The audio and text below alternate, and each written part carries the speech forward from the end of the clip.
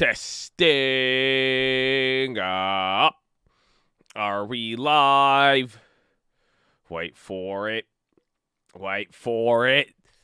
There it is. I think we're live. Good morning, ladies and gentlemen. There it is. I hope you're having a wonderful day. If you're watching this and it does not say live at the bottom of the screen, unfortunately, you're watching the recap. Now, the good news is we are live Monday through Friday, 30 minutes before open. Drop your thumbs up on the video. Make sure you subscribe. You're on mobile. Press hi chat, X out the chat, hit the thumbs up button. Second link for the nightly watch list and main channel. That is where we recap everything. So if you miss anything, don't worry. But today is going to be a big day, baby. You got Jerome Powell. He is going to be speaking. The market's kind of moving a little bit back and forth. You got this Google deal. Bitcoin is getting clapped below 30,000. And there is one more piece of news. Which one was it? One more. But we're going to have to look at the bonds and everything else. That's also making a big move. Going to be exciting. You're watching where we're coming off of. If anything, we get our good dog, Powell. You know what I'm saying? That's our guy. That's our guy right there. That's our guy right there, you know? It's going to be good. It's going to be good. Good morning. Good morning. The Google deal was an antitrust with Europe, so they were down a little bit more usually. Google is able to, they're usually able to brush these off. Usually, or in the past with Europe, it's been an interesting scenario. So we will see. We will have to see, my friend. We will have to see. It's going to be great. Oh, how many Camrys am I down? We stopped counting. We just stopped looking started looking at monster.com instead. You know, I thought it'd be more productive. So, ladies and gentlemen, it's game time. Good morning. Hey, good morning. Hey, how are you? It's Tuesday. Yeah, Tuesday is like Monday, but not Monday. It's like the follow-up, huh? You ready? It's gonna be great. It's I gotta like the video there. Boom, bada bang. You know. It's not it's Escalades. Holy crap, man! Holy, don't do me like that.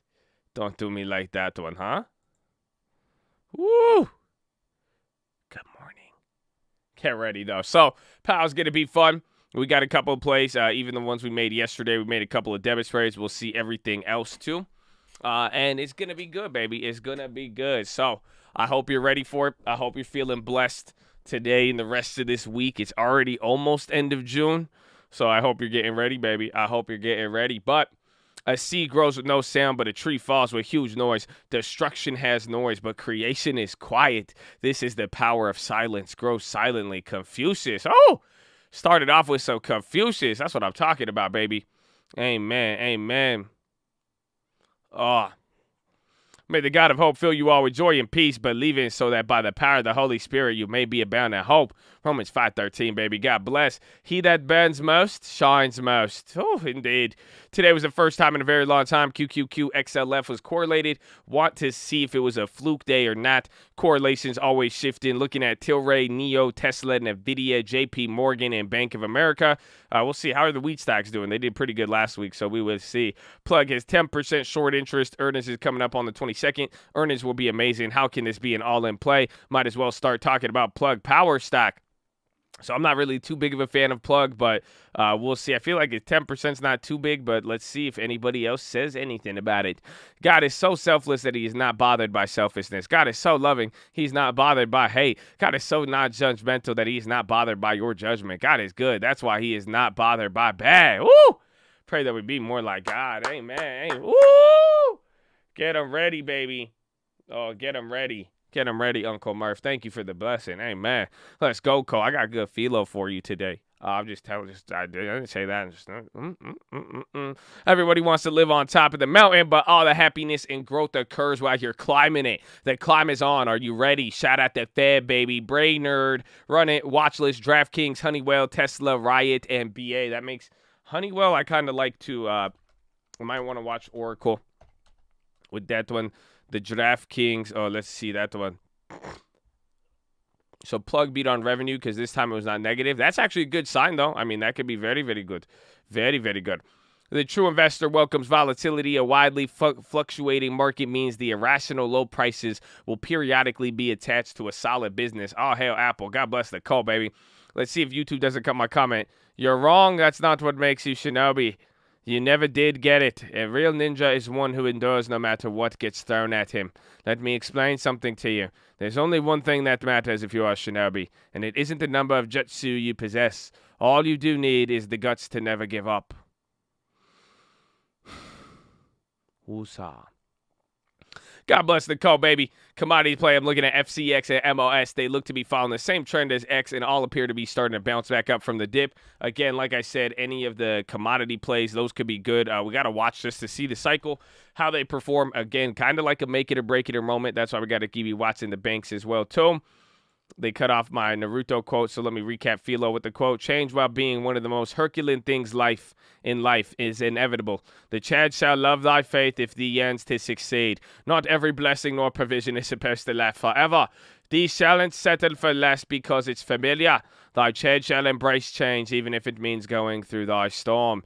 Joshulations, 621, AFC, SNDL, Arquite, SOS. God bless the call, baby. Call, give me strength. I have a long term and love my heart, but barely staying alive. I need y'all to pray for me. I'm not giving up yet, baby. You're beautiful, and God bless you all. We got you, baby.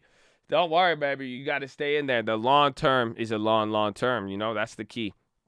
The key is going to be timing here. You're going through a lot of different weather, even with the Bitcoin market. It's crazy. Look at that list, has everything I missed. Fiscal spending growth rate slow, 16.1 year over year. It's the slowest in 2 weeks. Turnaround Tuesday on deck. Bless you all from the keys, baby. Keeping the play small, lowering the risk sounds like a darn decent plan. God bless the Cole, baby. Amen. Good morning, Cole. Happy Tuesday. Today going to be crazy day on J-Pow we trust. Look at those leaps and keep your head up. It's lit, baby. It's lit. Let's go, baby. Josh, can you talk more about the derivatives market? I think we have a big problem where these forbearances expire. It pertains to commercial real estate. My tin derivatives are, I'm confused. I was thinking more options with it, but I don't think the forbearances will be there. I mean, there's obviously only one way to find out. We'll see. There's Plug. Plug's actually popping right there. Let's go, Chad. Don't be afraid of the weather change. God bless you all. No, you're blessed. I'm watching the bank stacks for slippage. Also watching AEI. They gapped up in the pre-market. Had a random dream. They went from 6 to 30. 2 weeks. Never heard of AE before. Turns out there's some Tesla rumors associated. Maybe it's a Levi continuation. If you know, you know. Well, be careful on there, too. Be careful. Again, our last dream, we got trapped on it. I love the call, baby. Are you ready to see you in the morning? 30 minutes before open. Bring the positivity, baby. Hey, man. Hey, Josh, may I say that your posture is looking on point today? So you can hear it, you know. Thank you. Thank you for all you do. Commodities, I'm holding in my long term. I like BHP, NEM, Gold, CCJ, Dow, DD, Gold being the biggest position of the time. I love BHP, DD, Dow at these prices. Waiting on my deposit to add and long-term deposit in what, 1 week? Hey, man, I get so lost when it comes to spreads, working on it every day. Well, hopefully you got to see the difference between the ghetto spread and not. Again, just take it slow with it. You can try to do it. Just understand the shorting aspect. All a spread is buying a contract and selling a contract. Once you kind of understand the shorting, you can tie them in, and then it gets a little confusing. Just understand max risk, max gain, and how you make money on them. It will all click. But once you understand options, spreads comes into play. So you have to understand the option beyond just call goes up, put go down. You know, very good, huh? Time to play. My heart will go on. Oh yeah, I forgot about that. I forgot. Watching the memes, especially Wish. Wish had crazy volume. Let's see if it holds up here today. I wonder how any of the meme stocks are going to play out with a lot of the momentum killed in the Bitcoin market. Skills are going to have a short squeeze. You better feel it deep and know what's yours because it's all going to end up on the floor. Okay, all right. I love the debit spreads because it gives me so much room to play with. When we buy a normal option, it's often too expensive for me. I would love change, time, or strike it. Therefore, the probability of hitting. But when we do a debit spread, I can make the spread narrower, cap it, and adjust it to my budget, baby. Amen. Love you, Josh. Love you, Cole. See you back on the most positive YouTube family on earth, baby. See you in the morning. Bro, Safe, thank you for all you do helping the homies. Aloha, aloha, baby. Morning. Does TLT have an inverse movement with the banks? Why is that? Thank you. Not necessarily the banks. The banks could do their own thing. They're more of a company. However, bond rates affecting banks, the people, who are more active in the lending and in those big size, that's going to be the key. That's going to be the key. So where's Pony Montana? I missed those 1,000% weekdays. Okay. Oh, you're looking for me? Huh? Okay. That's fine. Get ready, man. I hope you got a long term. You better have a long term. Blessings to start the week with your call for a few earnings. Wednesday, KBH. Thursday, BB, FedEx, Nike. Ready for power with your fam. Sleeping and stretch it up. Can you close a ghetto spread at the same time on Robinhood? You can. You just got to go to the option chain and then turn it. There'll be 2 separate trades. You could turn them into one. This is it. Michael Jackson voice. Chest of the sun. Look at OLN. Recent price target upgrades from 69, current 47. Quick questions. How you make 25K? Was it options? That was the potential max gain on the play. TRCH and AHT, baby. Let's go. Time to pay attention. 622 watch list. FUBU debit spread went further at the money. Oh, this is the play. All the plays we went over, baby. Amen. Amen. Not get selling. Sun Tzu probably. I don't think he said that. That's good, though. In the video again, bought a 730 weekly dip. Pray for me. Bless Chad. I'm up and I'm down, but it sound like progression. I got the place to the Colts, so I stopped because I could guess it. Also got the law turn because I love my lesson. But let's see what's about to happen next. I bet it's a blessing. Ooh. Anyway. This is an incredible description for a simple to me. That was an incredible description on calculating max. Simple as it seems now. For the past 2 years, it eluded me. Shout out Josh. Shout out Uncle. Shout out Chattadonia. Stay positive even when you get weird. Get back. You got nothing you need right now. You got everything you need right now, baby. Edit SNDL, MMLP, RNWK, and Ford. Listen to 11 out of 11. Oh, yeah. I said I was the first Freestyle 11, the birth of Freestyle Fridays. I had to express my maximum gratitude. I know I've even gotten weird in the chat or lost focus, but this man does not lose focus. Been pushing free game since the day we found him. Genuinely, thank you. It's sorry for chat when I get weird on you. Focus there. Will you get weird on us? Do you get weird on us, man? I hope not. We'll keep it blessed, baby. Always be positive. That's it. Just show love to everybody in the chat. That's a good way to never be weird with it. But we love you, man. Glad to see you sticking around. Flex, baby. And yes, if you like to watch people delete their tweets right after you post them, then we are the place to be. Amen. Amen. Thanks, Josh, for another epic cult day. Wall Street is thought Facebook was the next MySpace. They thought Amazon was the next bookstore. They thought Netflix was garbage. They thought Tesla would never bring the car production to life. And the list goes on. Don't worry about the next step, baby. Long term for life. LTFL. I like it. Let's go. Was running late for work yesterday. Didn't even have a comment on the watch list. I hope Josh and Nicole had a great weekend. Love you all. My life had lots of ups and downs. I'm comfortable with volatile. Seriously, buy at least a small amount of GME shares. If it works, it's going to be huge. If it doesn't, at least you had fun. Every other meme stock is not the MOAS. It's, in fact, a swing trade, distraction, pump dump, and whatnot. GME is managed by a power team. No debt in the one and only MOAS. Let's go. Got a little GME pump. They went up today. They issued the $1 billion, right? And I think the market, that's the problem. The market likes the share offerings. God bless Burry. FOMO is about to pop. Don't get caught. Have a great day, Cole. Amor Fati. Shout out to Korean Jesus. You have a video on debit spread for beginners. We do. We got a couple of them. We've just been even keeping you guys posted. So as I'm making them like I did in that video, I'm just trying to show you the connections between some of the other plays. You could always see them happen. You could watch them happen live and monitor them. So hopefully that helps. Can anyone explain how the ghetto spread works here? It's just like a debit spread, but you're shorting it. So if you have any specific questions, maybe tag up the video or where I lost you on it. Wish had 355 million today. Don't sleep on it. We said it turned the flow. I just want the Lexus.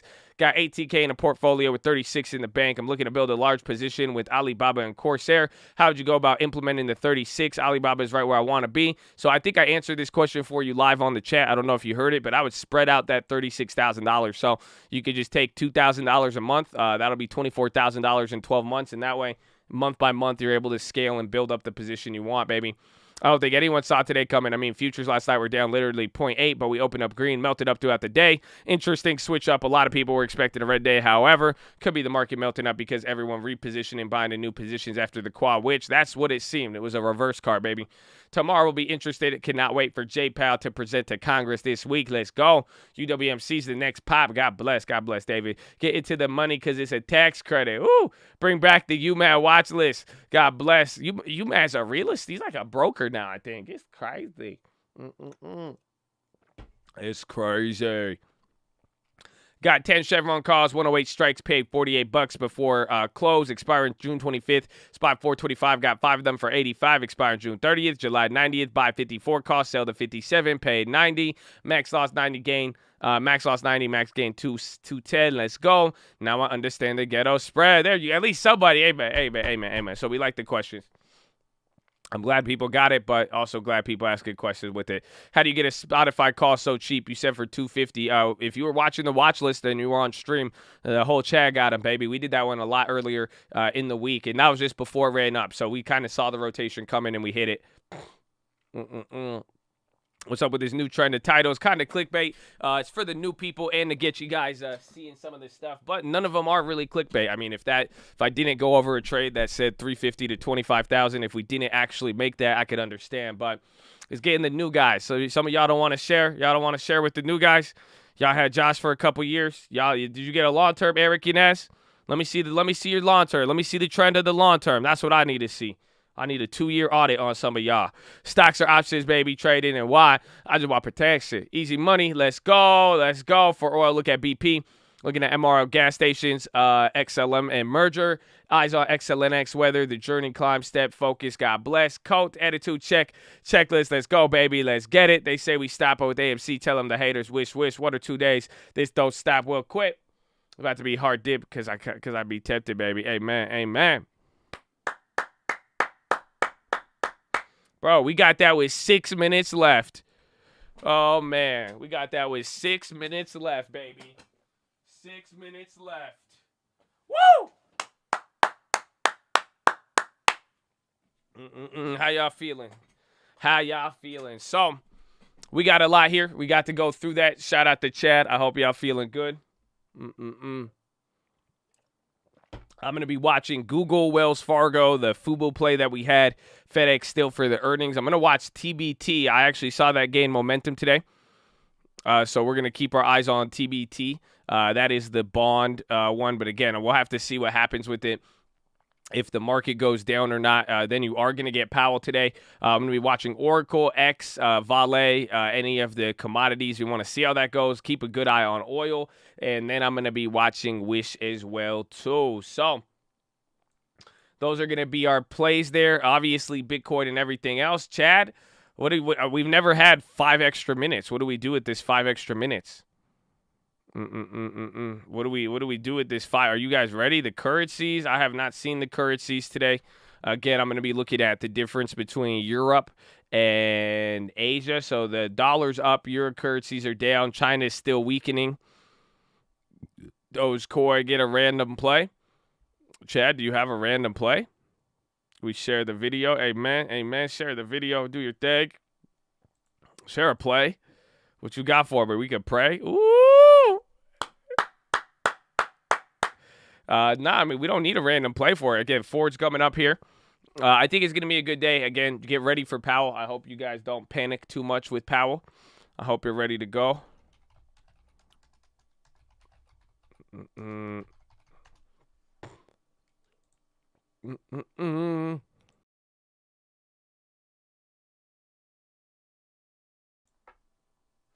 Let's go all in on Wish. So I gave a list of some of the hype stocks from yesterday. I mean, I really want to see how it plays out here with, with Bitcoin coming down. I wonder how that will affect some of the momentum, but we will see. Wish, we have the shares, so I don't know if we need to go crazy on it. I think GME went crazy. GME not up. Fubo's going up. They got their news there. Let's see. GME, you're up 7%. What was the other one? Plug. A lot of you brought it up. It was even moving while we were on there. Yeah, Plug's up 3%. So we'll see. And then Roblox. I would rebuke the YOLO demon. Again, the market is a lot weaker compared to yesterday. If you kind of notice here in the pre-market, we're kind of just, it's not the same. I guess it's kind of similar energy, but you have more of a gap up on the pre-pre. So let's see what happened, baby. Let's see what happened. Compliment someone. You're beautiful. You're beautiful. Get ready. Your posture looks good. I hope you're hype, baby. Yeah, keep it small. Keep it small. So our work is very, very cut out for us today. Again, I think it's really going to be about Powell. If there is any other news, we haven't heard from anything budget-wise, but Powell and the Fed, that's going to be your key.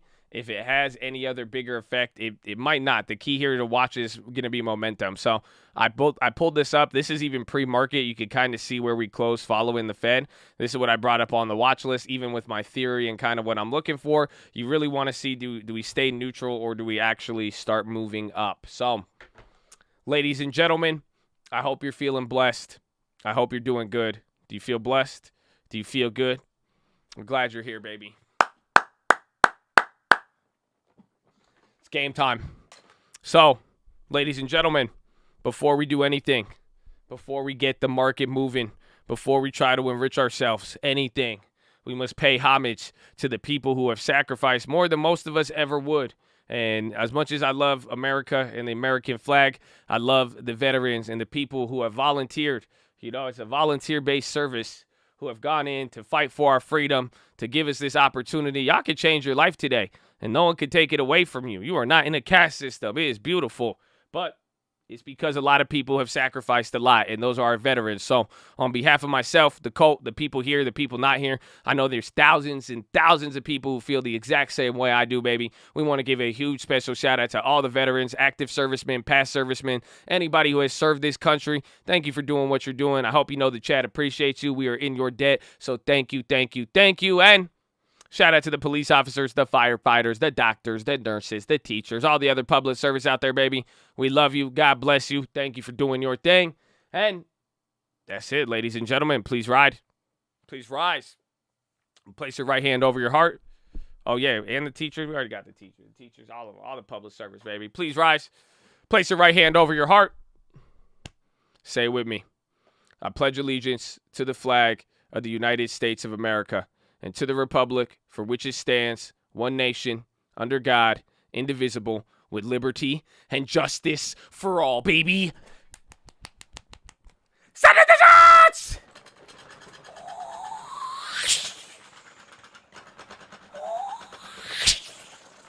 Oh, it's game time, baby.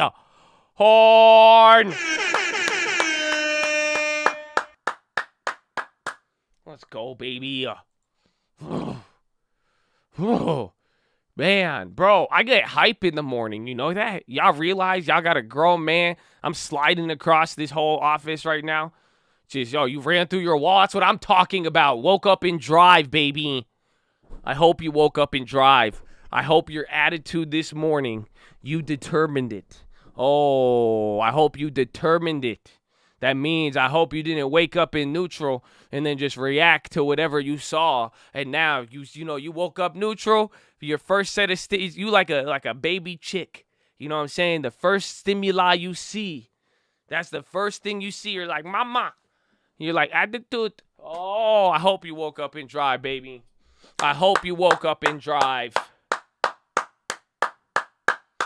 So it's game time. Call out plays. We got about 3 minutes. We're a little bit early here. I already went over my watch list and everything else. Do you guys have any questions? What are you guys waiting for? Post some of the plays. Tell me, what's the opening trade? I need the opening trade. What are y'all looking at? I think my opening trade,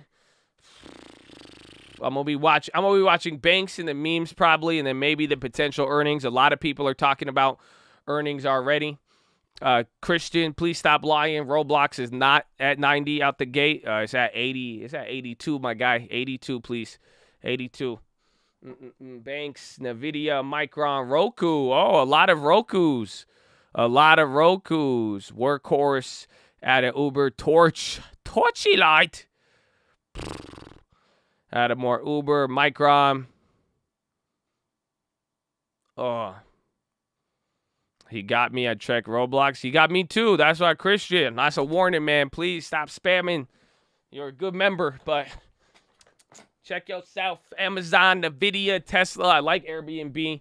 Oh, yeah, MSTR. What happened to them? What even happened to them? Pledge. We did the pledge early, baby. The jets have been sent. We're ready to go.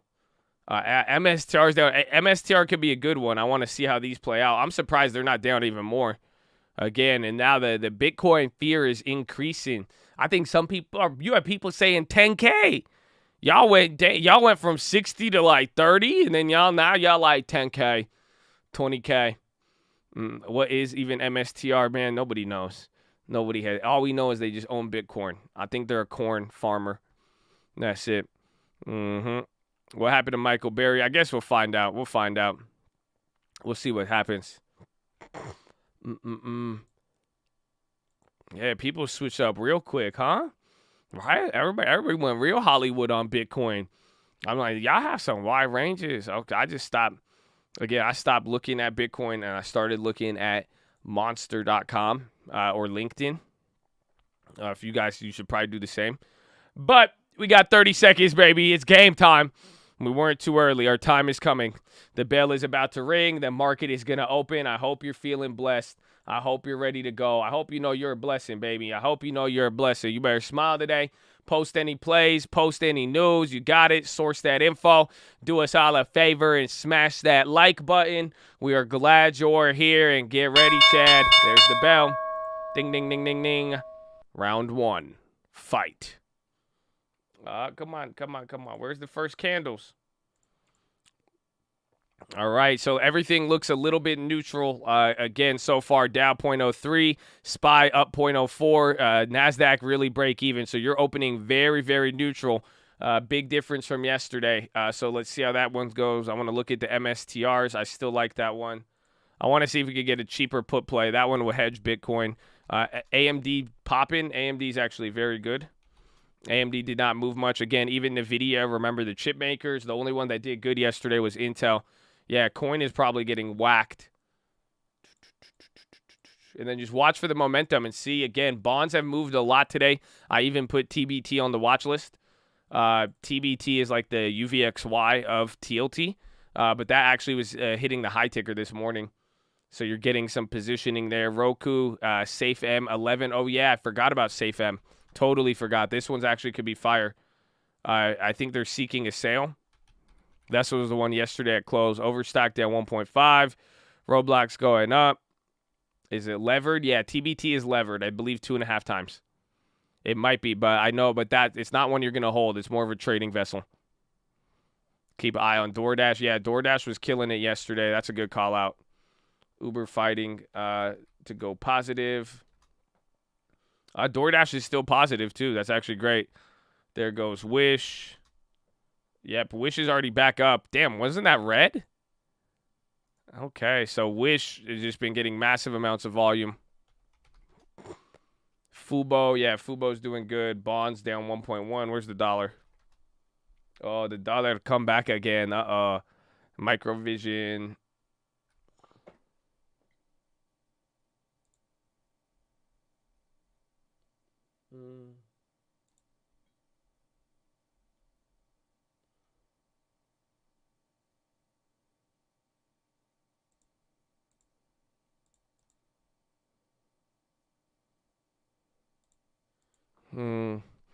Some of those plays are expensive. Fubo's up 5. DoorDash is coming up again. That one was a hype play yesterday. Coca-Cola, yeah, Fubo's doing good. Fubo's up 5% early and fast. So you got 30% on that debit spread. That one helps a little bit. So this was the play from yesterday. So he still allows us to make some money. Let's see if it does go crazy there. I like that. Wish, UUP. Dollar's up a decent amount. If the dollar moves big, call that one out. Pinterest up 1.25. How is Snap even doing with that one? Watch Wish. Again, that one seems to be a big hype play. Snap is up. Pins is outpacing that one. Yeah, Pins looks nice. HD 309? No way. Dude, hell yeah. That's great. So now we got 20%. Oh, we need it to go up a little bit. We need 310 to 312. So you're almost at break even on that credit spread there, but that's really good for HD. Banks all down. A little bit. Banks are barely down. Again, NASDAQ breaking even. It kind of wants to go green here. NASDAQ down 0.10. That's the leader on the downside. SPY only down 0.04. So moves are very, very small here today. A lot more neutral and not as much momentum comparatively. Cat getting killed. Coin, Fubo up 4. CVX down 1.04. Yeah, watch that. Clove is up 9. Yeah, is Clove still like tight? Like, is this still a hype stock? That one only lasted for a day and it went crazy. Healthcare chilling. I like the Cigna. And then how safe M. This chain went crazy yesterday. Yeah, Clover's doing good.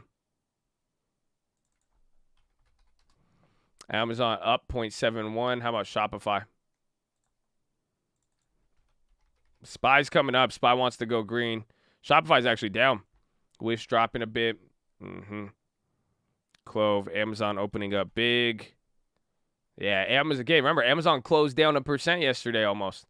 So Amazon didn't get any of the action yesterday. Spot, Arquite. Spotify up 1%.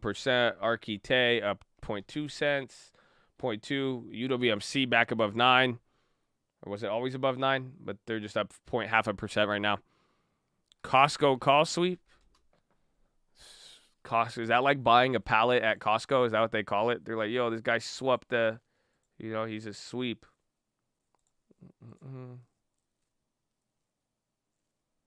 Look at Costco, man. Costco very good. Costco was a value play earlier this year. Beyond 1.7. Fubo's still going. Amazon.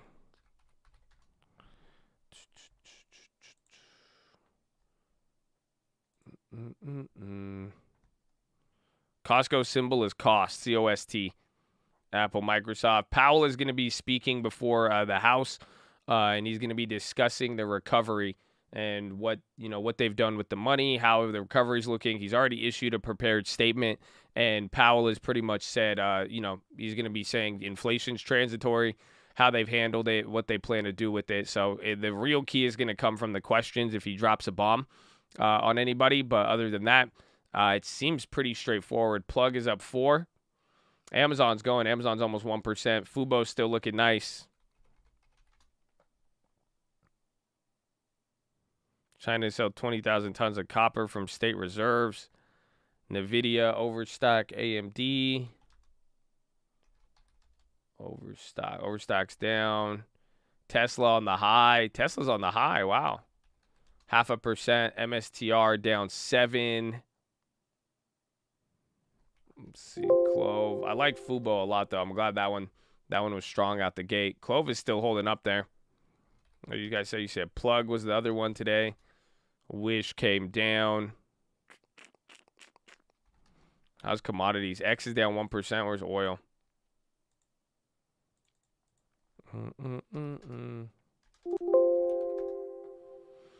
Oil's still at 72.80. Dude, oil's high. It's crazy. ASAW down 4.5. Wow. That's crazy. Valander. Oh, yeah. Valander is holding up pretty nice. NVIDIA price target at 900. Peloton 2.6. Apple's still good. Where's like Microsoft, Starbucks. Dow is still down 0.25% right now. NASDAQ is up 0.16, and then SPY is still down. So a lot more neutral than yesterday and a lot slower. I'll check the volume here in a little bit.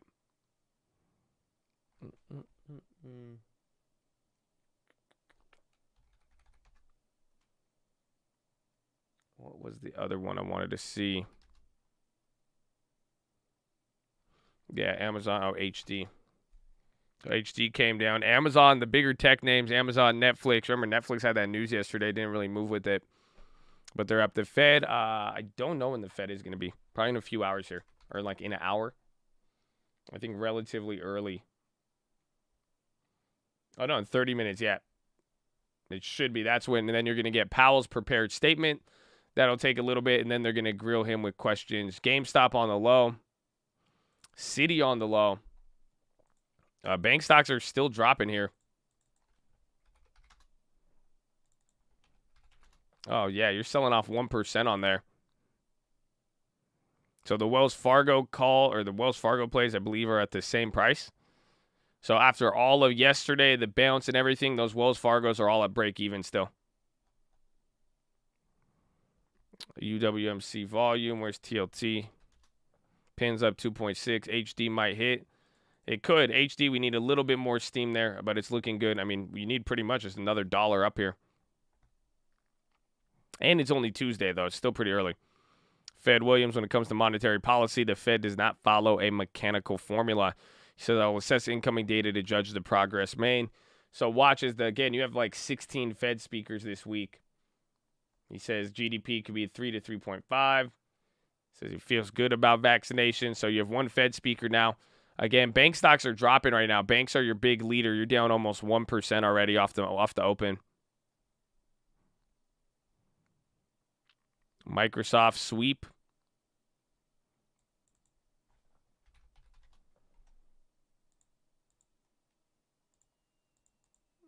Oh, Microsoft is nearing highs, like all-time highs. Microsoft's leading. Square looking vertical. They're up a nice 0.5%. DocuSign still going. What about DoorDash? Clove. Yeah, Clove is still going 15%. Watch the banks. I'm going to keep that one up. Oh, shoot WMC. Such a good man. Such a good man holding this level. Roblox on the high. Which bank is the weakest? Probably Credit Suisse CS. You could see it on their chart. Again, that's the most weirdest looking bank out of all of them when you kind of see how banks have performed this year. Credit Suisse is the one clapped. Domestically, Wells Fargo. Which can see Steam. Roblox coming up. Oil's going. I still cannot believe oil's above 70 like that high. When they say bank stocks, like banks, like stocks that are banks. So like Wells Fargo is a bank, Citi is a bank, Credit Suisse is a bank, JP Morgan is a bank. So any of the banks. XLF, Fubo coming up. I think the play went up 30% on the debit spread. Yeah, Fubo's holding up really, really nice. I like it. And you got 30% on the debit spread. That's it. Those Amazons came down. So again, remember we took profit on those Amazon contracts. Those actually got slaughtered after yesterday. Whoo, Roblo.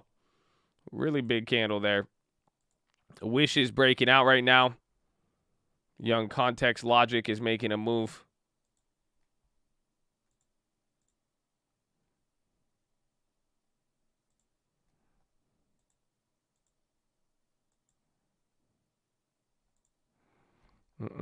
Charge point high of the day. Fed Williams, the Fed will disclose plans in open and orderly manner.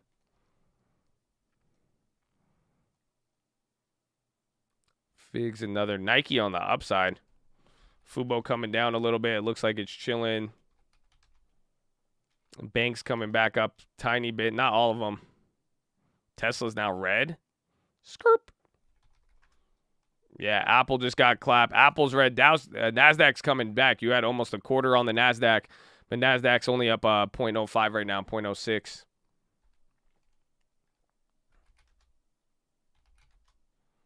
Yeah, AMC back down. AMC's about to break 40 or 50. Yeah, Microsoft's leading all-time highs.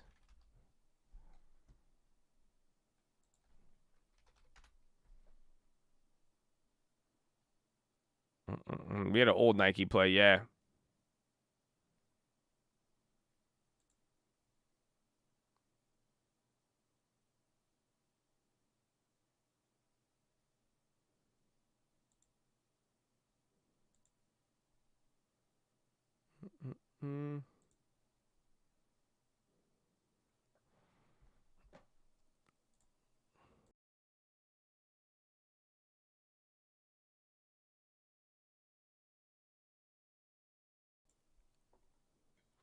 Yeah, the Russell is getting squashed, low-key. That's a little sleeper in there. You're down 0.5% on that. Wish wants to come down. Netflix flip-flopped. A lot of the tech stocks did. Amazon's still looking good. I think Microsoft is your real big leader today. Big Commerce green. This guy. You're not that guy, pal, but you are today. You are today. Disney.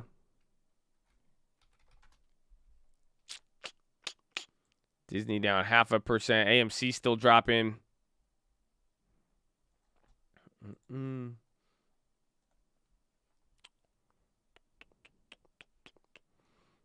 have the Fed thing up here. We'll listen for a little bit. It really just depends. Again, I think the prepared statements won't do too much. He's already gave his statement. It's already out in text, but we will find out really any of the questions. So we'll have it up here for a little bit. We'll see depending on how the market plays out. BBIG running. Plug is up again. Plug 6%.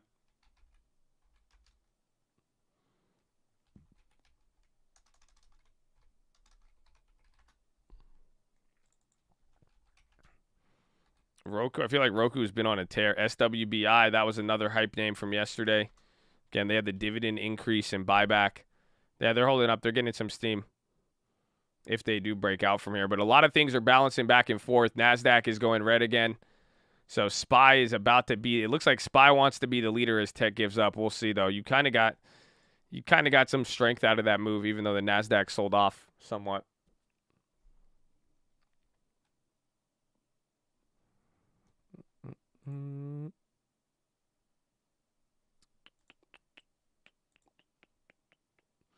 Not everybody in UWMC. Put some oil cruising. Man, the oil thing is, bro, back at 73, yeah. Oil could go nuts right here. See, so this is what I want to watch, even with some of the commodity plays and all that. I just want to see how you get that little dance move and what happens with it. You know, do they actually break out? If oil starts leading the way, I mean, that's the only inflation indicator that's pretty much alive right now to a degree.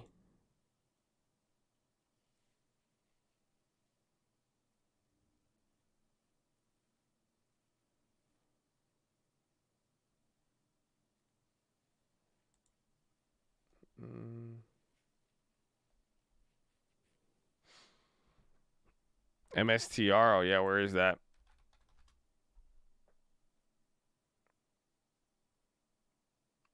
MSTR 9%. That was down 7. Now who's afraid of the Arquite? 1, 2, 3 into the 4. 1%, 2%, 3%, 4.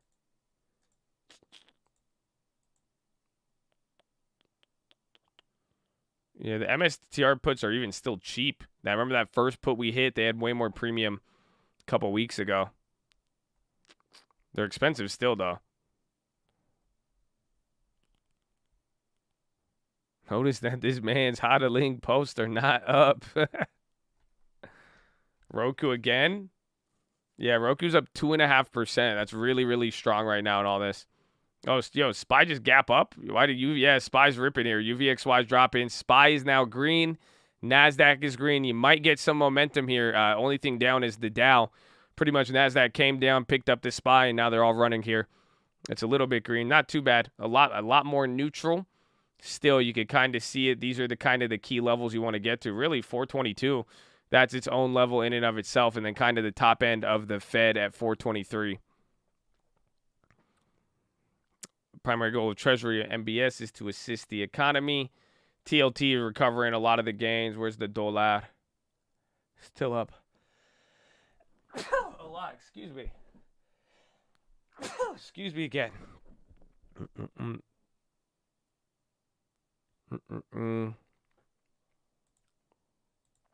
Is Michael Burry's hedge fund tradable? I don't think so. I don't think he's like an ETF or something like that. Yeah, just not an ETF.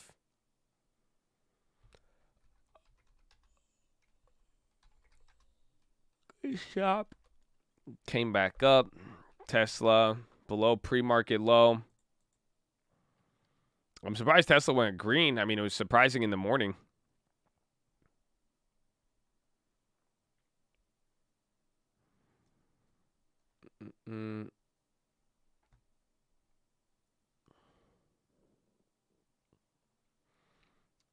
Doesn't DXY and TLT going up mean a flight to safety? It kind of does. We just want to see it play out because bonds were down a lot more, so the dollar's been a lot more steady. If you pretty much, it's playing out this concept right here.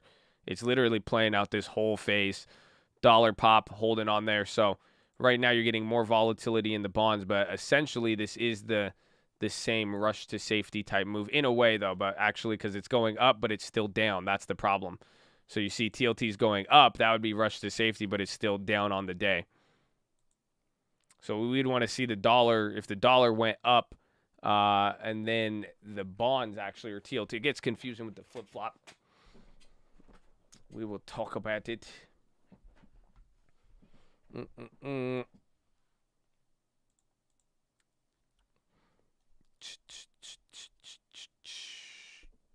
ETC at 30. I know they're all clapped. Everything. That's it. Bitcoin, Ethereum Classic, Ethereum. That's it. Monster.com. That's all. Now I got to hold for 2 years. Maybe 2 months. Who knows? Who knows? But that's it. So it was a good time. We have fun. Now we have to go back home. You know? Am I getting? Yeah, I'll probably average down on them, but I'm in a wait. I mean, again, it's still. This has all been the same like storm that you've seen from like a month ago. Started with Elon, and then it went down. Advancer 1.6, decliners 3.6. See if HD comes up. Yeah, Ford is holding up very, very nice. It's the chip makers.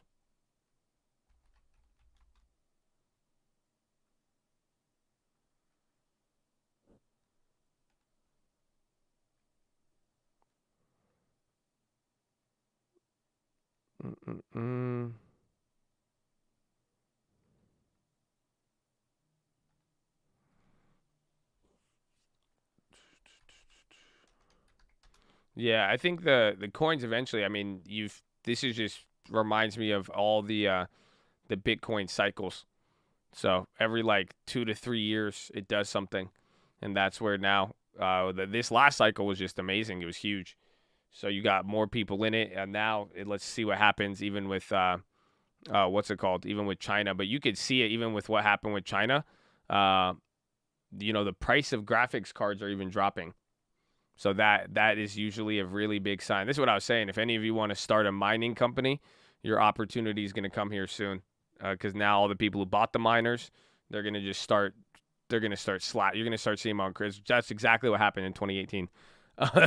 You're going to see them all on Craigslist. You'll see everything. It would be good if you want to start it. That's it. But that tells you a lot about the price in general. Wish is coming up, more volume, and it's hitting up here towards the top.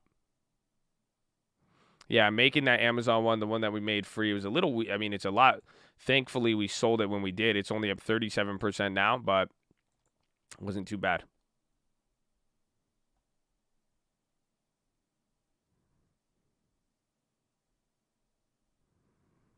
I never noticed the moon to my name because you were going to the moon before everybody, baby.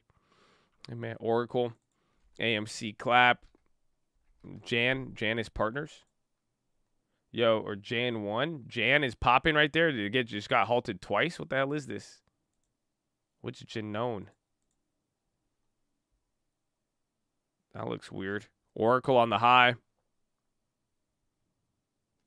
Yeah, Burry deactivated his Twitter yesterday. Damn, we just slipped up right there. SPY's red now. NASDAQ red. You just flip-flopped right there. Oh, I thought it was gonna go up there a little bit. It was looking pretty decent. So see how this move is. You have not done really much here since the open. It's only been about 20 minutes, 22 minutes. So.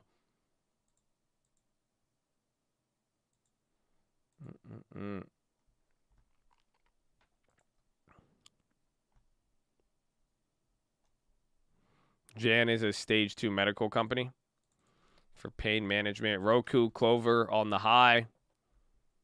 Oracle, somewhere. Was Netflix still up? I think Netflix flip-flopped. Apple's red. Microsoft's the leader, I'm pretty sure. Yeah, Microsoft's still hitting all-time highs there. Shopify's coming up now. Shopify's doing the 1,500 dance again.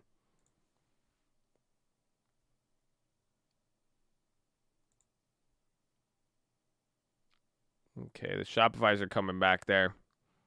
Shopify went crazy, so you're getting some leaders here. It's just still staying fairly neutral here, but the momentum's kind of flip-flopping. Every index is red, though, now. NASDAQ is the leader, only down 0.05.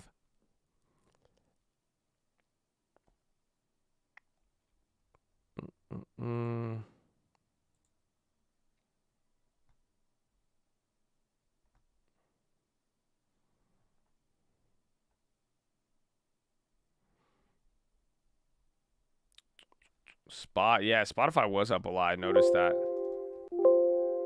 And because they've been kind of out of favor for a while now. They kind of just look like the DoorDashes and all that. How is DoorDash? DoorDash is still up. I only had that pop and came down there. Clover, again, still going. Roku, July 16th, 435 call sweep. And Clover, again, is Wish coming up? I think Clover is the leader right here. Yeah, a lot of the other names came down, plug all that. Microsoft hit a new high, 52-week high, all-time high, actually.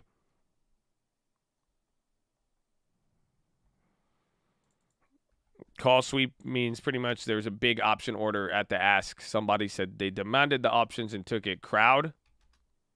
Yo, why is Crowd's popping up 6%? Why is Crowd up 6? Crowd is going crazy. So is Microsoft.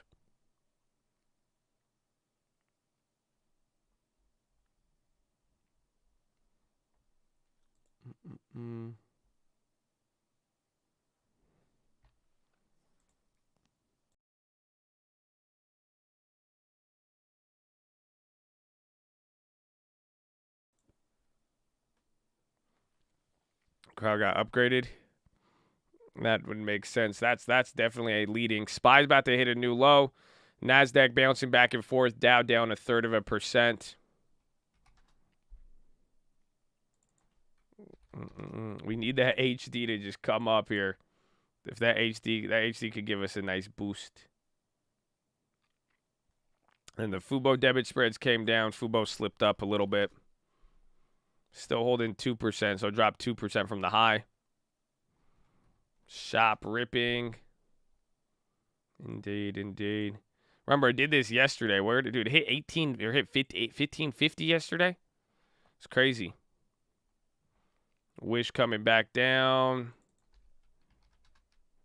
Veil is still up. X is down. Expiration on the Fubo play is August.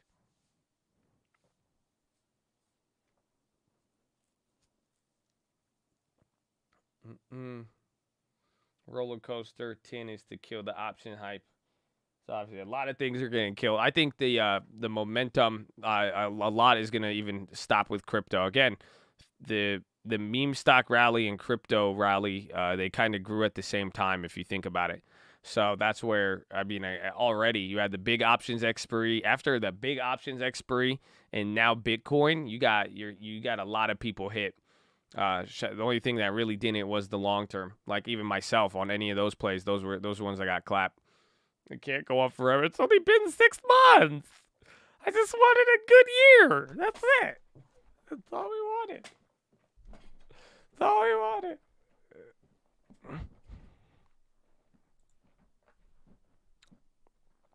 Kramer dumped Disney. HD's making a move there. Fubo. I haven't made a Fubo play ever. I liked it because it had the hype. It had hype and it's just holding up. Like you could have saw it during all of it. I mean, this was its own little pattern. Obviously, it was still kind of suffering from here, but they're real. Even though it's a hype name, it's a decent company. So I wanted them for shares, but I figured we might as well play a little bit of what we got here. Let me say Fubo at 16. That was all Aaron. We had that segment where we called in and you guys gave me some plays. Y'all try to sell me on it. I like Fubo. I liked it. I liked it then. It was early on. It was a good price, and then it came down, or shot up and then came down, but it's a good one. I've played Tupperware before. Tup is not bad. Not bad. They're surprisingly a behemoth of a company. Smith & Wesson has been moving because they increased their dividend and announced a buyback. You think Powell's going to move the market? Not with his prepared statement, but and SWBI is still holding up. But I think the questions that he gets asked, that's going to be the key. I can't help you say Fubu. I can't help but say Fubu. I corrected it on the watch list. I tried my best. It's hard not to say Fubu. It's Fubo, but it's in my mind. It really does. It's like Fubu. It's the questions. But again, you have a lot of Fed speakers. He should be coming on here in a minute, I believe. Any minute now, we're gonna have the conference coming up.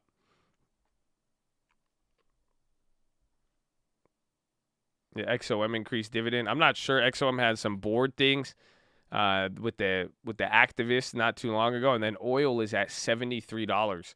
I don't think do you guys realize how nutty oil at 73 is?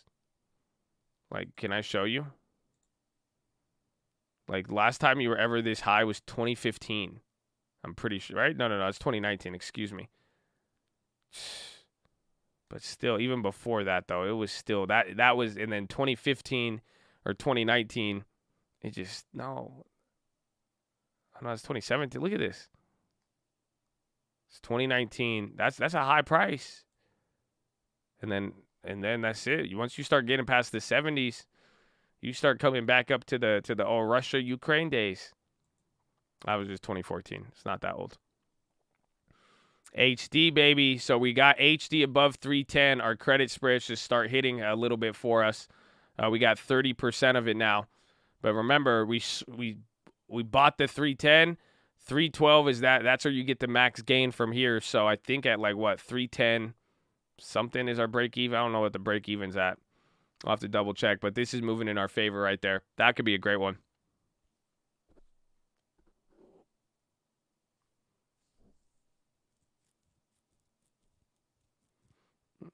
CHPT slight gap down.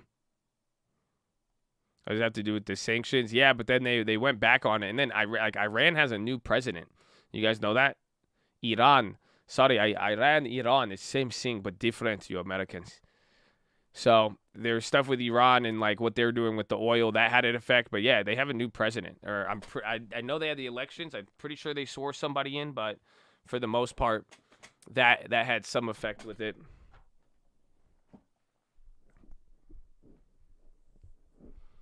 So XOM coming down, SPY, low ticker picking up, bro. Don't miss the banks. The banks are coming down again.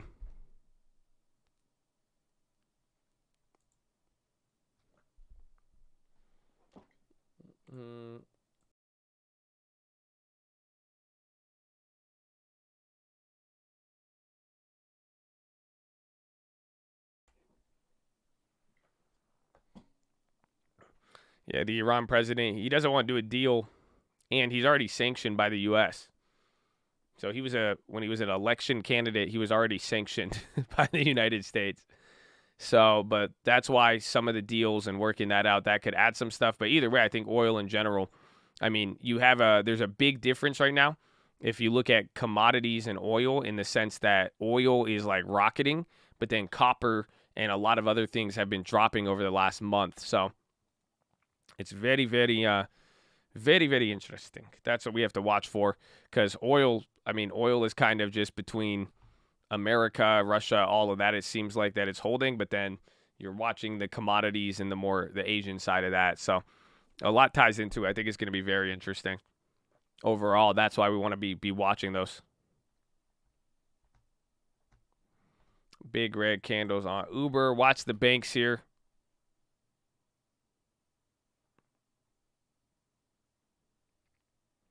Facebook on the high. Facebook's actually at 1%. Where's even Google? So SPY bouncing, getting right below where we opened up there. NASDAQ is green now. Yeah, Amazon's ripping. Amazon, Microsoft, Shopify, those are kind of carrying some weight here. GME on the high. So there's still some life. The crypto GameStop rotation.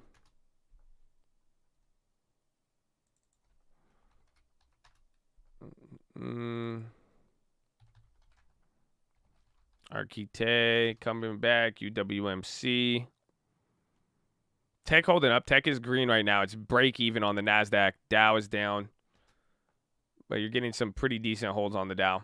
Depends what it is. I think banks are what's bringing the Dow down for the most part. I mean, you got some value stocks down here, like Caterpillar. They're barely down, though. But then I think banks are what's adding the pressure. Tech isn't holding everything up. We're just staying neutral. There's just a lot of movement to not move. And again, you're gonna have Powell speaking, and this is what we're watching for. We want to see. Let me turn on the extended hour. You see it a lot cleaner here. You want to see how you react. This was the Fed day. Here's the low of the Fed day. That's where we're approaching. Here's the high of the Fed day at 423.50, 423.60. So that's going to be the key. And even with pre-market, this is how today looks. So we're just slowing down. Let's see what the volume's looking like.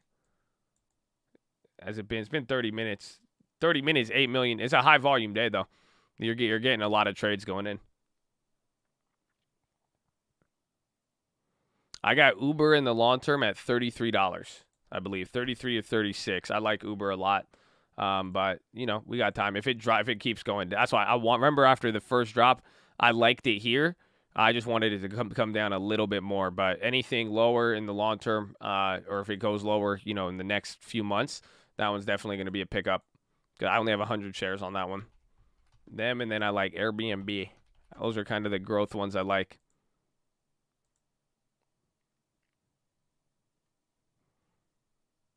Home sales decline. Oh my gosh. Oh my god. I saw the wildest thing yesterday. I offered on this house, right? Let me see if I can find it. It was crazy. I offered on a house 2 weeks ago, and I got outbid. Apparently, they took a different offer, right? They took a different offer, and I checked it, and like the lady, we even offered her. I think we even offered her like a 10-day close or something, I believe. And she accepted an offer and took less money. Nah, BlackRock didn't clap me. I'm not. I was kind of shocked. I was like, what? Yeah, I just saw the closing. I got a closing email, or that the house was not for sale anymore, and I was like, what? I was like, how did that? Like, the closing price was less than what I offered. I had to be a family member, a friend. No, but it was on the market for a while, or like a decent amount of time.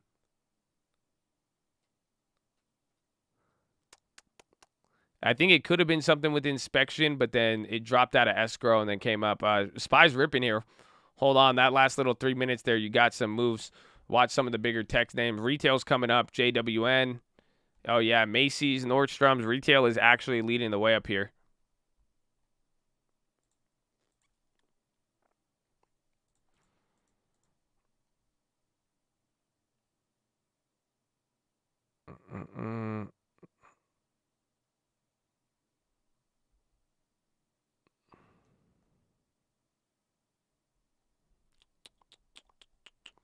Torch coming back up. SPY just made a pretty epic move there comparatively. SPY is now green. NASDAQ is green. Dow just recovered half of the losses on the day. Chipotle run, TTD all on the high ticker. You just got a little pick-me up there.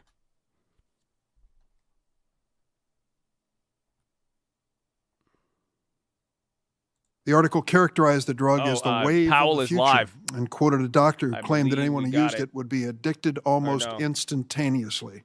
Never Over mind. the next year, thousands of articles and hours of breathless news coverage would be devoted to the dangers of crack cocaine. But much of this coverage was predicated on outright falsehood, I'm not making that one up. such as the notion that crack is more addictive than powder cocaine, or that it's more likely to make its use. Discussing crack and powder right now.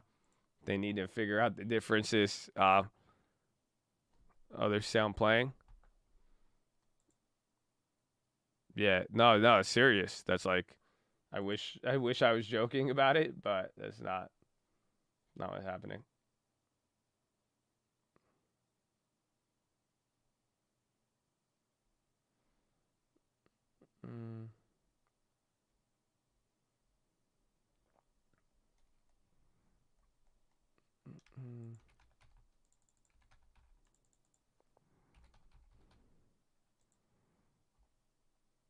They left at 11.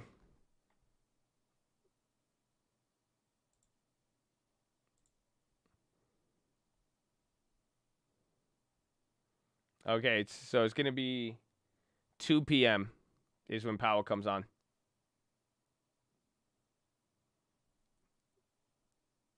Mm-mm.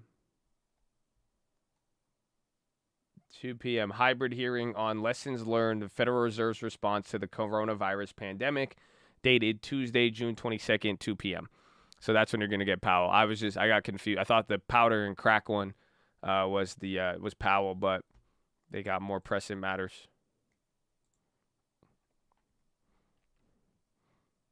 I feel like I want to watch that, though.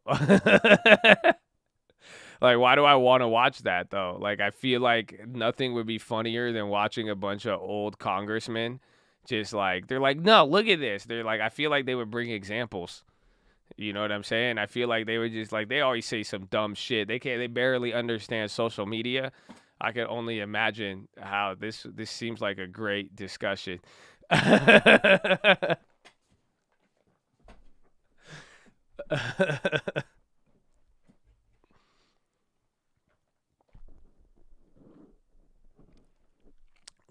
Yeah, I'm surprised Chad has not said legalize crack yet. That's surprising, actually.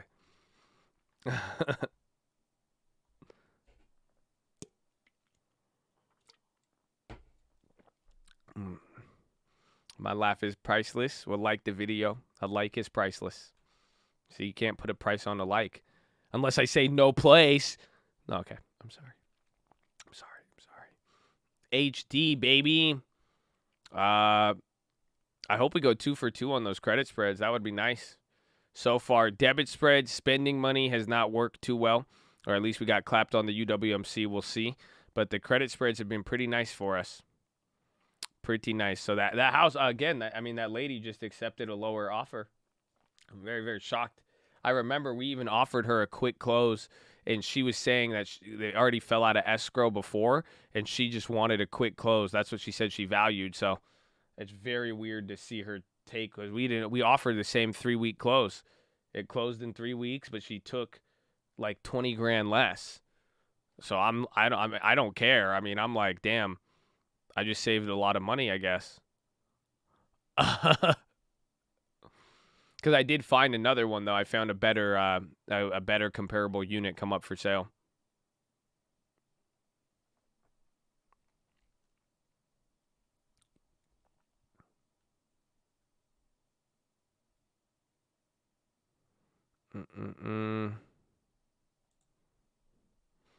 Is GPS probably going up? Bro, watch HD. If that breaks out, that'll be good. You just need the Dow to pick up and it'll be chill. But look at this, is just straight neutral. This is going to suck if Powell comes on at 2. Because that means, what, 10, 11, 12, 1. Or 11, 12, 1. So 11 a.m. Pacific time, we get Powell. We might have a lot of – this is a very neutral open so far. You're just dancing around 0.25% with the NASDAQ leading, which is a little bit contrary to yesterday. Where did you find the comp? No. I just saw one listed. Pretty much one of the lady's neighbors listed at a down the street for the same price I offered, but it's a better unit. ChargePoint, I think it's a decent company. I've actually used them in my traumatic history with Tesla chargers. So I've actually used the ChargePoint, so I at least like that they're a real company.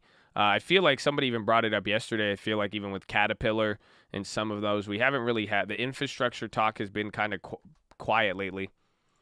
Yeah, Clove is up 23%.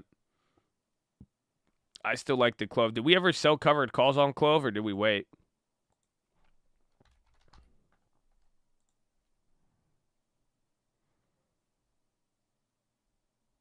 Yeah, we have not sold any covered calls on Clove. We still have the 100 shares.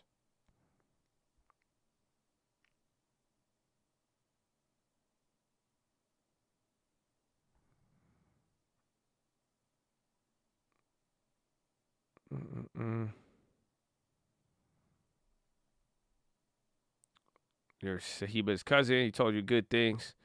Welcome. Hey, man, we like that. See, that's the keep it in the family. You're an AMC for the long term. What is a high dividend is trustworthy? Abivai. Abivai is a higher dividend. It's a little bit lower. Altria. Somebody asked me here, too. Altria is not necessarily a dividend trap, but it has a high yield. It's going to have a little bit more volatility, but AbbVie is a pretty solid company. Coca-Cola, but I do like AbbVie. That's one they have an ex-dividend in a month. So we'll see, but KO dividend, did it pay? I need to open up the long term. I need to open up my long term and stare at my chair. Stare at my chair. NVIDIA is running and it's up 2%.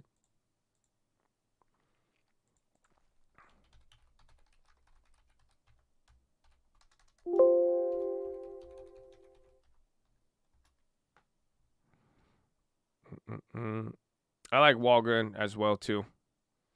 Walgreens is good, but they're up a lot. That's the thing. I mean, technically we're up not as much on AbbVie, and it has a little bit more safety, but a lot of the other dividend stocks we got, those were high-yielding companies, but they just rocketed up, so they still have a little bit of the risk there. MO pays most of their earnings for dividends, so the cash mountain would grow if they didn't pay it out. Is no longer a juicy lawsuit target. I agree. That, and eventually, you know, pretty much I think Altria will pay me with the 7% dividend and their consistency. I feel like I will get paid out most of my initial investment if anything did go wrong, right? So if it's going to take, if MO is really going to be a dividend trap, I think you would be able to hold it for a couple of years and collect a good portion before it really started weighing on you. But it is a solid American company. I like it a lot, but it's still a high yield. But that's one that I picked up recently that I like. But AbbVie is a ABBV. We call it AbbVie. I really, really big fan. AMC, I'm still holding my shares. It's worth about like, what, 15 grand? HD, 35%. AMC's popping there. That's it. HD, you know, it's ending this week, so the premiums will be a little bit weirder here, but you should start getting most of the profit little by little. We should benefit over there. You at least have some equity. You're going to make, if HD closed here, no matter what, you'd make some profit. But now you just have to ride out the HD till the end of the week because, again, you shorted the 312, bought the 310, but we collected a lot more money here, so we're able to make money. As long as HD gets above 312, you're going to make $200 off of it, and that was a $50 play. And then the long term. Damn, snap.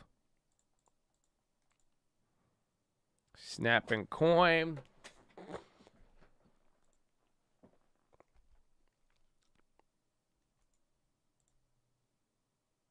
Oh, wait, is this? No. I think in a couple days, we should get our dividend drip on Coca-Cola. Damn, we get half a share of Coca-Cola? I'll take it. I'll take it. The ghetto spread explanation. If you watch yesterday's watch list, I do go over, I compare the Shopify play versus the FUBO one that we made. I realize this long-term's heavy on tech. Should I sell some or diversify over coming months? Come on, baby. You know the answer. I think you asked me again because you're trying to get the other answer. So you could do whatever you like, man. It's yours. But as you've seen how I've handled it, if there's ever anything I don't like, I just stop buying it. And then if I ever like it, I'll buy it again. So take a look, like Walgreens in the small one. Like I bought this one back. This was like our first play. Look, I didn't buy it ever again on the small. I bought it in 2019. I bought Walgreens, right? And it just started going straight down. I didn't like it. So I stopped buying it. But then eventually I did. I went and I bought it on the big account. And now we're up 42% on a lot bigger of an amount. But essentially anything, and then Big Commerce, we bought it. It went straight down. I stopped buying it. You see, so you just don't want to buy anything if I don't like to sell it. If you feel like you're overweighted in tech, again, we've had lopsidedness in the portfolio. I just use the next months to balance it out there. But, the timing and selling, you feel like you're overweighted tech now, but what about in a couple months, how you feel with other purchases? It just, with that logic, it'll be easier to get overbalanced. You're going to get overbalanced in one direction no matter what. Then if you keep selling, you're trimming that tree a lot if you think about it. Let the roots grow, the seeds, everything. But the more you trim it, you don't want to shock the plant, my friend. You got to grow the long term. You got to grow the long term. You know what I'm saying?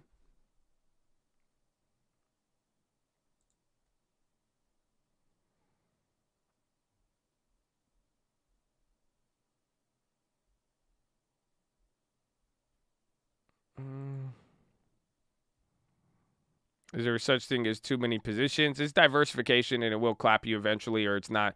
It'll slow it down. You do want to kind of limit it, or it's not really. Don't focus on it in the sense of too many positions, but you want to build out a position, right? There's no point of having 50 stocks that are worth, $500 each, $1,000 each. When you see how we made a lot with Snapchat, thankfully we stacked up on Snapchat, right? We got Abivai, we stacked up on Abivai. That's why, and then ever since then, the key is about getting more and more on those. So you could have too many positions, but the main thing is I would be more worried about having too less built out of positions, essentially.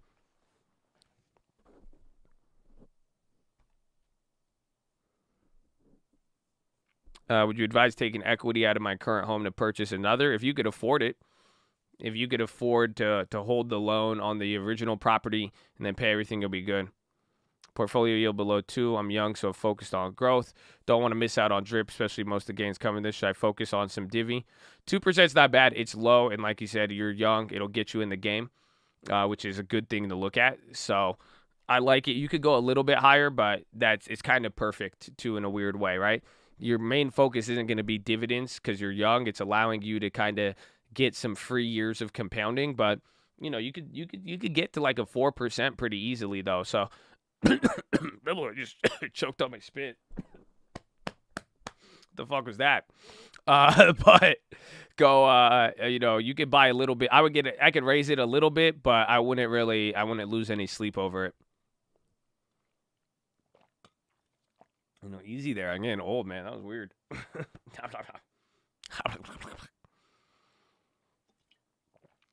don't know. I just get really excited talking about the long term, man. You know what I'm saying? Having the majority of S&P gains come from dividends in the past.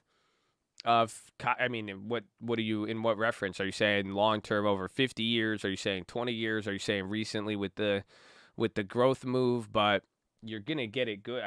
There's a reason why I have a lot of dividends. We're 60-40. My average yield is about, what's it called? My average yield is at like 5% or something. Oh, gosh. You know what I'm about to do next, right? We're talking about, what I'm saying? I'm about to do something now. SPY hitting a high here. I got to pull out the, man, I hate when TD asks me where I met my spouse. Like, they always in my business. Income calculator. You know what I'm saying? My guy. So this is going to be our dividend calculator. So let me put this into context. If you just did fucking nothing, you would have made more money than buying any crypto. Okay? So we all need to go get jobs now. Is that what I went to? Yeah, that's what I want to talk about. But here's the dividend calculator. You see, I'm at 5.2. So I really think that with a little bit of you could go get an Altria, you could go get a high yielder here and bring your yield up very, very quickly. So, but it doesn't, the point is, I have it like this for a reason. I just like the dividends. I'm reacting to the market and all of that, but you could get the yield good. If you're younger, you don't need too much. The best part, remember, higher yield, higher risk. So you can get it. A lot of the growth that comes from dividend gainers is the value play, like the real value rotation. That's where people make money by buying out. Like, think about how much money we made on Walgreens. Like, do you guys realize how that was the killer? That was yielding 6% when we bought it, and then the equity is up 50%. So we have that on 2 different accounts. So you saw it in, so take a look. We got 40% on a large amount. It says 16 grand right there.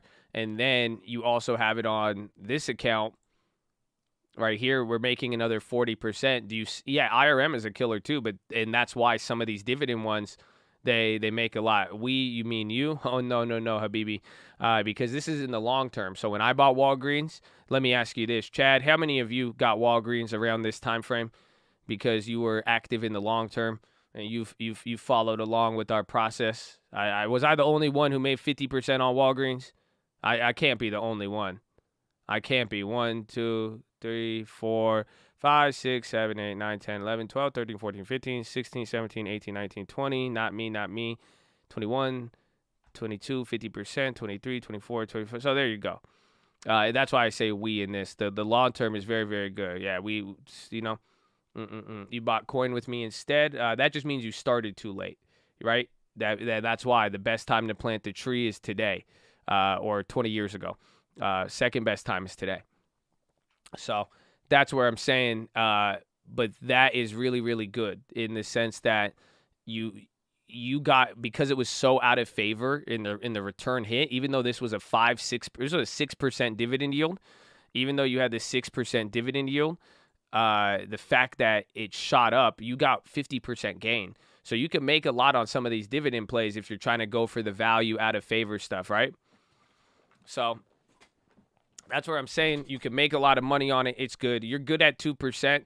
I'm holding a 5% average yield for a reason, because I like it, but also, too, I built up a lot of growth stocks. So I think the fact is that 2% showing you could kind of build out a little bit more and then balance out any growth you have and do your thing. But I would just have the fact that you have some level of dividends. You're getting 2% on, it depends on the ratios, 70-30, maybe 90-10, I don't know. But the fact that you're getting some of the dividends now is good. The question is, how heavy do you want to go on it and what do you want with it? So shout out to Divvies. It's good, man. It's good. Little by, before you know, we're going to be making a couple $100 a month on this one, just in annual income. I mean, it's kind of crazy to think the big long term is pretty much giving us the total monthly deposits and dividends than with everything on the small account.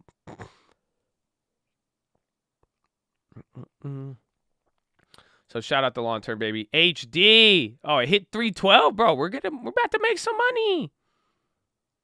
So there you go. You got $78 of profit on the HD. You can sell out now at 50%. I don't know if you guys want it. That's one of the strategies we do with the credit spreads. We always talk about it, that once it kind of goes up 50%, you could always sell it out because it's up now. But if HD drops in the next 2 days and comes below 312, it's still going to end in the money. Do you guys get that? Or get some cash flow. You can get some cash flow in Indiana, but this is why we've always said it. This is a little rental property.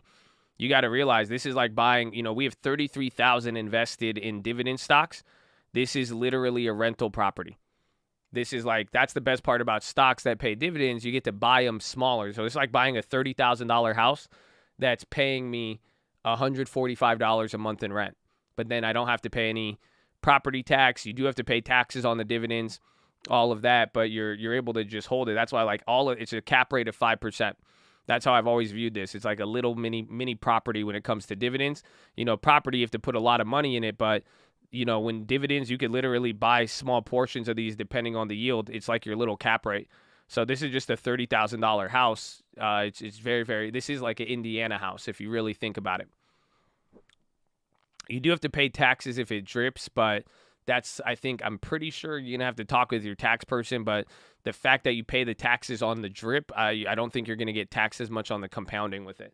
Essentially, you've already qualified it, but there's qualified dividends, unqualified, but you're going to have to talk with your financial professional and tax professional to get to the bottom of this one. Good refinancing hacks you could take advantage of. Are you above the age of 62?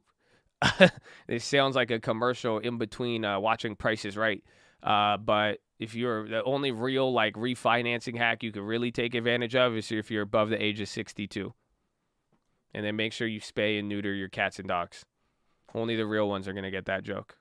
That's a quality joke.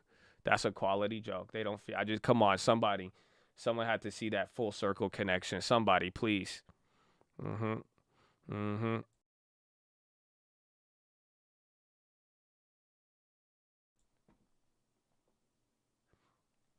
Okay, you guys got it. That's good. I'm making sure. The price is wrong. Happy Gilmore's a classic. Coca-Cola's a classic. Ripping up there. SPY barely up 0.9. Almost matched up with the NASDAQ. Dow is only down 0.10. It was down 0.3 earlier in the day. You are about 2 minutes shy of 1 hour in, ladies and gentlemen. And you got Powell in about 3 hours. Young Powell. You don't need to feel down. I said, young Powell.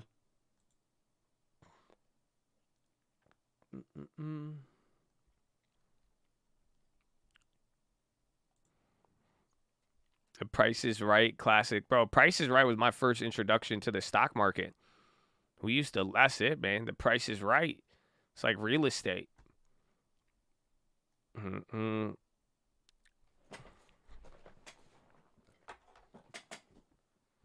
Is it possible for my parents to transfer their mortgage to my name? If you want to actually take over the literal mortgage, you would have to qualify. So you could take over anybody's mortgage, but you have to qualify for it. So if you want to just assume their open note, you can. If they're, depending on the property or the amount of that note, they could also clear the title, pay it, and then transfer it to you.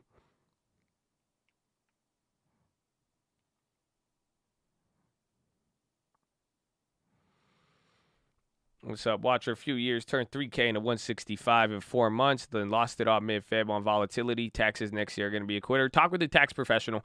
You should find a way to get around that. You shouldn't, you will have a big obligation because of the gains, but if you lost it, it's just going to be on the timing and deferrals and all that. But again, talk to a professional. You'll be good for the most part. A lot of people get worried about that, but there is, again, if you genuinely made the money and genuinely lost it, your obligation will change. KOF better than Coca-Cola. Is it KOF or are they the packer? Or in the cans? It's pretty much the same. They could be good. Oh, wow. They're a lot bigger value, huh? No, Coca-Cola is still a value. Holy shit. KOF a little bit more of a value.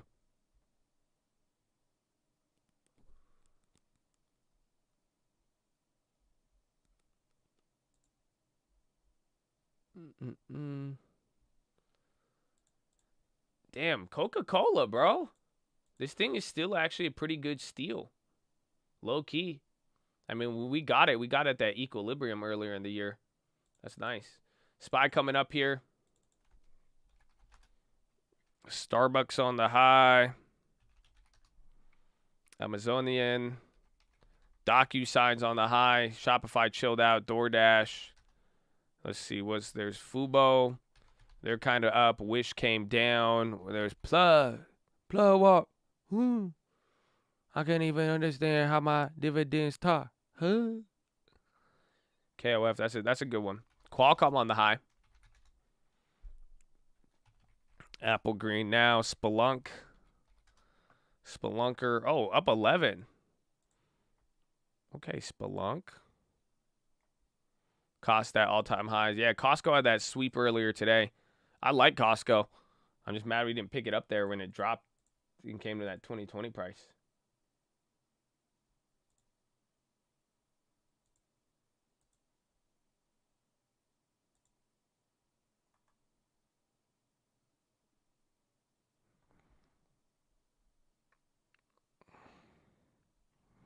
When your girl is mad at you, take the Powell approach.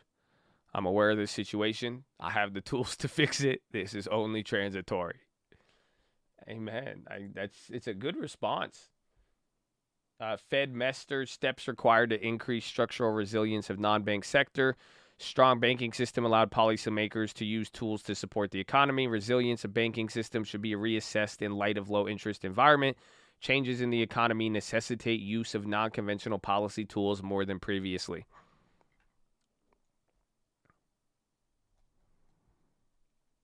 The video wants to break out. So SPY's tapping out there a little bit, 421.50 again. Just take note. This is, you're in the middle. You're into the thick of it. Into the thick of it. You're literally right where Powell's meeting was. So again, our top range is what, 423? You're at 421. We still got a little bit. Even 422 is Friday's close before the gap down. But you're literally right in the middle there. We're moving slow. Yeah, I know. It's funny. I like it.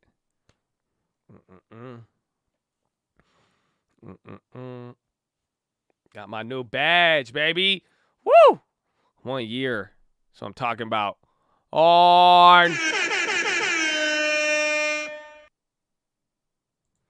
Hey, man, Walmart's popping there. You too old for TikTok? You too old to comment on other men's behavior. That's anch. I don't even know what you're doing. Okay? I don't want to know. That's fine. That's fine, man. Okay? They said I was too young for stocks. We said, word.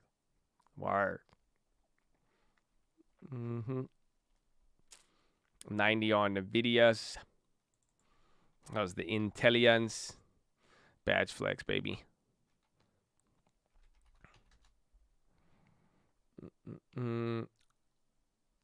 Just got my 1 year badge. Cavius. Woo! Shout out the 1 years, baby. You rocking the all CNI. We got you, baby. We got you. It's beautiful. On. Hey, man. 1 year. It's an impressive feat, to stay in the cult, to stay in the stock market alone for 1 year, then to stay in the cult, stay involved. That's a pretty big accomplishment. That's a one year. That's good. That's like you just getting started, but that's 1 year, man. That's great. Woo. You know the vibes. Wingstop did very, very good. Wing is just, again, even reopening or not, they were always just a killer company, killer franchising model. They're up a lot, though. They have, definitely a growth move.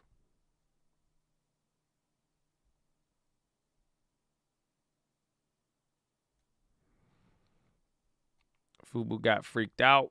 Fubo. Why do I always say Fubu, man? It's so hard. Nah, the volume is pretty good today. I mean, we're at 1 hour in, 12 million. You're about 20% above average. On a decent day, you'll get about 10 million an hour.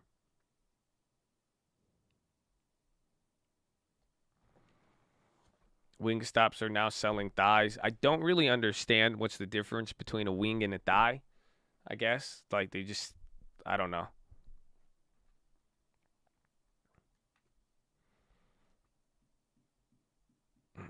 Mm-hmm.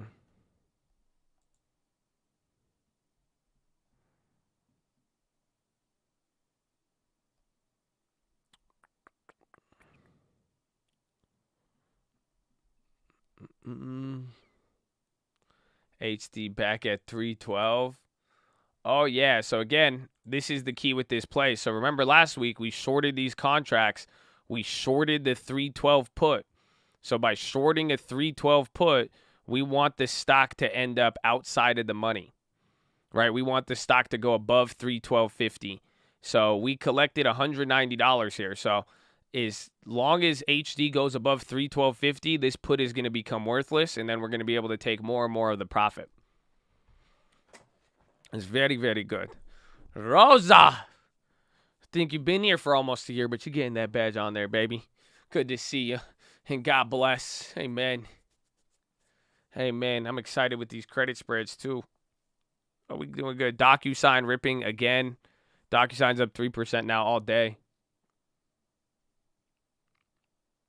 Come to the chat. Lexin Partners signs with Huawei to further tap Chinese market. LX. Yeah, had a little pop there on volume. I did it. I got me a badge and a horn. Amen. Amen. You going to get Wingstop today? I might get Wingstop today. That sounds good. Some lemon pepper. Huh?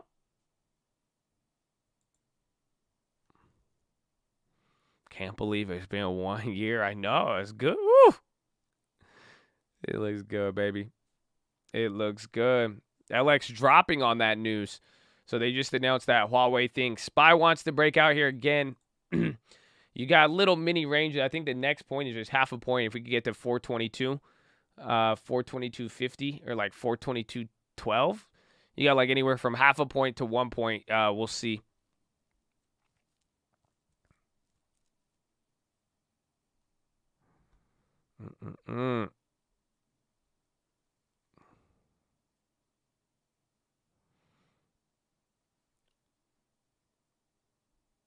Elmo has a 3-year badge. Ooh. Well, so we haven't. I don't even think this channel's been alive for 3 years. I think, right? Barely. No, he's in 2019. So I think it's impossible even to get the 3-year. That's why we gotta unlock it. Audi to launch purely electric cars in 2026.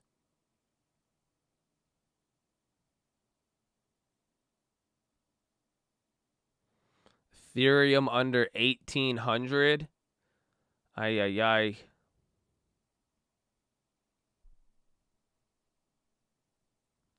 Yo, you. Yeah, you. Have you liked the video? I did, Anthony. Thank you for asking.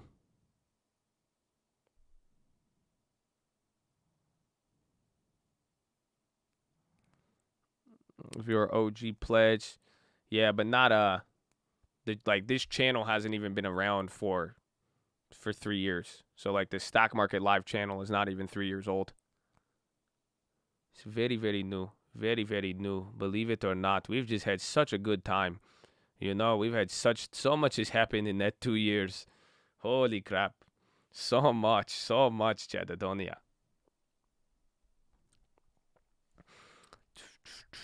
D on the high. The LX news, it dropped. Nothing much. You say 3M.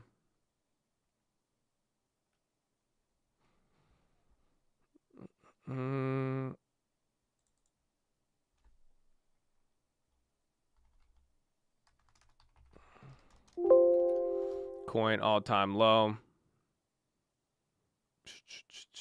I think, what's it called? I think the top for Bitcoin, like you guys don't know, it's sad. Like, think about it. You don't know what happened? I log in on the phone. Amen. Amen. And your name is Amen. Amen. I love it. Went 4K on DDD contracts, but think about it. Coin, bro. That was the top. Like, legitimately, like, you guys realize that? Like, look at this. Nah, Elon too, but, like, Coinbase was the damn top. That we should have known. We should have known. SCR, score. That credit spread falling out of the money. Score's up 13 and it's moving. I just want the badge. You can do it on your phone. It's the membership link. It's in the description. God bless you all. Let me show you what you work. Look at this, though. Are you ready to be sad? Are you guys ready to be sad? Like, look at this. So that's the Bitcoin right now. Right? But, like, look at this date. Was it April 14th? April 14th. Look at that. That was literally, like, you should at Wall Street. That was the top. No, this is all just that was it. That was literally it. The IPO liquidity, the pricing, that was just the top. That was legitimately the top. That was like one of the, you know, people like try to joke around and say like moments, you know, but that was like literally one of those moments. Like when you look back at it, like that was the damn top. Like y'all thought it was the TikTok kids. Y'all thought it was this. Y'all thought it was that. I thought it was Dogecoin. Oh no. It was the Coinbase IPO. It wasn't the meme coins. No, I think it was more likely Wall Street in China than anything else. That's it.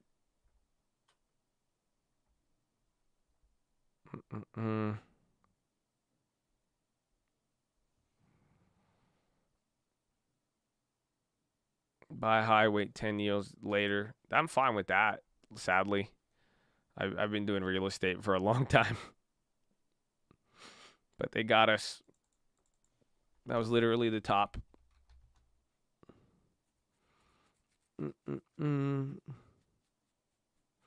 We bought in like newbies. I mean, I liked it. I still like to play. I still like all of this stuff. Again, you know, you gotta put the same situation still kind of exists, but put yourself in the shoes of everything, you know, 3 months ago and then 6 months ago.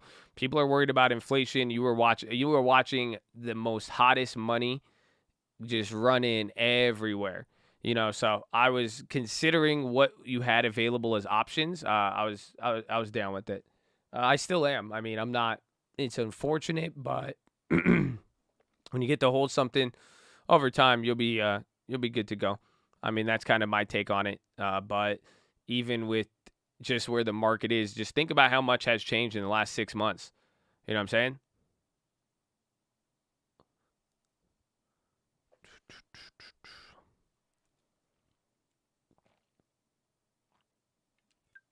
I don't get why GME would pop off dilution. So I'm saying market likes it nowadays. I think you really got people messed up. Michael Saylor must be sweating. Oh, yeah.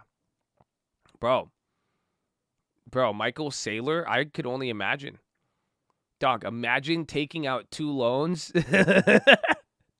He's honestly just like that kid I saw on TikTok.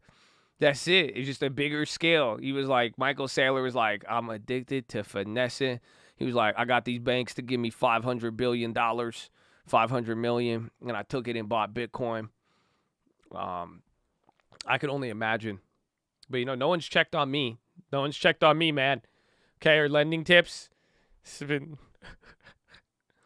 I've been holding almost since inception. I think I've had Ethereum almost since the day it was actually like created. So it's good though. Yeah, like Elon's already losing money on the Tesla now. Yeah, I'm okay. I'm great. Lending tips, not so much. Lending tips, he's a little bit more salty about it. You know, I'm more of a live and let live type of guy. Things people say when you drive a supercar. Nah, I was like this before anything. I have stocks that I've held since I was a child. That's it. I learned different. That's all. I mean, thank God for my first initial I went from mega yacht to rowboat. I've been holding a lot of things. I mean, this is just how we are, you know, this was how I was raised in the stock market world.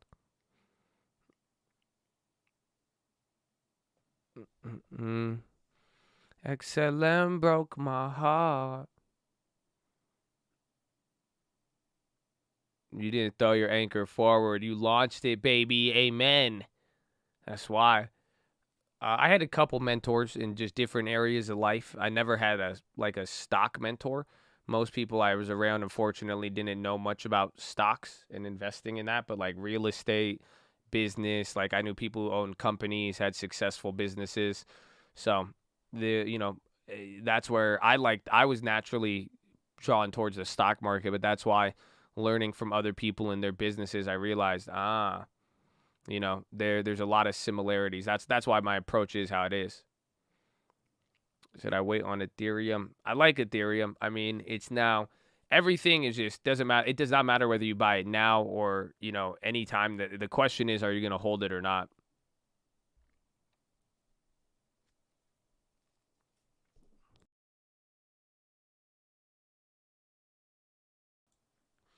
Yeah, Arab parents, they say stay away from stocks. The Shaitan, Habibi. Gambling. Why you want to do this, huh? Go to school. Become doctor. Become doctor. Become a lawyer. Yes. Do I like Doge? At this point, I think you could get anything else, but that's up to you. I say Doge. No, I don't like Doge. No, I still don't like it. I never did. I just had to appease people. People got mad at me for it. So God bless you if you were one of those people. But either way, we all got clapped. We're all in the same boat. I just didn't like the that part of the boat. That's all. Caterpillar's ripping. Nike coming up.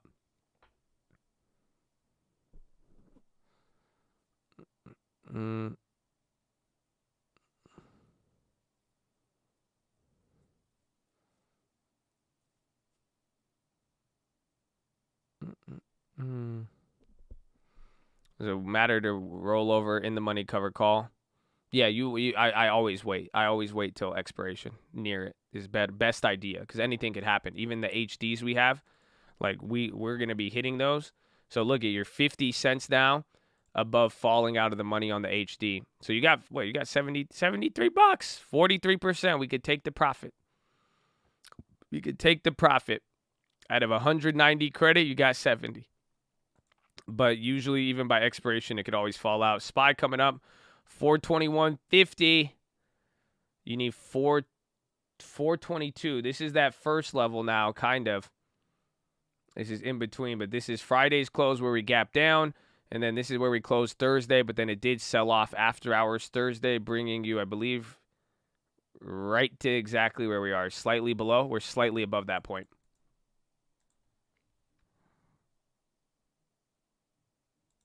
You shitted on Doge when it was at 0. Yes. I didn't shit on it. I was just genuinely trying to, and even at that time, Ethereum is still cheaper than where it's at now. At that same moment, Ethereum was at $1,000 or $1,200, and I was buying it up. And I said I would prefer a much better one. I just didn't want people to lose money. This was in January. This was before even December. This was before all of that stuff happened. I just wanted people to not get clapped. That's all, and have a better opportunity with other things. So it wasn't. I rightfully will stand by that any day. I hated it at every level. I didn't really hate it. I just wanted people. I mean, that's it. I didn't know that you were gonna get the massive pump and dump scheme committed by everybody in the world and your favorite celebrities. That one we couldn't have controlled. And then at the same time, if you got imagine all the long terms, the pickups, every single thing about it. I could never feel ashamed about that.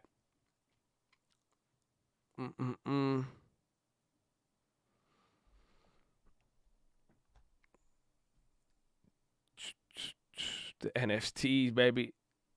That was fun.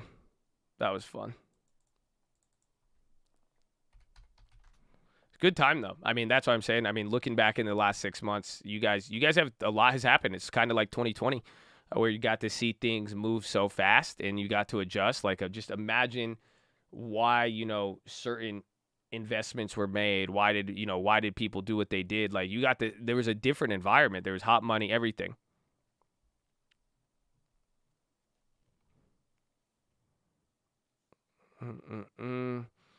Like, you had hot money. Remember the first OTC wave in January? That was the most. And then even when you saw with real estate, you saw a little bit of like weird, you saw a lot of, what was it? Just, it's kind of like a zombie rush in a way. Like, more just people were acting very primitive. It turned into a hot money rush to the gate. Everybody. It was crazy. So now it's interesting to see how we have that environment, but not really anymore. WWE. Oh, WWE, Worldwide Wrestling. Woo. What's up with WWE? Yeah, the Gold Rush.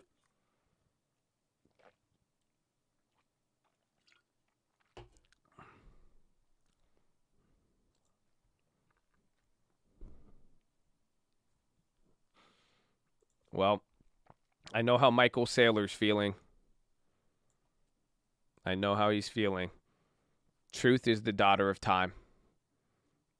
he's on what's it called? He's on Pinterest right now, just getting quotes. It's probably helping. If he posts the fucking image with like a ocean shoreline and one of those, yeah, he's on Tumblr right now.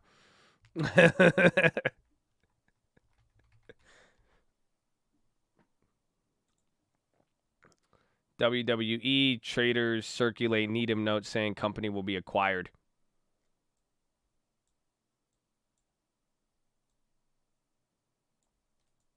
So I think there's a rumor coming on WWE saying they're going to be acquired.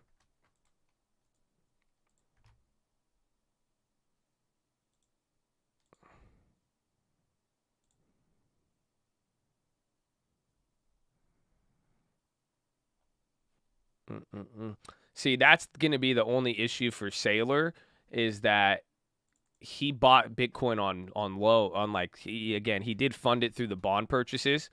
So it's good. It's good and bad, but the question is, will he get I wonder how it will affect his ability to hold, essentially, because now you're paying interest on that. If people, if he might get outside pressure from people if it gets too bad. That's the real question I'm looking at, is how How will it affect his ability to hold, given that it's pretty much margin? He didn't buy it on the high. He bought it, again, like his average is pretty low. He's had it. Michael Saylor's been there for a while. He can't get margin called, but because it's a bond. I mean, but you have, it's crazy. At 19K, he's ruined. But like that's what I'm saying though. How would he get? I don't think he'll get called. Like, it's not like a margin call, but you did raise the money from elsewhere. The question, can he get gated essentially, or like he can't gate investors? I'm saying to the point, is anybody going to try to, pull out of the money or whatever his bonds were? That's the thing. It's fixed income though. So if he did a 10-year, 5-year bond deal, he doesn't have to pay it back. But my question is, how will it be? How will it affect his ability to hold, given that the money that he invested in is raised money essentially?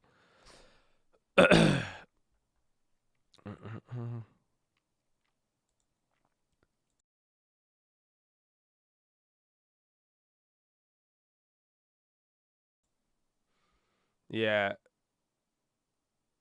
Losses plus interest paid and cash on hand is the conclusion. We bought them while you were so bearish. I'm not bearish, my friend. I'm neutral about everything. I just don't really. All I do is I kind of crack jokes here and then that have a lot of funniness and truth within it. So again, if anybody is hiring, I have a great resume because I've been holding Bitcoin since 2015. And, it's been a good time, but it's just hard right now. This is really, really hard. So, we good, baby. We good.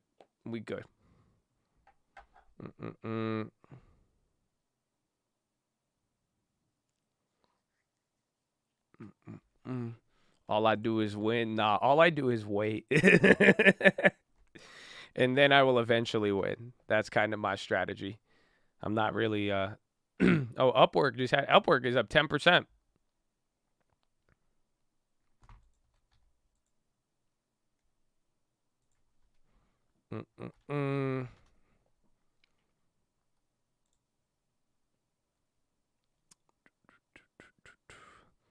Is there any news on that, or I think it's just going because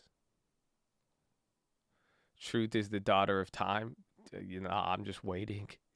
I just gotta survive. That's all. I don't know if I got a deep quote on that one. HD coming up. So that's cool. We'll see how HD is. Hopefully you guys get to watch this credit spread. So now we're coming up barely, but now this trade is out of the money. So again, hopefully you see how you make money on this credit spread. HD, we did this one last week. As long as this stock stays above 312.50, we're going to be able to walk away with a profit on that. So now it's above 312.75. How come we haven't made all the money? Because there's still 4 days or 3 days left on the contract. So if the stock drops again, we could still lose on it. You have some gain now, but it's pretty cool to see.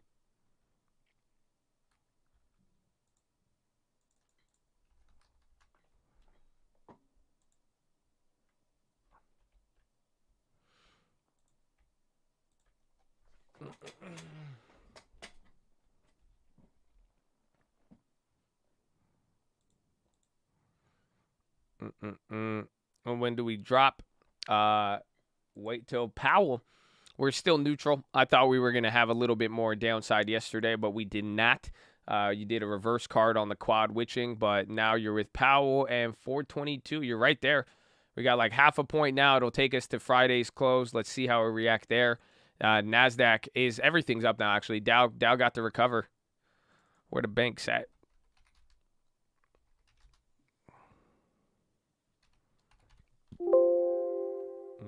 Banks, damn. Okay. Powell's going to be at 11 a.m. Pacific.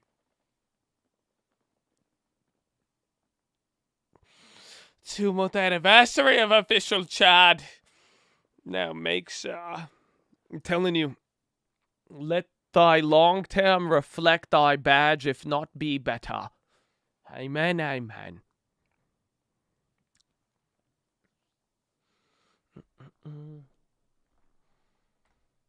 U.S. Treasury nominee says will prioritize implementing crypto rules. Who the fuck is the U.S. Treasury nominee? Isn't that Yellen? Who's Treasury nominee? Wait, hold on. Veil Pop. FOMC member Daily speaks in a minute. Good post. Energy assets, they're good. I mean, you just got to watch what oil and everything does. Commodities are going to be very interesting here, but somewhat necessary.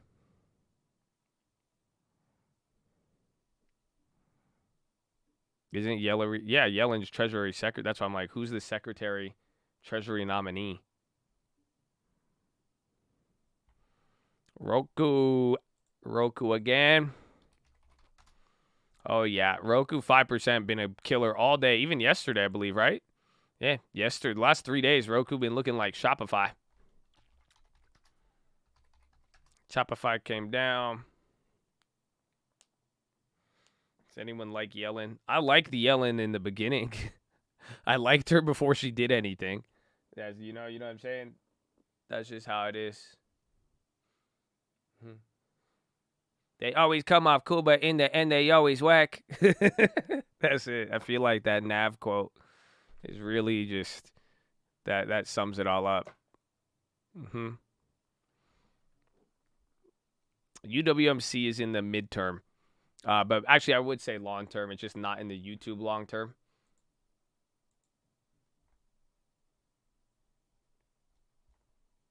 With WWR.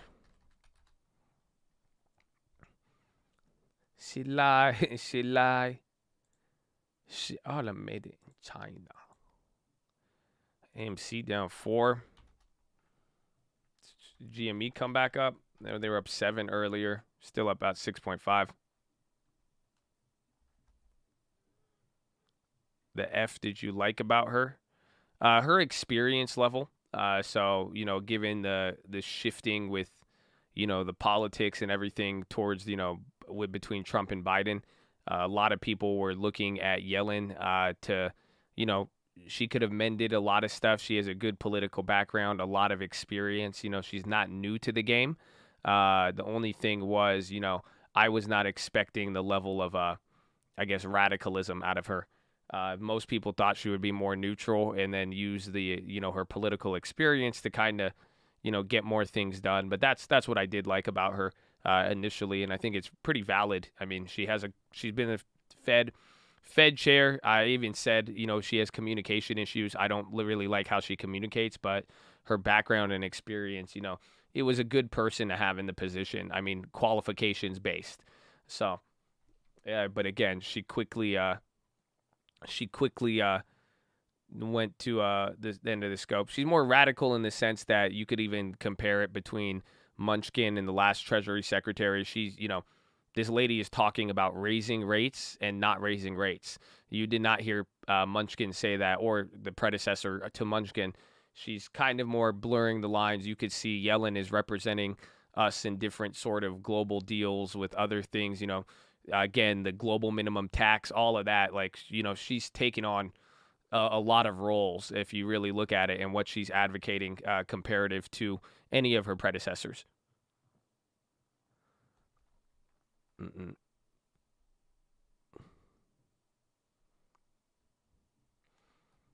All right, danger, Fed Daily, climate change. Isn't that what they talked about yesterday, I think? This is E-Trade Pro of what you're seeing, and then this is TD Ameritrade. Yeet.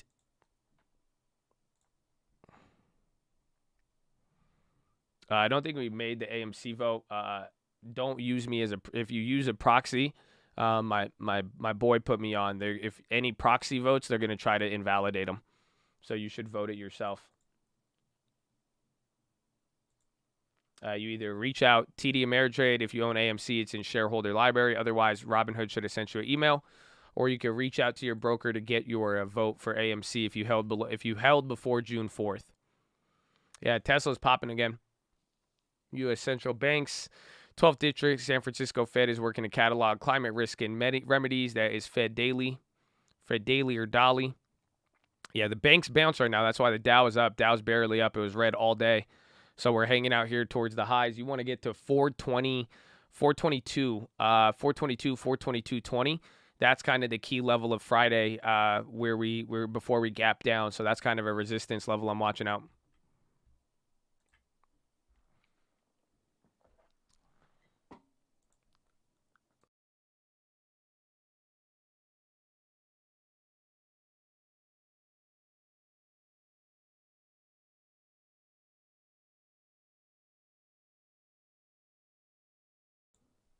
Where to invest in the gold market, physical gold, and just don't get too much.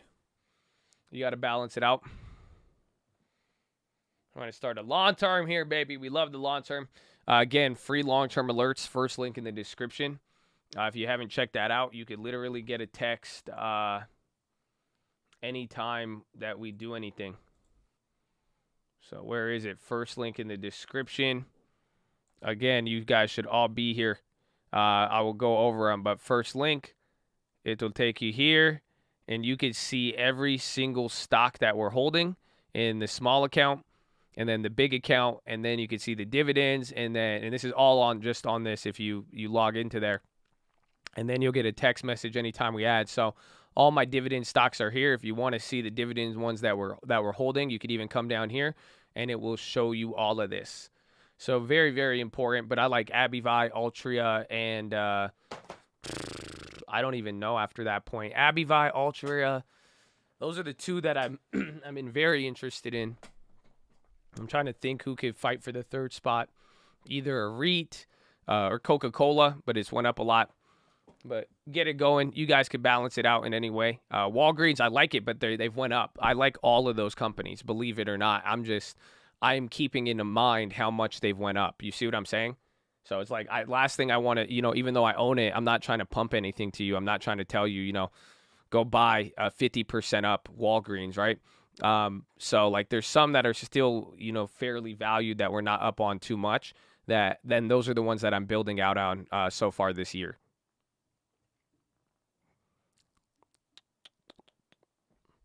So shout out the long-term alerts, baby. Yeah, I thought you were talking good divvy. They all have good dividends. But again, there's still, even though you buy dividend stock, there's still the holding risk, right? That's why like even Altria, any of them, but you don't want it to fluctuate too much. That's why a lot of the good dividend stocks we have, they were yielding a crazy amount of money, and then they went up a crazy amount. So they were risky before. You got to just factor that in. Like Walgreens was risky. That was a 7% yield. Now it's a 3% yield. IRM was yielding 12. Now it's at like 5 or 6. So what are they at? Yeah, IRM's at 5, dude. This thing was a 12% yielder. So based on the yield, it used to be really, really risky. So I'm keeping all that in mind just because, still looking ahead. And the best part is value stocks, all of it, they can move really slow. You could come back in there and get them. Yeah, Altria 7, that's high. That's dangerous. But the best part is Altria has been at 7 pretty much since we bought it, right? So like from last year, it's not as if it has elevated. It's not like it went from 7 to 3 like Abivai or Walgreens. But I like Abivai because it's a slow mover. It's more of not a dividend aristocrat, but it holds up very, very well. Your dividend rate is locked in. So, like, all of these are wrong. So, like, when it's showing me, like, right now it says Walgreens, it says dividend yield is 3.6. That's the current yield at the current price. But since we bought it 50% lower, our yield is around 7% or like 6 point something. Fedmester says central banks would need to communicate with public about its views on financial stability risks. Myrna on the high. Tesla's still coming up. SPY 422. You are entering that Friday level. This is key. Yep, right here. So this is a new point. You're back to somewhat neutral on last week. You're really literally right in the middle of all of the Fed speeches or everything that happened. So let's see what's about to happen next. Okay. I like Costco. I like Costco a lot. It's only yielding 1%. I wish you got it cheaper. It's a small yield. Thoughts on wood shortages? They're backlogged. I don't think it'll have too big of an effect. Again, we'll see. That's kind of the transitory with supply chains and all of that. But so far, it's increased the price of real estate, but it is also changing building patterns. So like you got you got people really just leading to more expensive new builds essentially for the people that are affording it. But I don't see it. I mean, a lot in the real estate market. We will see. Again, just think about, you know, if we learned anything so far this first 6 months of the year, and hopefully you guys can factor it into other industries, you saw how people have reacted. You saw how they reacted to Bitcoin. You saw how they reacted to the meme stocks, how they reacted to the inflation and then got over it. So things can change very fast in one direction to make people panic, and then it could also change very fast, and everyone's like, see, I told you so. So it goes both ways with it, but I don't think it'll be too crazy. Netflix, $4.98. Netflix popping a little bit here. It's not updating. Yeah, Netflix has a decent candle. SPY coming up. You're above that Friday level now. Yeah, Powell at 2 p.m.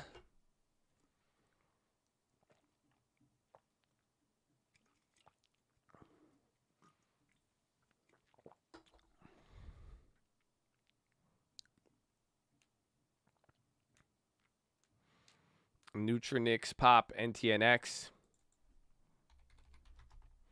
Yeah, Nutrinix, NTNX, good call out. Great call out. Andres. Billings growth up. I think they get Investor Day. Nutrinix Investor Day, they made some announcements of growing sales.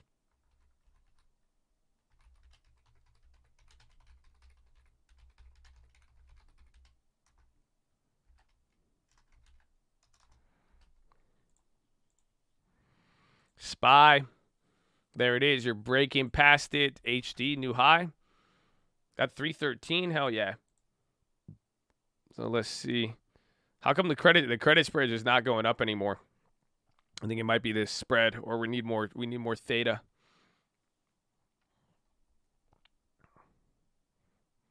Mester says U.S. economy is not yet at the point of facing high financial stability risk. Autodesk chain. I saw Autodesk yesterday. They look decent. SPY's popping again. Right as you're breaking that Friday level. Look what happened. Right when you hit there, you're now moving up. It's getting us. I mean, this is again 423 like 20. That's when Powell started and the report first came out. And then at the high of it, 423 like what, 60? So those are your 2 points. If you break above there, that is changing the momentum. I would say it might go up there a little bit and then come down, but either way, those are the levels, just relating it to kind of, you know, following along with the story and what's happened. You know what I'm saying? When you look at the story of what's happened from Wednesday, how did the market interpret it? The Fed Friday with what you saw with what was it? Not Brainerd. Was it Brainerd? Or Bullard. I keep saying Brainerd. It's Bullard. And then all of that and all the Fed speakers, and then now you're going to get Powell today. So these levels are going to be key following the story. And earnings mode again, people are already talking about earnings, and that is a big key here. You are going to get Nike, Winnebago, and FedEx this week. Might have a little break, and then I think the week after that, you're going to get the banks and then the bank stress tests. Does he get the girl? SPY might. He just might, man. Do you think a crash is coming? The fact that we wiped out the down Friday, down Monday, I think that makes things good. The bonds are very interesting, but the bonds are it's a lot better. The bonds are here than here. If you really, you know, want to tie in the inflation worries, but the only real risk right now is the dollar and how this could relate to something globally. I don't think America is really at risk too much right now. Market may not like Powell. Market may get a little jumpy with any of that, you know, policy, but really with the dollar and everything, I think it's more risk globally or overseas and us getting a surprise by something in that nature. Boobo down, Nutrinix still going. And TNX.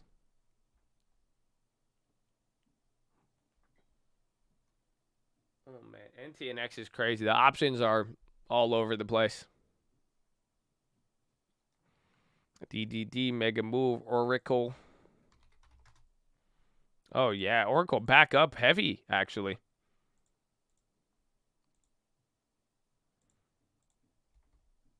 Did we grab those here?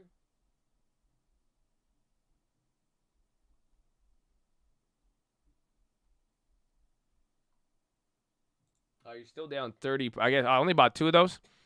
Those are down. That could be good, actually, if those still keep going. Reminder to not be a chameleon. Attitude and drive, baby. Oh, determinate.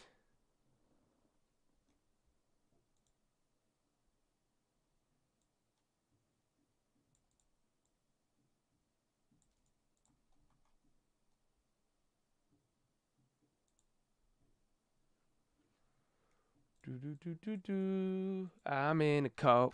Hey.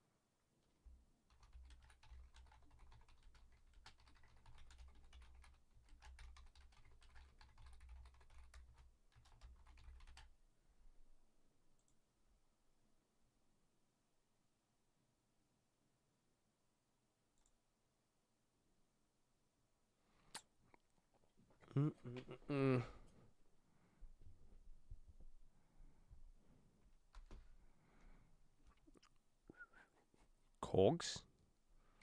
Financial stability should not be included as a third priority in the Fed's mandate.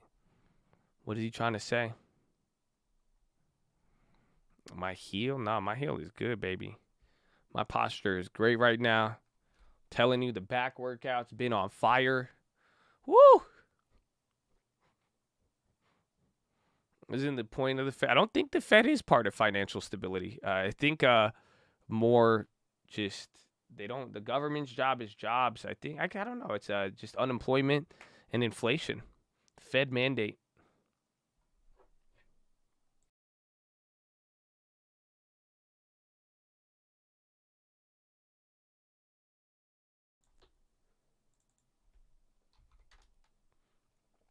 AI. Overstock. Overstock wants to go green. Price stability. That's it. How do you close a covered call position? You just buy back. Covered call is assuming you own the stock still. So if you would just be buying back the option that you sold to open, you would buy to close. Fed's day-to-day activities of conducting monetary policy, supervising and regulating banks, and providing payment services all help maintain the stability of the financial system. The lenders of last resort. I think that's during crisis, more or less.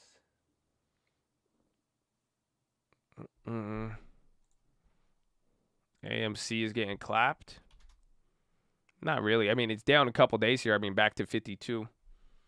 Dollar's coming down a little bit here as we're hitting a high.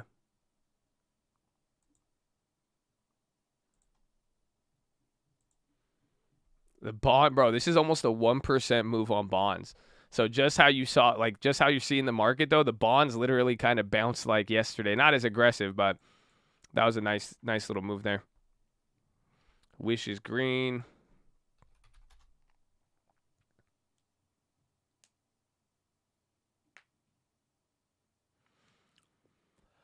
Futu plug is back up. Plug is on the high.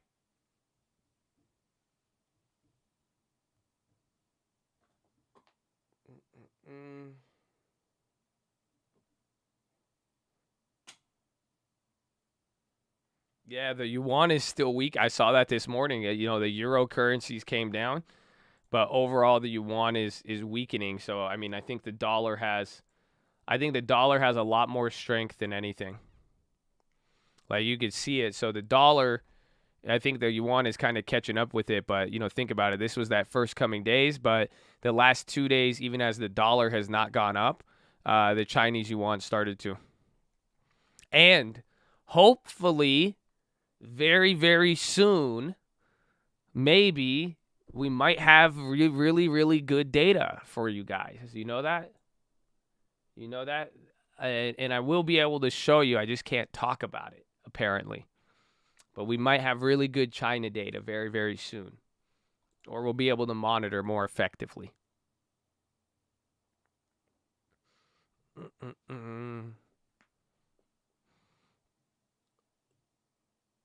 you want a stock to go up or down on a put credit spread? Great question. You want the put debit spread, you want the stock to go up or stay neutral.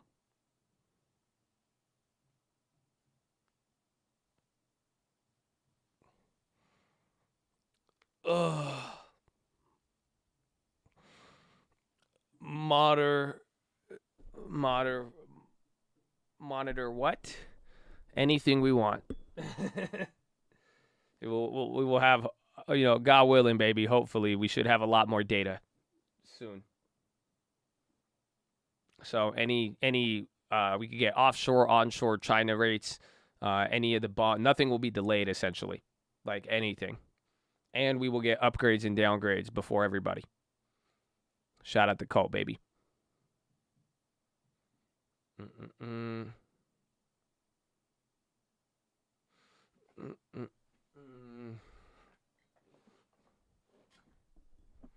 Last time I talked about a black swan,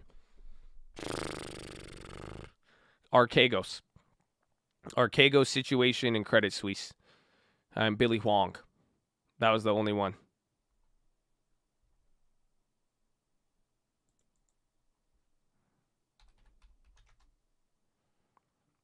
Roblox came down.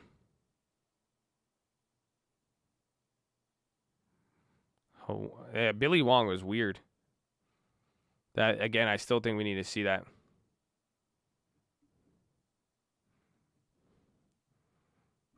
Shout out Savannah. Make sure y'all got the long term and hold long. Less options, more stocks.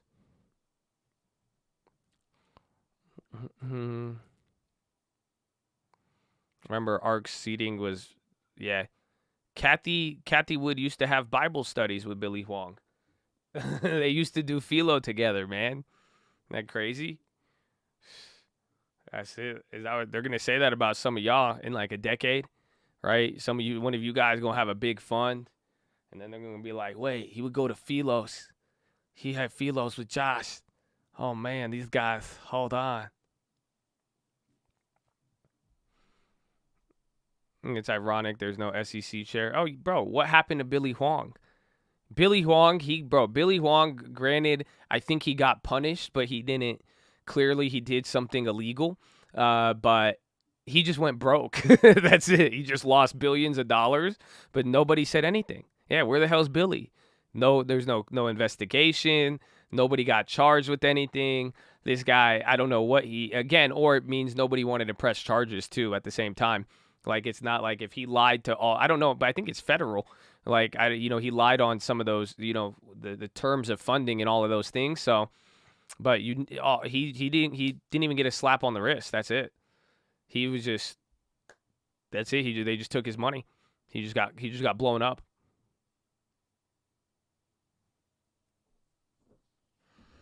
What do you think about 10, 20 stocks, 500? You could do it. Maybe lower the amount a little bit, or at least find a couple that you'd want to buy, if that makes sense. So, like, if you want to, just build out a couple positions. That's the best one.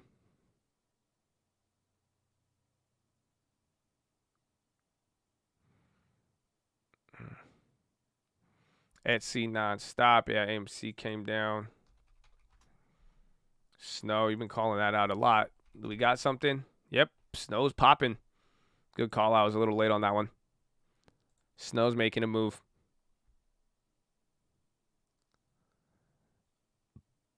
Hedge funds are destroying AMC. I think AMC is because I think with GameStop getting the shares and that reaction, like that's it. I hope we vote no on dilution, but we will see. We will see.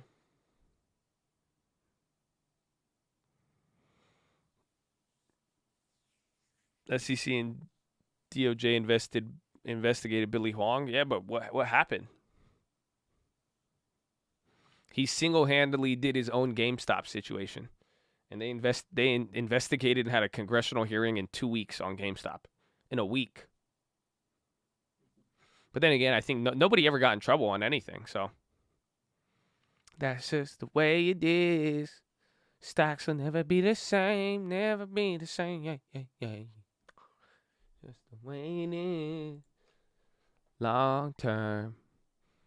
Krispy Kreme is seeing IPO of 26. Bro, Krispy Kreme went private in 2016 or 2015. They're smart. The final tally for dilution, I believe, is July 25th. So a month from now. So we still got a campaign, baby. Got to still campaign, okay? Vote no on dilution. Not a recommendation. That's what I'm going to do. Option strategy only risk will find there's financial education or purpose only. Think of all day. Tesla launching Tesla Energy in China. China said, good, Elon. Bitcoin price down, we give you another set of business.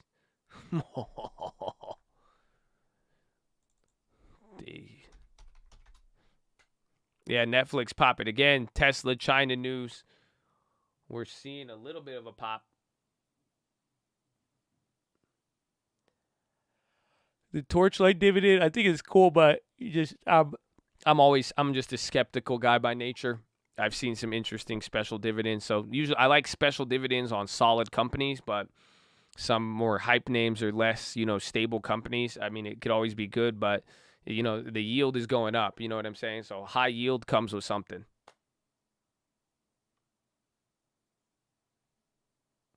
What does it mean that America is other countries' reserve currency? How does that work exactly? It means that a lot of people use dollars. They're going to transact with us so much that they just hold our dollars. So, like, we buy so much shit from China, and then we deal so much with Europe that instead of, when they collect dollars, instead of transferring it to their own home currency, because think about it, you can't buy stuff in China with the United States dollar. You have to convert the currency. So what ends up happening is that when a country does a lot of business with other countries, or if many countries deal with one country specifically, they will hold that currency in their reserves because they trade with them so much. There's no point of changing the currency. So they hold a ton of the other country and they keep it there because they do so many transactions with them. So the U.S. is a reserve currency and everybody holds a bunch of dollars in their reserves because they're going to trade with us anyways. And they use it for most, transactions, and to offset everything because you're going to deal with dollars. And part of that, the petrodollar, people buy so much oil and then we've made all oil in dollars and everybody's going to buy oil. So it makes sense why a lot of people have dollars, but then also in general, like we're saying, just basic trade with China and all that. We buy so much from China and then they sell us so much that the people there, they're just going to hold dollars in general for the most part, or at least China will, not their citizen. They'll kill you. I meant what? So, MSTR 2% in 2 minutes. Netflix is moving. Yeah, MSTR came, but remember, it's down 9% there.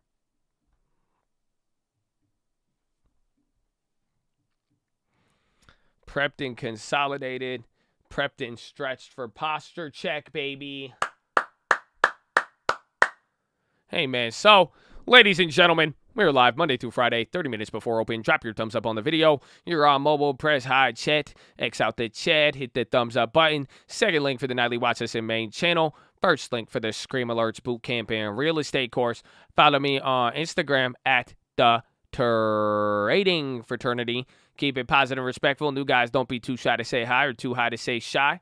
We are glad you're here, but we've been here for 2.5 hours. We got 4.5 hours left to go. Sitting is the new smoking. I need you to get beside your desk and do 10 push-ups. Can't do 10, you do 5. Can't do 5, you do 4. Can't do 4, you do 2. Can't do 2, you do 1. Can't do 1, get on your knees, do a push-up, plank, the worm, anything, but get the body moving.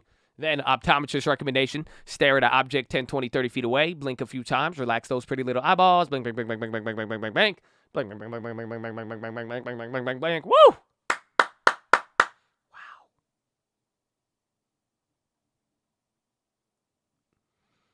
Wow. Oh. Wow, do it. Everybody, optometrist. Go. Stare at the object. I needed that. That was great. Next, I need you to drop your shoulders. Fix that nerd neck, okay? I'm voting now. 25 million. Yes, vote no on that one. That's what I'm doing. The other ones don't matter. Everything else, you could go with the board recommendations, but dilution of shares or adding shares, the section number 1 or the first motion, that's a no. But drop the shoulders, fix the nerd neck. Some of you guys are scrunching your shoulders here at the computer screen. No one's attacking you. You're listening to my beautiful voice. My voice. You're reading the chat. Very, very good, man. Very, very good. So relax the shoulders, fix the nerd neck, chest to the sun, flex the core, tuck the hips in. Boom, baby. Boom, you look good. You look good. So there's Tesla. Again, the Tesla, is that Tesla news hitting? Tesla China Solar.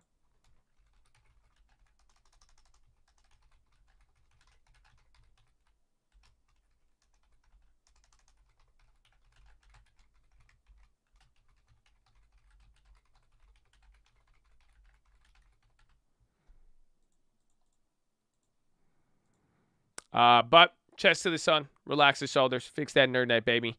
You look good right now. Some of you look really awkward, though, with your legs wrapped around your computer chair. Another portion of you are kicking your nuts with your left leg as your right leg is sticking out and you're leaning towards your mouth. And then the other half of you guys, you are just sitting in such an awful posture that your shoulders are scrunched up. You don't realize it. Your tongue is stuck to the roof of your mouth, and you're very, very tense. Even your chest is tight and everything. Isn't that crazy? Why are you sit? You sit like that all day, bro. Like you walking around with your tongue on the roof. Like, chill, dude. Relax. Okay, relax. You're good. See that? You're good, baby. You're good. Amen. Amen. Finally, relax the jaw. Breathe in really deep. Breathe out with your tongue out. Do the dragon breath. Go.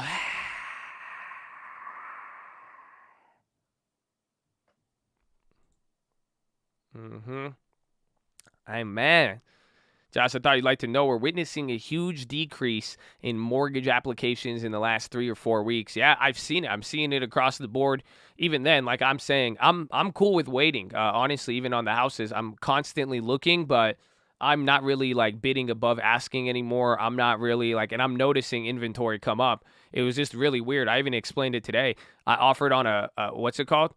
I offered on a property 3 weeks ago, and like they wanted like a quick close and all of that, and we did all that, but they accepted an offer 30 grand below what I did. I mean, I was just shocked. Yeah, Square's popping up right now, but the demand, a lot of people are waiting. You could see it now. It just, the prices got so high. Some people aren't really, people are just done playing the game.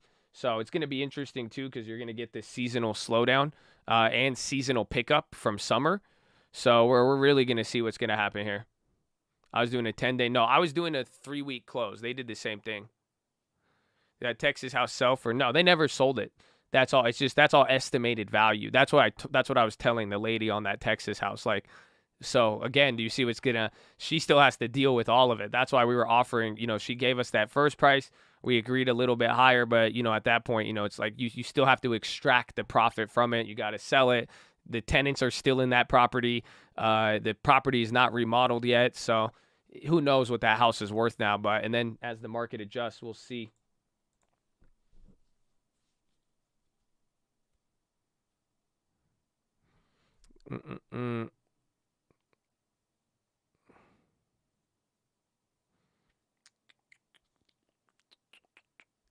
But yeah, so real estate, that's why I think you guys should always keep looking, but you don't really have to rush into anything. I mean, if you could get a good deal, take it. But there's a lot of bad news coming out on real estate, and I don't know if that's good or bad, because sometimes I feel like it could help. I think it's just you're gonna get a little bit more of inventory easing, which could be good. But I don't think real estate's gonna Bitcoin and come down. But I do think like I'm saying, the good properties are going quick. If you can find a good one at a decent price, that thing's gonna go quick and it's worth it. But if you're gonna overpay for something in not the best location, or it's just not really too updated, all that, those are gonna level off a little bit.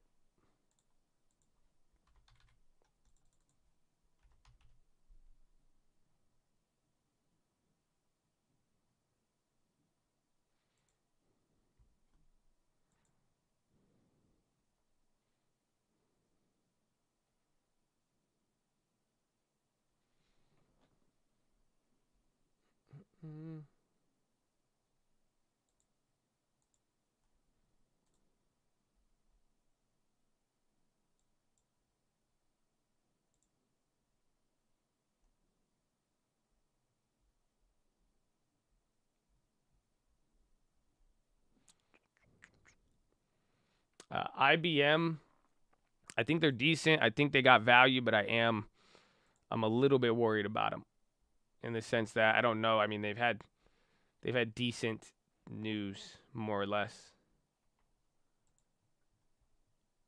They make a lot. They've been around a lot, but they have, they've been struggling since like 2016 comparatively, but not struggling, but not like just growing. They're at an interesting one. I kind of like 3M better. They're a little different, but they kind of remind me of the same.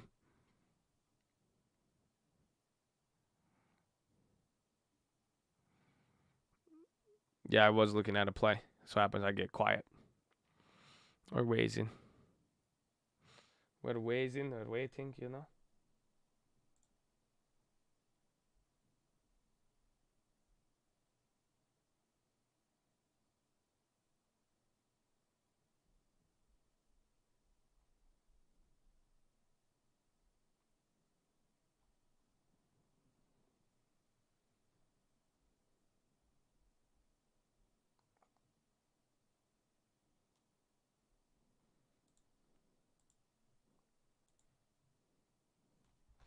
Netflix. Yeah, we have Netflix in the bottom right there. What happened was Square started popping, and then Tesla. They had that news, but they didn't. The Tesla solar China. Amazon's moving up right now.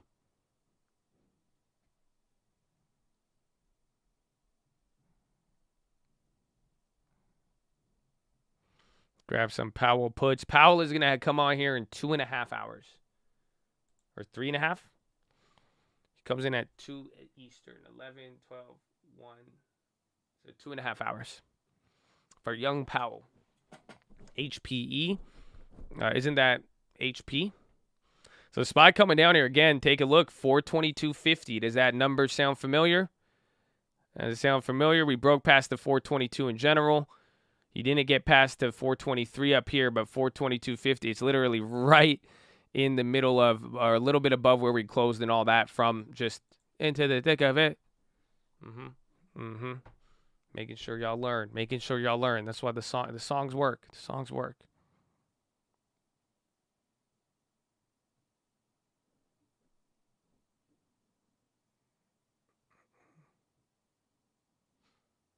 Amazon 3,500. Let's take a look at the premiums. So remember I had those premiums that we made free the other day, but they're not up as much. So these are only going for 2,300. Remember 2 days ago at a lower price or at a higher price, I guess it was at the same price, we got $2,700 for that Amazon contract. It's going for 23. So it's like that's like 20% lower right now. Into the thick of it. Into the thick of it.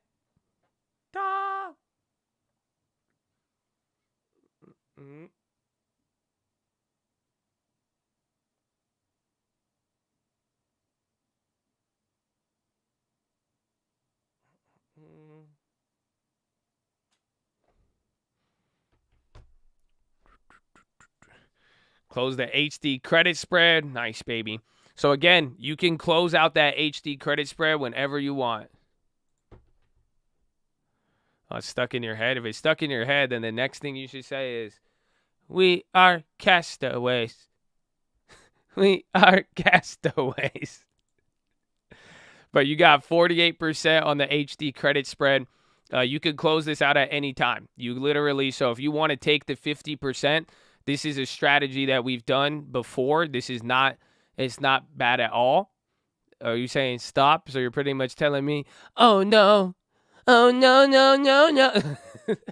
I could keep going, man. I could, I'm very trendy with this, that's it.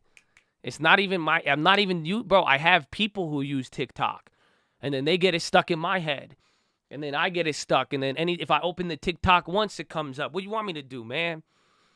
This is your fault. Y'all let the TikTok in. Okay?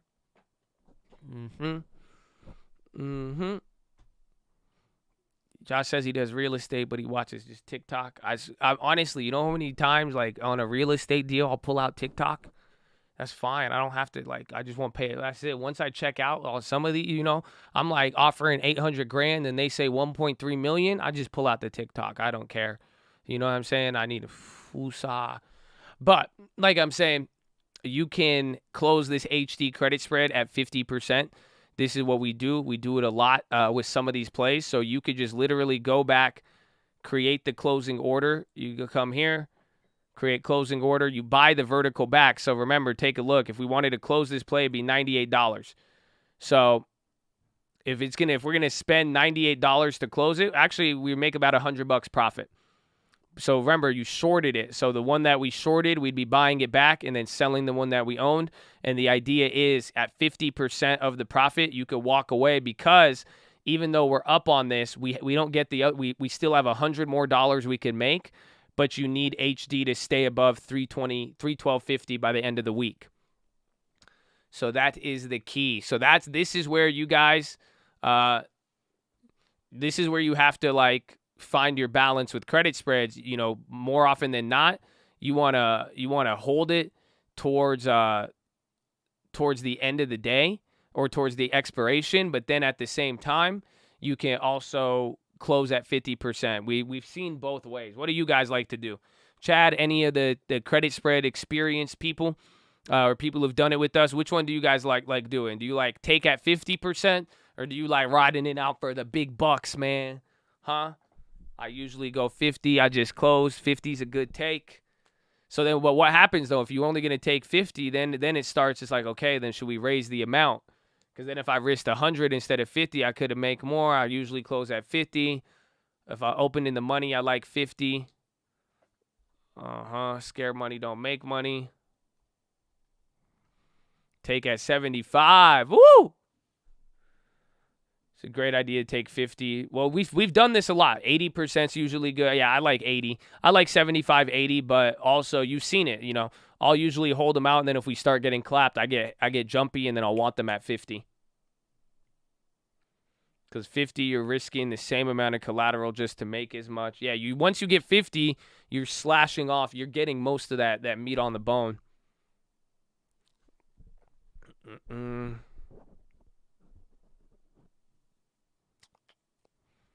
Futures are heading down.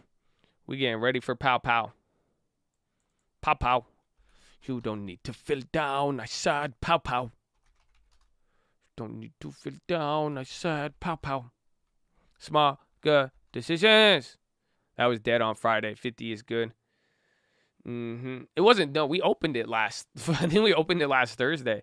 And again, the play was only max risk $60 on there. Yeah, Netflix is still rocketing right there. So they got the momentum and still going.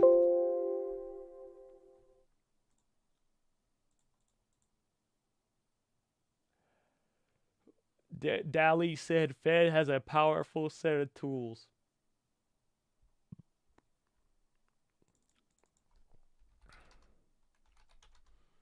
Yeah, Netflix killing it. Tesla didn't react to that news. I'm surprised. Euro, New Zealand dollar shorts.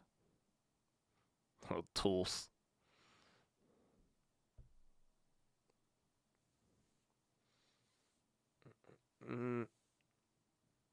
Snap chicle.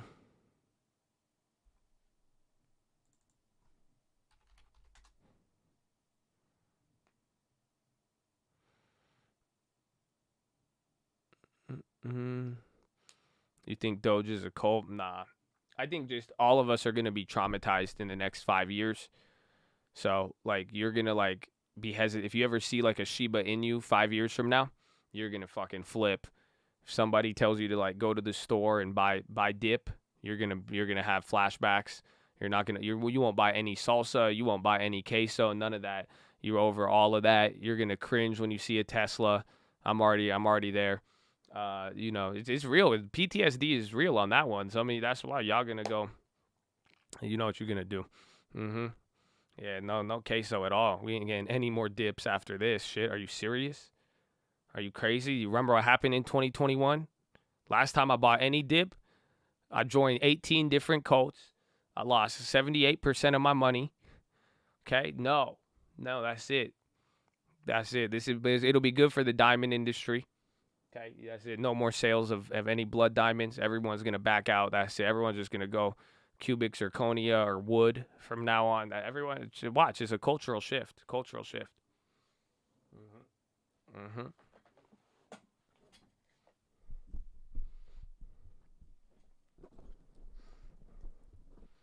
you'll make it there.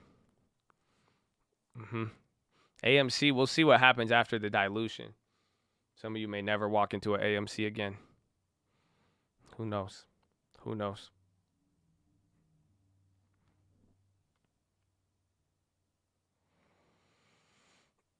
Netflix is still going. Netflix is killing it.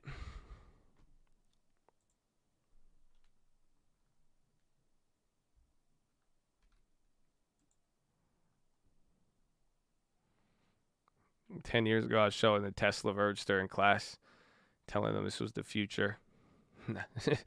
I was doing that with like PlayStation Magazine, but like I was showing them a game called Huxley, and I was like, this is the future of gaming. Shit never came out, man. They hustled me so hard.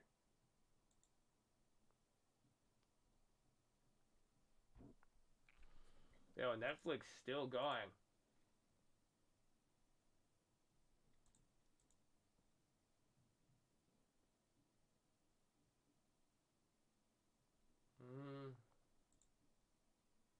Yeah, Netflix dropped on earnings. Netflix could be decent.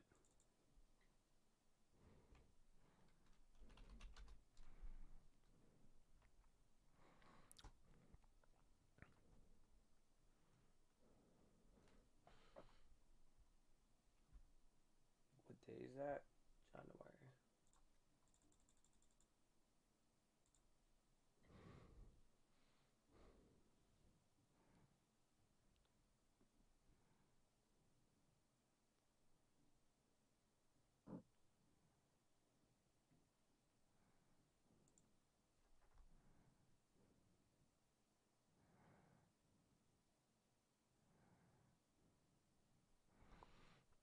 January. I think the news, Spielberg was back-to-back. You had Spielberg news yesterday. Market didn't react. Then you got it today. But then again, you could just kind of see if they get, I think, earnings mode, you could kind of lead into it. They haven't moved, but out of all of like the big tech, Netflix is like the riskiest. But take a look. Kind of has some Amazon vibes going there with it.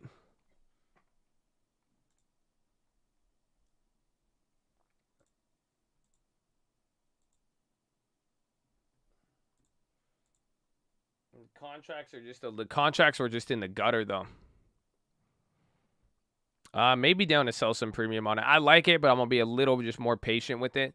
But I like where it's at because I have that old one. Remember we sold that one before earnings. I have one leap on January that I'm down 60% on it. So the contracts are still low.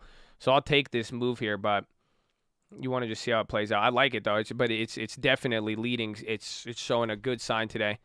And Dow might go red here, believe it or not. Nasdaq's leading. Novak's on the high. You saw Myrna as well earlier. Novak's was killing it yesterday. We've been here in a while. I miss it. We miss you, baby. We're glad to have you. Hopefully you're feeling good, baby. Hopefully you get the long term. So even if you're not here, man, the long term will be with you.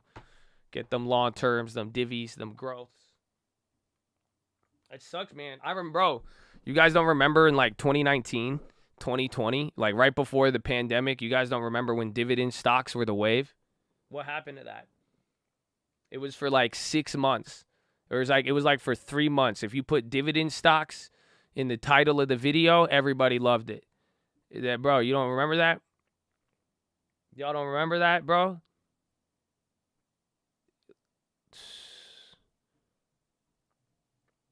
You remember that, bro? It's still the move, I agree, but it had like hype. Like people were like, oh my God, dividends, yeah. You know what I'm saying? People are like, yeah, this is it. Like it got really, really hyped. He's like almost threw 10K in a Verizon. Yeah, the passive income wave. You remember that? All right, let me ask you guys a question. You guys want a question? I could either give you 10 $10 million right now, right? $10 million up front. Yeah, everybody was like, put $6 million into dividend stocks and never work again. Oh, man. I could give you $10 million once right now, or I could give you $50 a month for the rest of your life.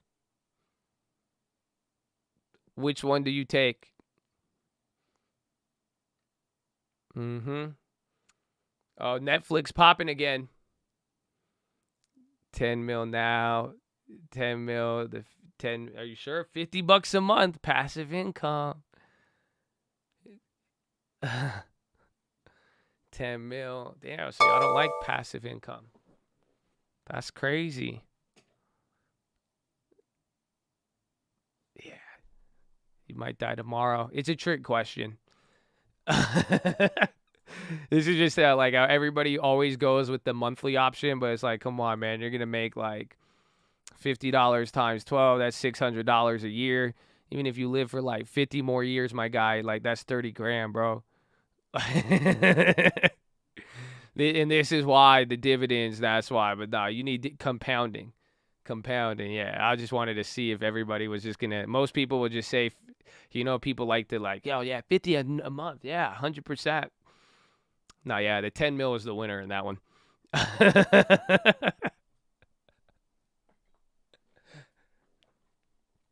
No, I don't think the 50-month people are the ones. Usually it's like, it just sounds good. It sounds like compounding, right? You know what I'm saying? Like, it sounds like, oh, I feel you.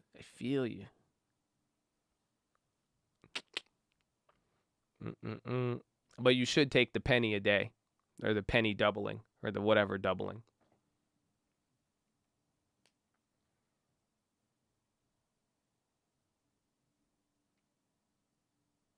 That didn't sound good at all. Just making sure. I'm just keeping you on your toes, man. But yeah, I remember dividends were hype. Now, and then Wall Street bets happen. I was waiting for you to add the compounding. Nah, there ain't no compounding. That's the difference.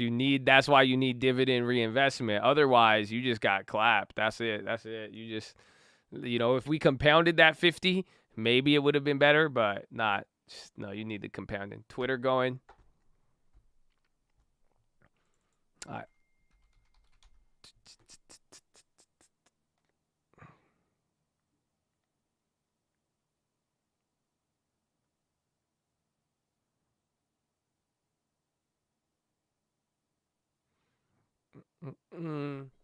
Those Netflixes got even more expensive. Yeah, I'm going to wait on those. Netflix, again, there's a Steven Spielberg deal, but it was just getting overall momentum today.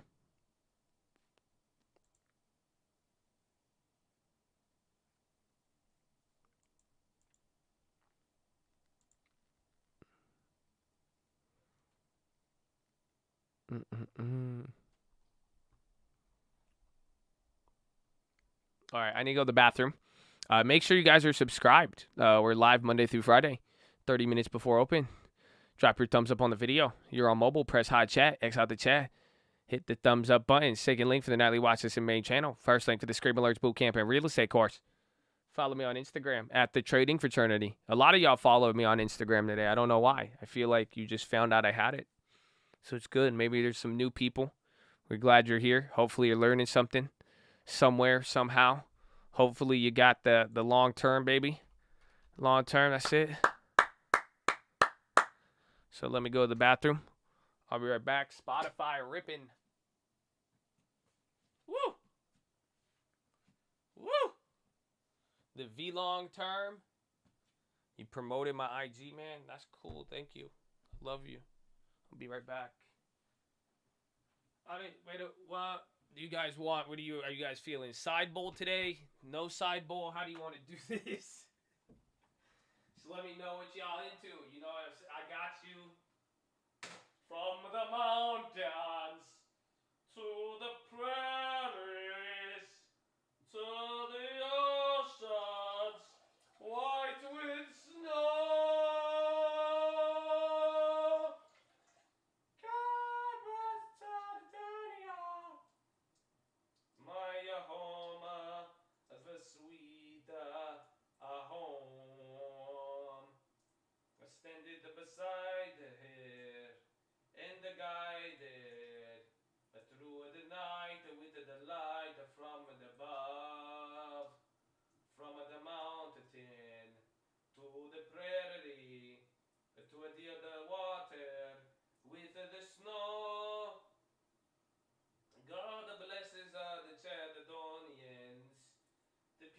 that I love.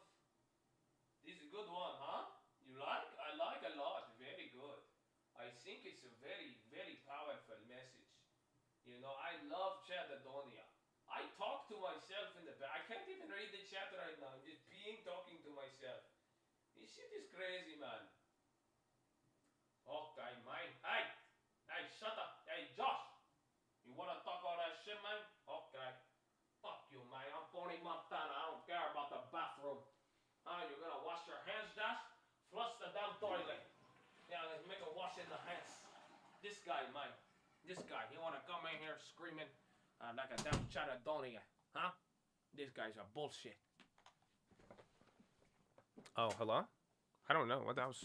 Sorry, I forgot I thought I wasn't muted. My bad. If you had to listen to that. Sorry.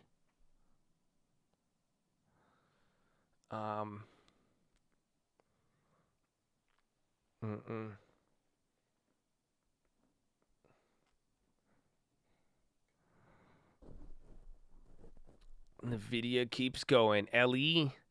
Oh, Camry LE, very good car. LE Pop, Land's End. Isn't that retail?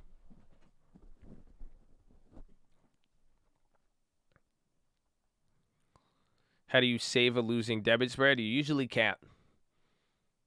That's the unfortunate aspect. How come certain days Tesla moves up, but the percentage isn't moving much, and other days the percentage moves up a lot? It just has to do with the stock moving, right? If it has a lot of activity or not, that's what's going to drive it up. So it's some days it could stay in a very tight range, but usually it could move very, very big. It's a lower float, but unless there's a catalyst or anything, it doesn't really move too big. But it has the ability to. That's just one of those stocks that can move. Spot, Netflix, DraftKings, Uber, Pelotonian. Peloton pop right there. Check news on Peloton. I don't know if it's just getting market momentum, but it's getting a pretty big candle there. I feel it looks like a CNBC mention maybe. That's getting a lot of activity. They offer corporate wellness program for employees. I think they're giving some updates here.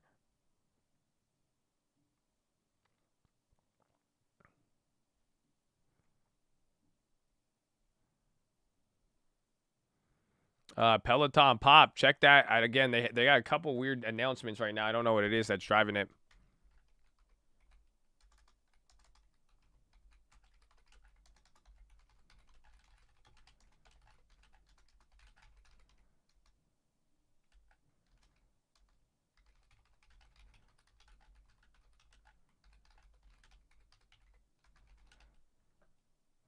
Yeah, the corporate news came up at 7 a.m. That's weird. It looks like it's getting popped. I feel like that's a CNBC mention or something. I wouldn't be surprised, and it seems like that time.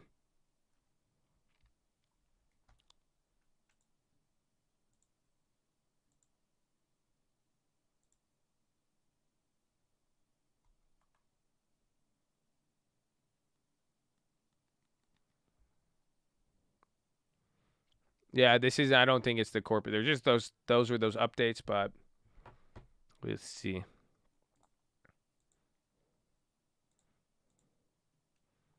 Peloton.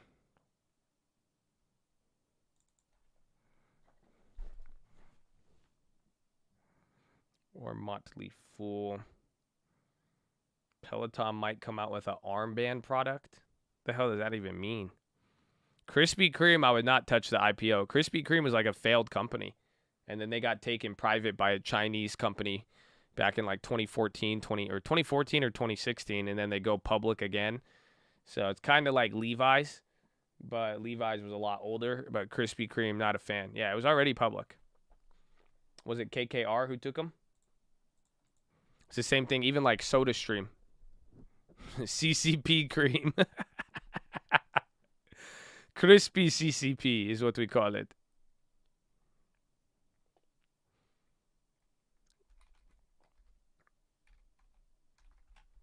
I'm not going to lie to you, though. A Krispy Kreme donut would sound crazy.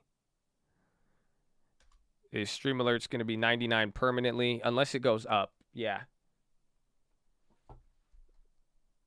Damn. Anybody want to bring me a Krispy Kreme donut? No, that's so bad, though. Never mind. I don't want to eat that. Yeah, I'm going to save my calories on that one. That sounds so good, though.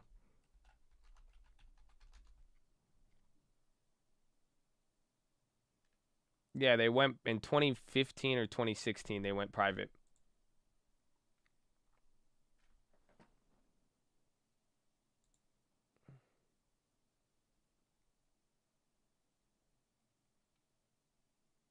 I guess no, they're not. I guess the people who took them ended up being it's a Luxembourg company, Jab Holdings. So I think SodaStream was bought by the. No, yeah, and then Cure. I don't know. There's something with one of those China companies. Did you just say they went private? Yeah. Krispy Kreme used to be public. So Krispy Kreme was on the stock market from like 2004, I believe. From 2000 to 2016. So they were on the stock market for 16 years. And then in 2016 they got bought up, and then they went private, and then now today they just announced that they're going to go public again. Yeah, kind of like Petco. They sold. That's why I thought they sold to a China group, but it looks like it was Jab Holding, a Luxembourg-based firm. But I think they're related even to the one thing.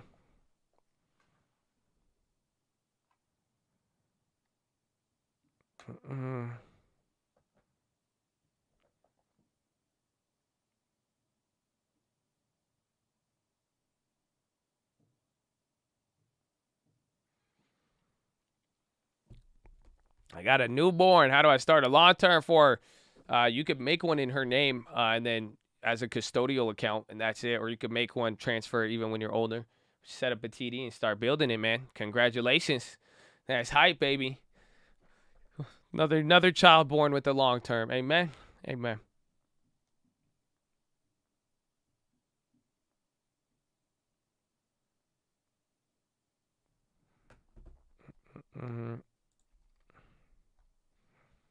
GoPro announces open GoPro app. I don't even know what that is. That their like social media thing that they've talked about for years? GoPro.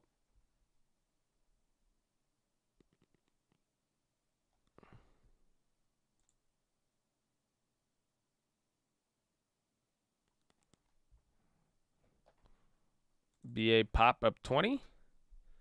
Oh, MSTR. Hold on. Why is MSTR getting steam? Bro, if they end up going positive, that's crazy. Bitcoin 32,000. You can't keep a good guy down. You know what I'm saying? He's that guy, pal.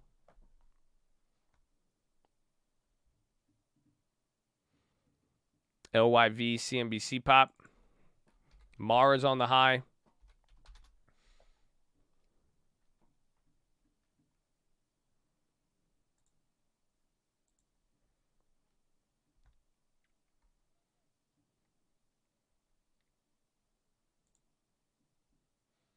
Yeah, Bitcoin just went straight up. So Ethereum is bad. That's not what I'm saying. I don't know what to do. I don't know what to do. The coins and then the coins and then the bit and then the cord.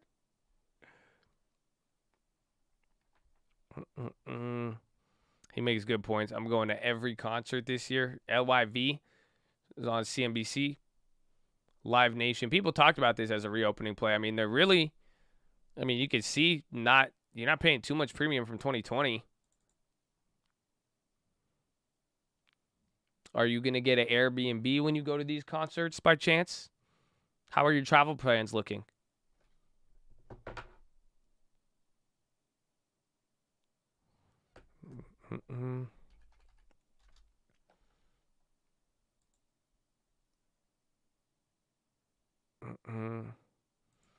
Pray for me, Chads. You're going to be in a dark place for a while. I rebuke it.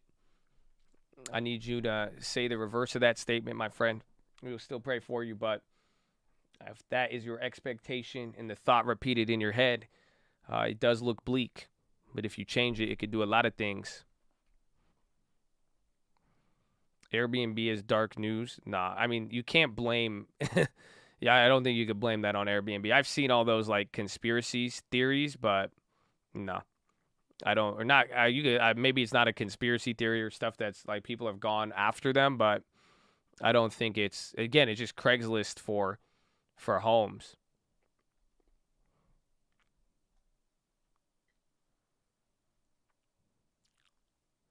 Will you Uber on your way to the concert? Amen. Are you going to mix your drinks with Coca-Cola by chance?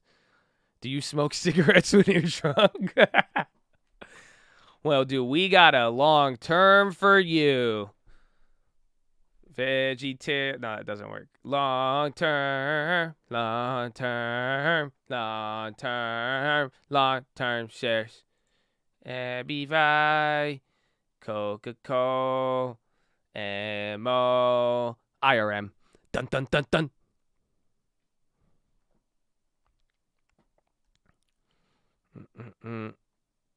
Let's start watching. Super interested in dividends and long term. Get him started, bro.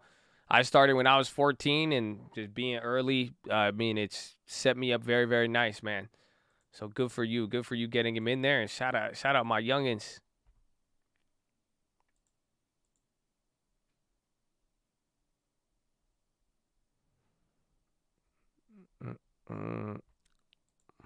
Into the thick of it.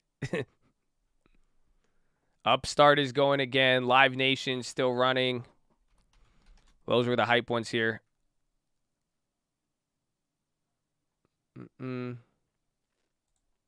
Yeah, Upstart's going straight vertical. Didn't it move earlier this morning? Yo, what's going on with Upstart, UPST?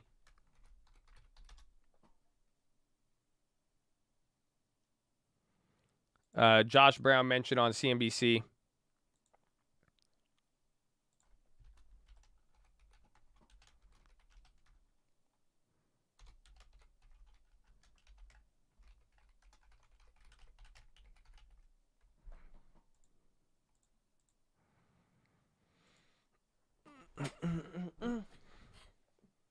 Lending Club is Upstart parallel. I was thinking of Upwork. Yeah, thank you. That was earlier today.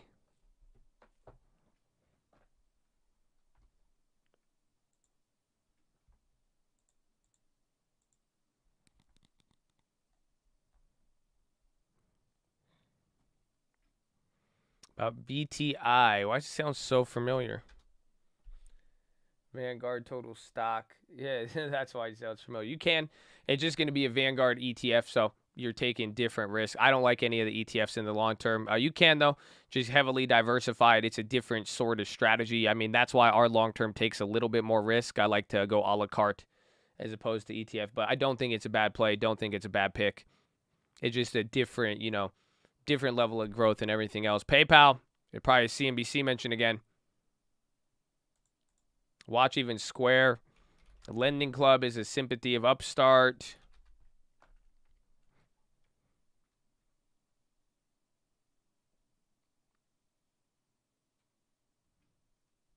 Did you get a notice to not charge your electric car? No. What?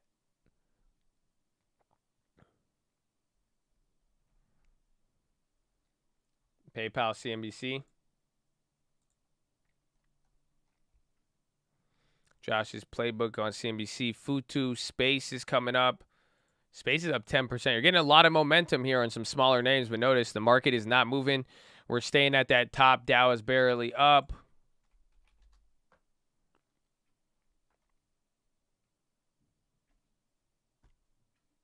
Stress on the grid because of the heat wave. I did not see that. Don't charge electric cars. So we can't mine Bitcoin, and now we can't charge our... It's crazy. Since you haven't made any plays, how can I see the long-term holdings? If you log into where you signed up, into the free long-term alerts course, that link, you go in there and there's the course and it'll say all of our stocks that we have. Let me find it.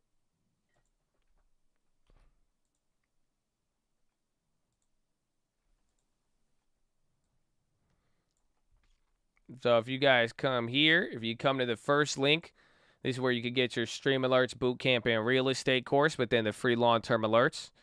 So you come here to where you signed up, but then it should say the stocks in the course there. It'll say stocks updated monthly. I don't know if you can see it right here. And then you'll see everything, and this is all updated. So, and then you can see, then this is just all the dividends. So out of the 18 trades, we have 18 different companies combined through all of them. These are the ones paying dividends. The dividend yields are not correct because we bought them at different prices, but this is the current dividend yield at the current prices. First link in the description, baby. Free 99. Free 99. Novax is going again. MasterCard's now moving. A lot of things are moving right now, so SPY's kind of getting a pop there. We've been seeing some very interesting moves already. Netflix is hitting a high too. Thank you. God bless you. God bless you forever, baby. Amen. He said forever. Amen. I'll take it. That's a forever blessing.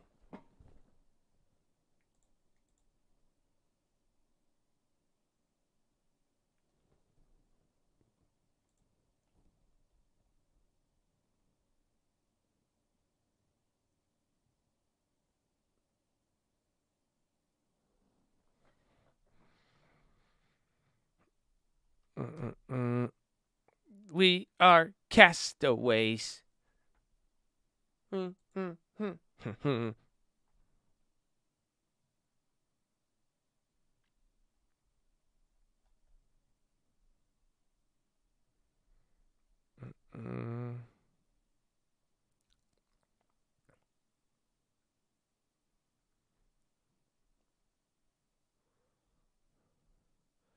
China just wants music stuck in your head.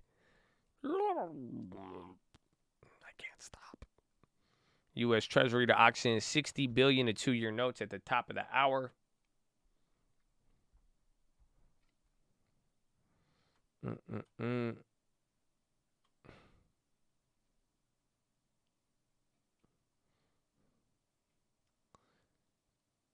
Can you explain the selling of calls on the snap? We sold covered calls earlier, and we sold 4 out of the 600 shares. So then I just had to roll them over because the stock, the stock went up way more than we expected. So I rolled it over, and then that's it. We'll just wait until the years go by, and then I'm sure I'll be able to roll my ass out of it. That's it. So, because remember, we did those. We had the, January 32 calls. And so I need to make 4 of them. We got to get back more than $13,000. So the idea is we should be able to roll it over. But now I don't think it doesn't go. We already pushed it to the end there.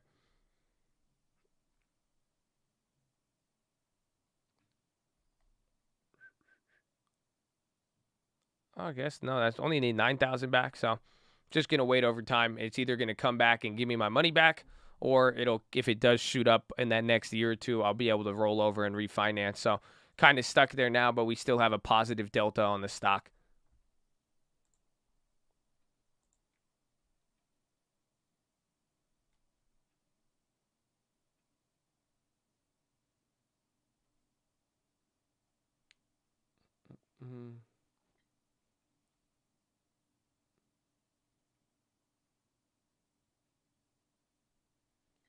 SCR.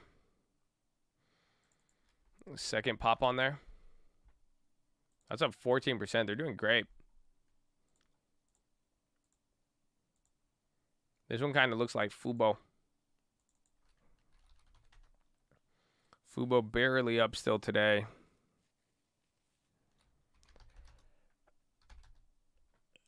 HT, man, do your thing, bro. Do your thing. Twitter's on the high. Yeti. They're saying Powell's speech got leaked. It didn't get leaked. It's a prepared statement, so they always release it. Anytime Powell goes before Congress, there's a written testimony, and it gets released the day before. So it's not like a Powell leak or anything of that nature. It's just the prepared statements. So that's why we even said it on the watch list yesterday. They came out last night, but we said the main thing to be watching for is what's it called? How you say?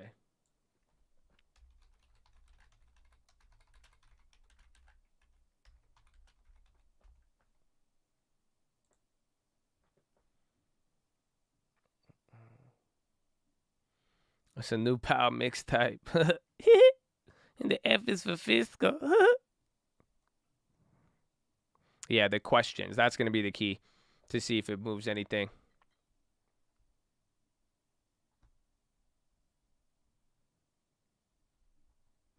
So today I got Viacom, AT&T, and also signed up for alerts. Let's go. You ready to go?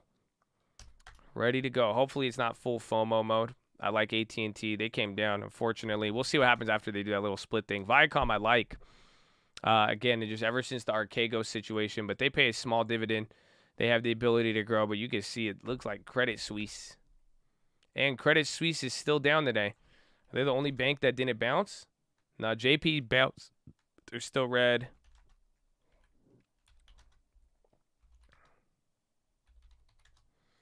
Deutsche Bank and Credit Suisse clapped.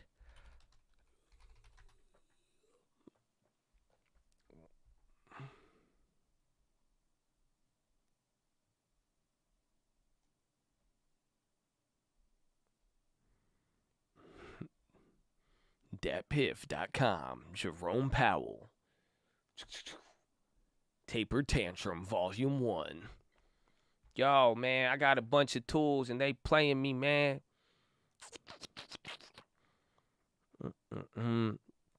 Just bought Estee Lauder, Ulta, and VYM. You doing it for the ladies. Hey, man, I like Ulta. Estee's killer. I don't know, what's VYM? Vanguard Dividend. Oh, that ain't even makeup. I thought that was makeup. I would have been down with that. A lot of people say VYM. I like Ulta though, a lot. Estee Lauder's killer. They're up a lot. I hope Ulta could come down so I could get more, but it really hasn't moved too much, I guess, in the last quarter. Good stock. Good stock. We're gonna brush off all the bearishness from last week. No, I mean, it's still in the same.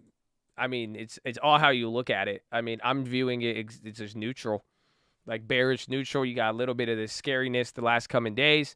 We'll watch after Powell this week, but a lot could change. You still are going to get budget updates, all of that, and then before you know it, it's July, and then you got earnings in 2 weeks. You got earnings this week, all that. So I think there's just a lot to look at. I don't think people are necessarily brushing it off, but you're just getting a lot of back and forth. Like, don't underestimate Powell today, and don't underestimate the digestion, and then anything else. I'm looking at more global factors just with the dollar and all that. We had a lot of big moves. Cody, I like Cody as well. My buddy told me about that one. He bought it for a while. It came down because they own a lot, aren't they? They bought the Kardashian shit. Very big value play, actually. Coty is still down. Coty value makeup, now that I think about it. I wonder why they've struggled so much, though. Because Ulta was kind of like that for a little bit. Ulta's gone up, but you can see Ulta is still below 2019 levels. Coty is a makeup company. They're the ones who bought Kylie Jenner's thing, her makeup line, and then they own something else, too. Just a brand of makeup like Elf, if any of you know that. Some of you have no idea what we're saying. Coty, C-O-T-Y. It used to be CoverGirl. Nah, Ulta didn't buy Kylie Jenner's thing.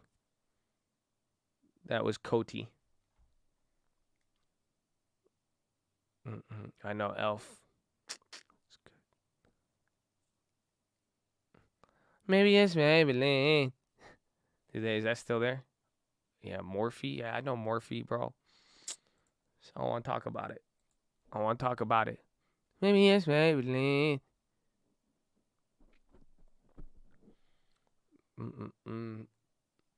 When are you picking up more Ethereum Classic? When I could get all of this water out of my lungs. Because that's been the thing. You know, we're all drowning on I just need to catch my breath. You know, think or swim. I'm currently drowning. So we're just working on the crypt, just waiting. Just let maybe some sunlight will come out or something. I don't know. Maybe it evaporates. I don't know. I'm waiting. Like I said yesterday, you got to let I want to let some of this fear kind of wash through the market. Let it sit there, be patient with it. In the meantime, buy the long term and let it do its thing. I kind of like Cody, though. I mean, again, we have Ulta in the long term. That's why I'm glad that you picked up some of the Ulta. But Ulta would probably be the best, even though Ulta's ran up a lot. The fact that it's still below, it's barely above 2020. What is that? $50? That's 20%. $80. 24684. It's a decent amount. But Powell is 2 p.m. Eastern. So in 2 hours, or an hour and a half.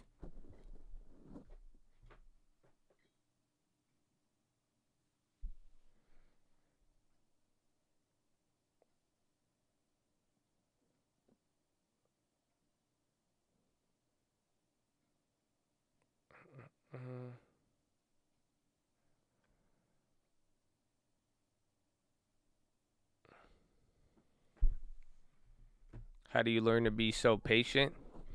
Not getting things. That's it. I used to just cry a lot, but then I realized that didn't change anything. So now I lowered my expectations, and now it's good. That's it. You just get old, man. I'm telling you. That's it. Eventually, a lot of things don't happen. You'll be okay with it. You know what I'm saying?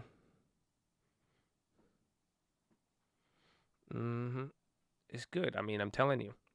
Over time, and with money though, like in all seriousness, you learn how it works. Like eventually all the money that, like the big money I've made, it all comes from holding stuff over time.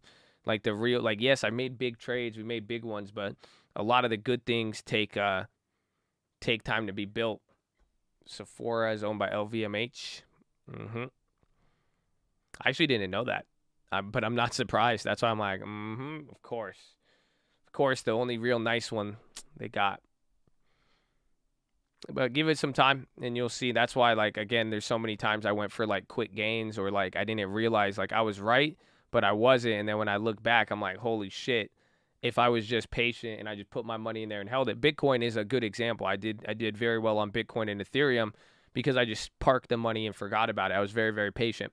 So, and then when I see what I learned it very quick because I started with some long-term investments when I was young, but then I started getting into like the trading and the gambling and all that. But I quickly, after seeing it clicked with me. It's just like how when you guys see the long-term and you see the accounts that we built for YouTube, you either got it or you don't by now.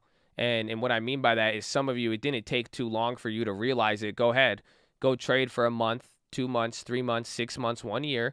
And then go look at it. If you just bought the stocks instead of trading them, you will learn to be patient. And that's just however long it takes you to realize this chart.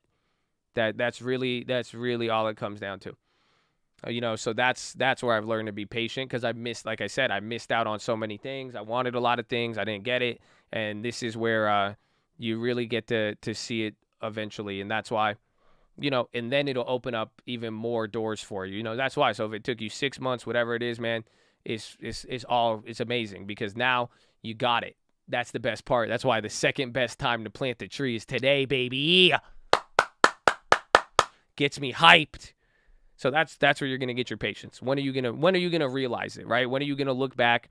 When are you gonna go look back at real estate? When are you gonna look back at stocks long term? And that's why, some people even keep asking me like, if you're not doing real estate, are you missing out on the stock market? No, you're not missing the full picture, but you should be productive with your time. I mean, that's that video I made over the weekend. You'll get to see it. But at the end of the day, if you don't have the long term, then you're missing out the whole trading picture. Facts, 100%. Even if you want to be a trader and you go and make all this trading profit and you don't even buy stocks with those trading profits to own something, and you know about everything. That's why even if you know technicals, even if you're in the market, but X amount of time goes by and you're not really in there, you're going to get, that's the real waste of time and money, and you'll see. So it's good, man. It's good. So hopefully you realize it sooner than later. Some of you may still scoff at the long term, but eventually it will click. I have good faith in it, but that's that's how I've developed to this point. It's not, and I didn't get here, and I don't say the shit I say, and I don't trade how I do because of, nothing. I mean, think about it. Almost 15 years. I feel like an old man. I hate saying that. It's such a flex, but it's so not anymore, because I legitimately just sound old as hell now. When I'm like, I've been doing this for 15 years. And then everybody's like, what? Like all the young guys, they're like, what? I just started early, man.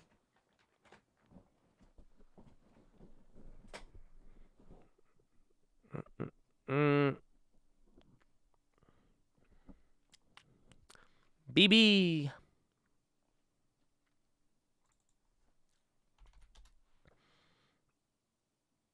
So you 30, 31? I'm actually not.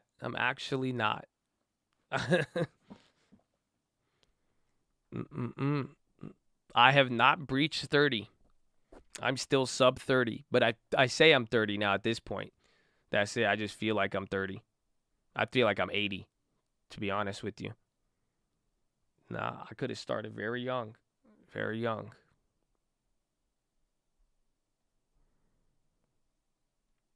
So more than half of your investments. I mean, it depends what's investing, and again, what's your goal with it. Yeah, BB's coming up here.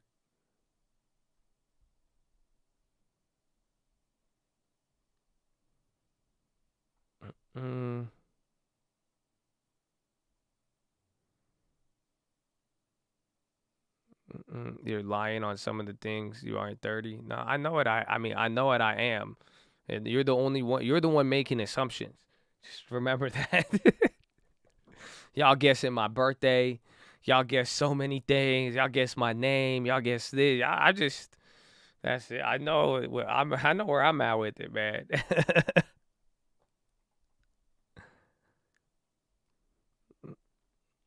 Lendington, he actually he's doing some things for me now. I got him looking at a property. I needed him to go see a property, and then I needed the Lambo needed an oil change. So I said, hey, you want to drive a Lambo for the day? And then he was like, yeah. And I was like, okay, go see this property too. So we got that. He just sent me a picture. I don't know what the hell he's doing though. It looks like he's like taking a photo shoot with other people. I'm like, bro, what the fuck is this? But I got a good property. Hopefully we get it. What did I reallocate my portfolio? Never really. I just kind of, I did what I told you, where I kind of just started balancing it out, where like the stuff I didn't like or the other stuff that wasn't working, I would do there. And then if I want a house or I needed money, I would trim some positions to take it out of the stock market and use it for life events.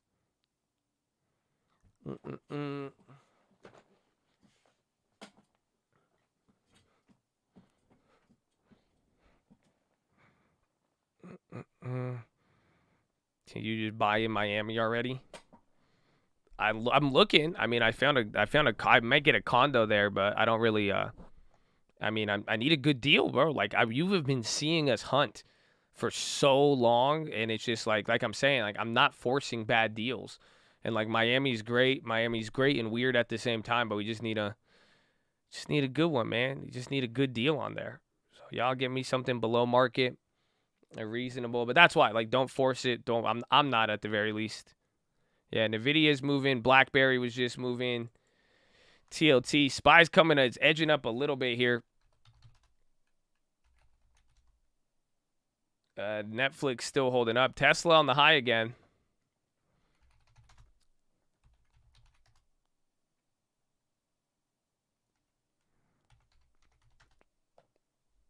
No, trading is not my main job. That's even that video. That's why I shot a day in the life video last week, but it took too much. But like it took too long. But like I do real estate. Like I have a real estate company. I even recognize rental income as my income partly, and then other investments that I have that is fixed income. So my actual profession is technically real estate or investing, but not just equities. So trading, anything of that nature, it's all side. That's where, you know, that's one of the best things to learn, I think, is when you realize, you know, how it is. I probably spend more time on trading because I'm on stream, and I'm talking with you guys and we're doing all this stuff here, but I do spend a decent amount, you know, half the time I am looking at real estate during even the trading day as well too. I used to like if I wasn't talking to you right now, I would be on a phone calling. So I used to sit in front of my, like, even go, I have old videos. I'd be in my house in LA. I would be chilling there. That's when I first started streaming. Is like I would take like a 1 hour break, 2 hour break from calls, and I would just turn on the stream, because I would just sit there usually with the headset. I'll be watching the S&P, watching the high-low ticker, everything else, and then I would just be calling properties while I was. But now I'm talking to you instead. But then I was able to, you know, it worked for the better, because now I still have people generating leads and doing stuff now. And like, again, like we got lending tips, and we have a little mini real estate team, and then we have over a couple hundred agents nationwide now. Shout out to Cole, baby. So. But I do spend a decent amount on real estate, but I have more flexibility with it at this point. But that's why I'm saying, you know, it's supplement. The stocks will supplement even trading, but either way, just get a long term. You got to own something. You got to own something.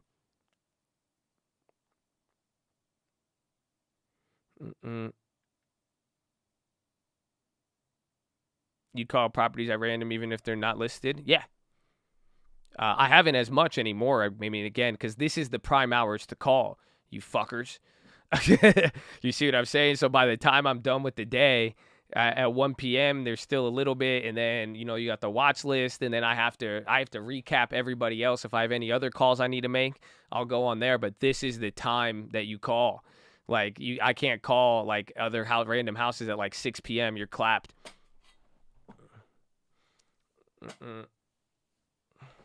And for the long term, baby. Woo. What does snap quantity show negative? Those are covered calls. So we shorted calls and made covered calls on those positions. We did those early on.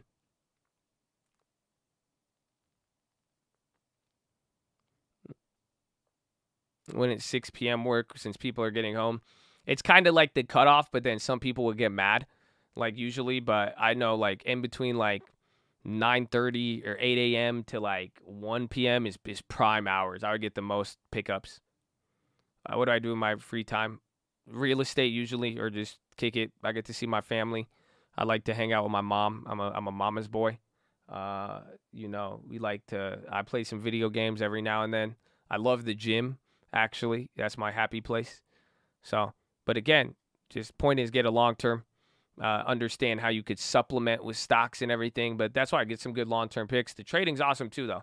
You know, there's nothing wrong with trading and all that. That's why, you know, even sharing with you guys, and you get to see the various examples by myself and all the people in here. The idea is to just build something out and, you know, really maximize your trading so you could stay in the game at the longest amount of time and get everything that, you know, make your return match the effort that you put in.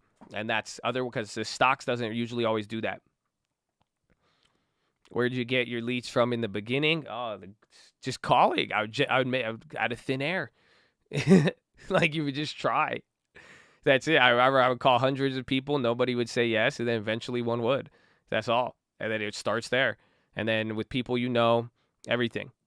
That's all it is.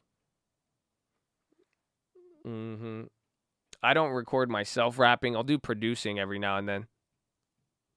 Josh said, let there be leads. Oh, Mumu. Yo, Mumu, where you been, bro? Mumu, you get a girlfriend?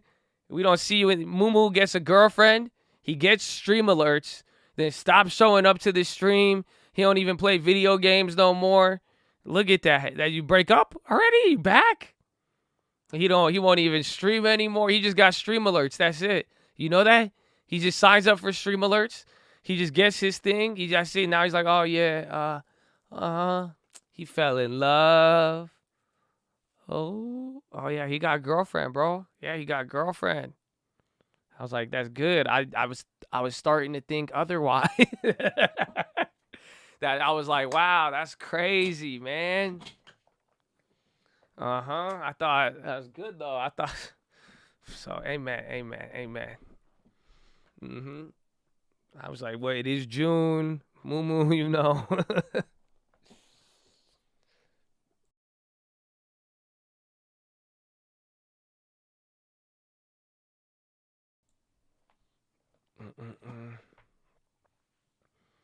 That's why he got a girlfriend and couldn't go on Twitch anymore. She'd find out, she would have saw his recommendations. She would have saw all the hot tub streams. We're back to streaming tonight. All right, I might join you guys. We'll see. Oh, no, we have to hit the gym heavy today. Today's a heavy gym day, but I might make it back early. My share price on Valander, VLDR, is 11.30, so I'm still down on it. Down a decent amount, almost 10%. That $400 shirt worked.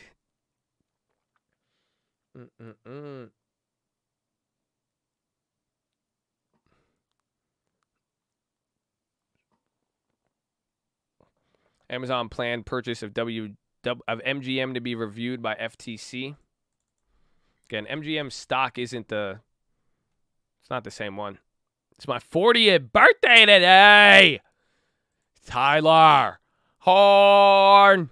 Let's go, baby. No way, man. That's amazing. You do not give me those vibes at all, bro. Very, very young at heart. I love it. I appreciate you.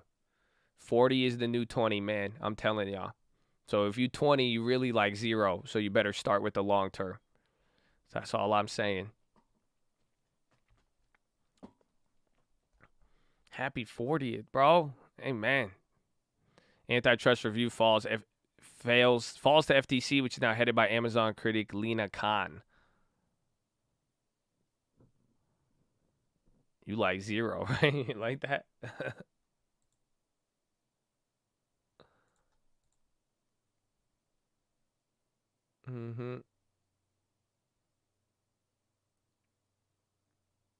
Glencore CEO says no alternatives to dwindling thermal coal supply, so prices stay high. Glencore must increase copper supply by 1 million tons to meet future demand. What's Glencore's ticker?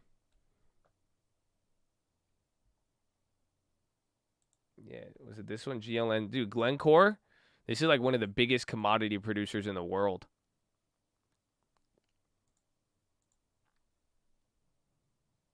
I'm taking real estate 70-hour course. Will there be inventory for you to sell home? Yeah, I think so. Sellers, it's hard right now. Like, it used to be easy being a buyer's agent, but now it's crazy. If you're 21, you were born in 2000. Oh my gosh, that's disgusting. Holy shit, that's crazy.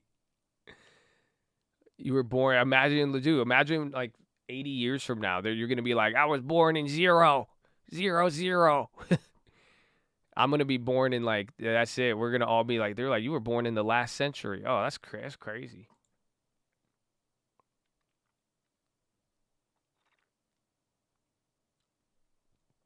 Diamond Hands is trending on Twitter, along with HODL.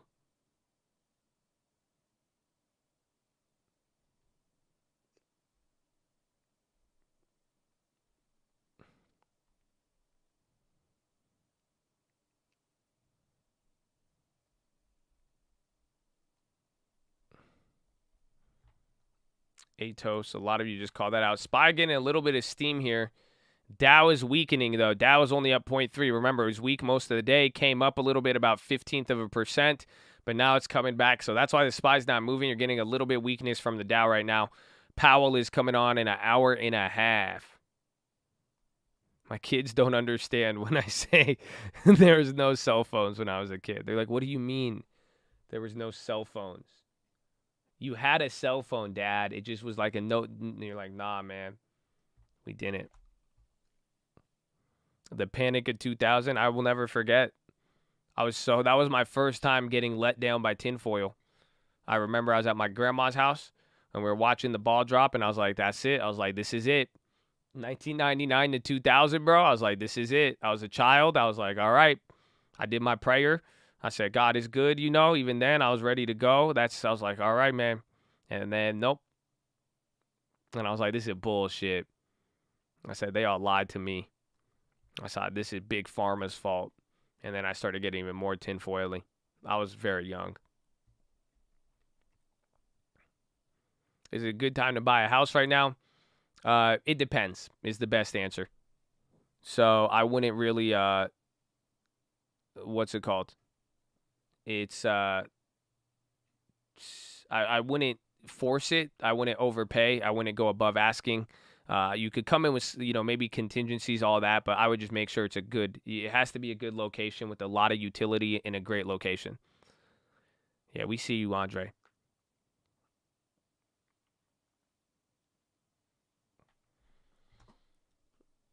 Let's see, how are things chilling out here? Dow came down. Atos had that pop. Therapeutics already up 20. My first options trade, yeah, I hit a bag on Amazon. I think my first option trade was like $60 into like $3,000, and I was hooked. That's it. I said, say less. It was that or Netflix. And then that was, whoo-hoo. Yeah. Bro, options was so easy back in the day. Y'all don't realize it. No. Y'all don't realize it. Y'all don't realize it. Uh-huh. Y'all really don't realize it. Back then it was so easy. There was no volume. So like everything was dirt cheap. Even my Netflix, I bought Netflix for $0.25. I bought out the money 100% options with 2 years of time for 25 cents each. Every $25 turned into 10 grand. I bought like 10 of them. It was insane. Nobody bought out the money options, first of all. I was the only dude who was batshit crazy. I was like, yeah, I'm going to buy 100% out the money. Like, how people will give me shit for it now? Oh, back then they were like, you're fucking batshit. I was like, all right, word. And there was no demand. Nobody was buying them. You didn't have 10 million people on Wall Street bets. Nobody, go look at options volume in 2016 or 2014. I think 2014, 2013 is when I put on my first one. I'll have to check. Let's see, 2015 options trading. It's a joke. I'm telling you, I didn't understand it back then. Ah, man. Let me see. Let's see. You have to see it. It was crazy.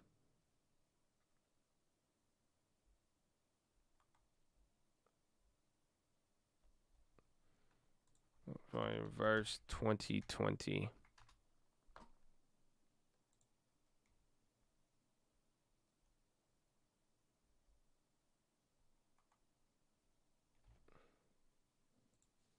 Let me see it.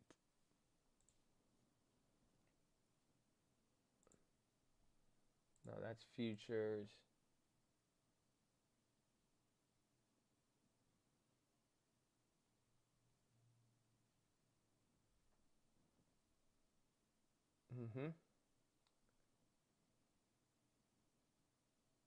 This kind of shows it a little bit. The retail call trading with what's it called? With amount of calls relative to the percent of the volume. So now you're like trading, like 10% of the volume is traded in options, essentially. Back then in 2015, 2014, it was literally like, it was just above, or less than 2%. So you barely had 2%, even at one point. This is like barely 1% of people relative to the amount of money that was trading in the equities. Nobody was touching options. You were 1% of the market. Now you're 10%. So it's tenfold. So there's literally, even up until like 2019, a little bit. This is when we started the coal a little bit, right? When we started getting up here. I'm telling you, it's crazy. Option trading is a new thing. Options only came around, I think, from the 70s or 80s. It was a very, very, it's a very new instrument regardless. The commissions were higher. It didn't matter. Again, you were able to buy leaps. Like, you could have bought leaps for dirt cheap. Everything was dirt cheap. You had 10 times less demand. And not to mention whatever was going on in the stock market, but nobody was trading it. So it was just really, and then like the crazier strategies we did, it was just, they were open.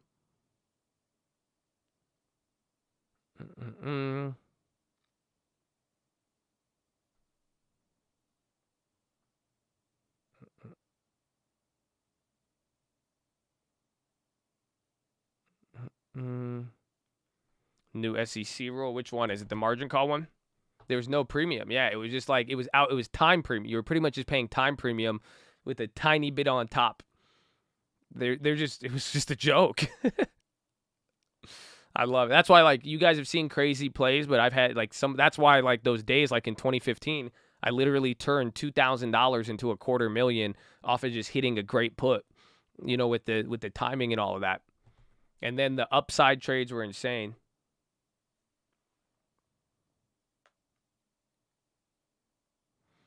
So what you're telling me is I should find a stock with no option demand and buy a shit ton of cheap leaps every year? No, you missed the boat. You know what I'm saying? It's just like buying a house in 1990 or 1970. It was just cheap. That's it. So now you can't go back and do the same thing. It's different. That's all. Like, unfortunately, a lot more hype. But that's why it's good. Option has cycles though. I mean, because I'll be honest, like, watch, like, you're already seeing it. What I've seen is like every 2 to 4 years though with options, it has a cycle, and then everybody gets clapped again, and then the premiums get depressed. So it's a really, like, first the premiums get overinflated, and then everybody gets clapped, and then they say it's gambling, and then they don't like it, then you get the cuckening and all of that, then the premiums come down and level off as the volume levels off. So give it some time. A lot more climbers on the same mountain,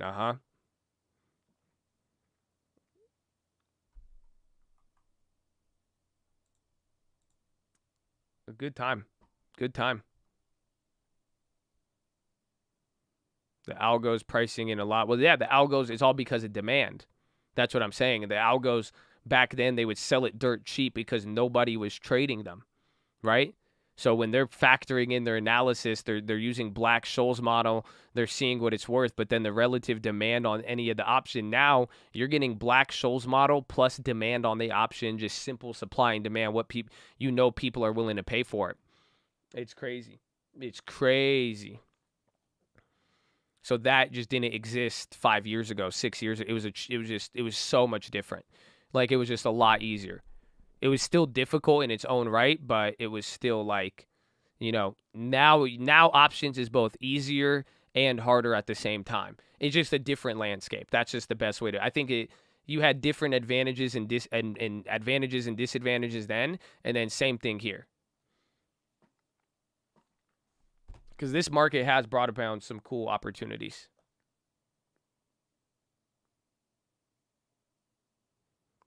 That's a component of IV demand, yes. Jerry and Apple 130 call, unusual activity. Apple's moving, SPY getting a little pop from there. Amazon as well. Apple making a pretty big move there.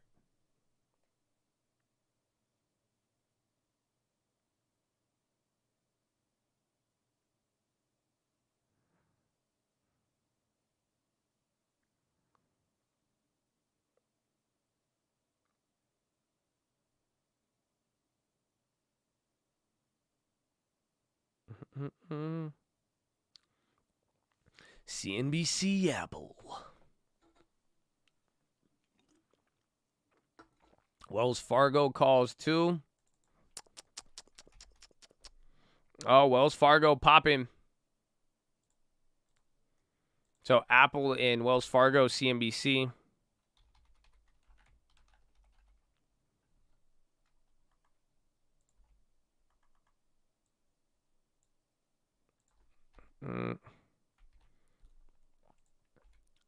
The puts clapping. We'll see on that one.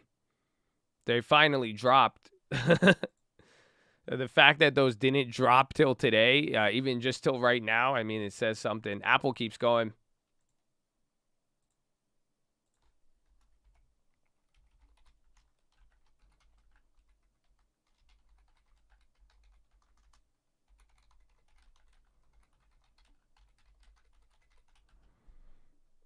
Those puts were so cheap, it's hard to drop. Yeah. And again, even them being weeklies, and then they added the other puts after it. So it was decent.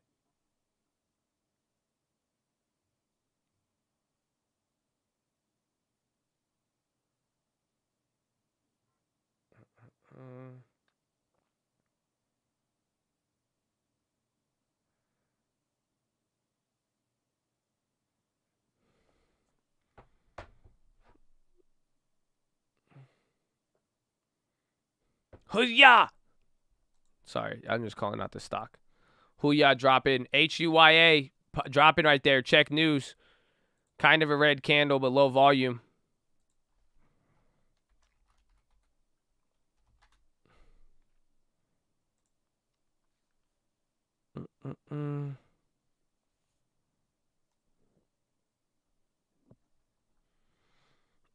Man, it sounds like it would have been fun to buy out the money cheap leaps and wait for demand to come. Well, this is what it says in Proverbs.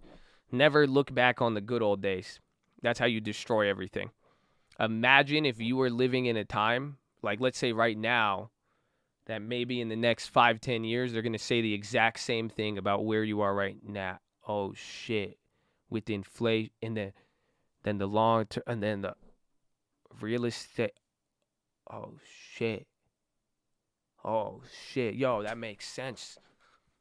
That's crazy. You're living through the same thing right now.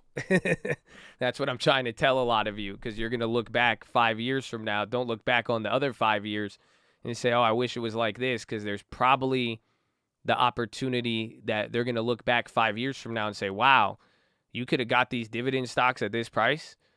Wow, you were able to trade with no commissions and trade options before they limited it. Wow, you were able to buy real estate at interest rates that low.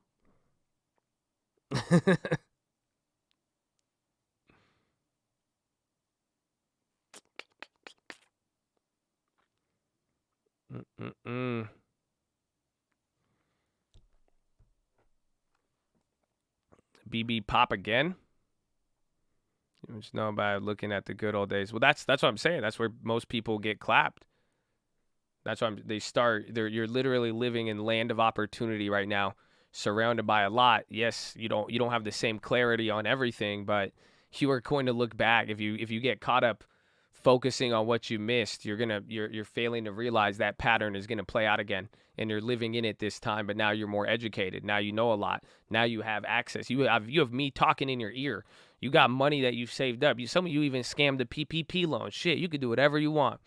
But the whole point is, if you look ahead and really realize that, then you build off of that. That's why that explains most of the moves that I'm doing now. That's why when I'm buying certain things, holding stuff, I'm keeping all of this in mind and understanding where we are in history and where things could go. My future assessment isn't, I don't have to go and figure out crazy future advancements, except that there's certain assets and certain things over time. You stay in the game long enough, you're invested, watch. I mean, this is just what plays out over and over and over again. People are going to, like I said, with dividend stocks and stocks in general, you want to look back 12 months, 24 months. People are going to say, wow, like you got access to quality before everybody started buying it, because it won't be available as much. Same thing with options. We were trading options before anybody knew about it. Most of you will have a long term before anybody's going to think about it. Some of you will be in property and have years down before people are like, wow, and then it seems common. Before you know it, you're going to look back and say, wow, 5 years ago, look at what the opportunity was. And again, you have all this money in the world. They're giving away all of this stuff. You have access to information. Anything is possible right now, even the crazy shit that makes you doubt. So there you go. I'm about to make the leap shoot up on everything, but that's not what I'm saying. Again, that's why you want to own the stock, if anything.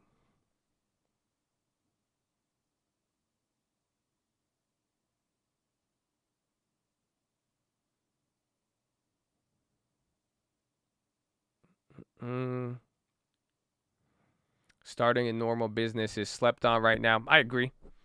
And you put in working. I mean, that's it. Just actually working. I mean, that's where I think a lot of people, will end up seeing. I mean, that's always been the problem, though. I don't think it's anything new. It could have got more challenging, but finding, just maximizing the ways to make money. That's what I talked about in the day in the life video, because I said just up to you. Like, if you like to, you could generate a lot, just up to whatever your desire is.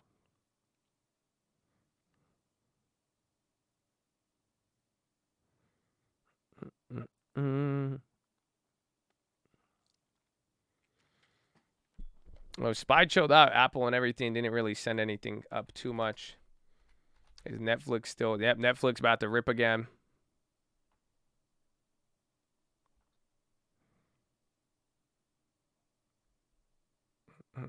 Harvest is plenty, baby. Woo! Tell him.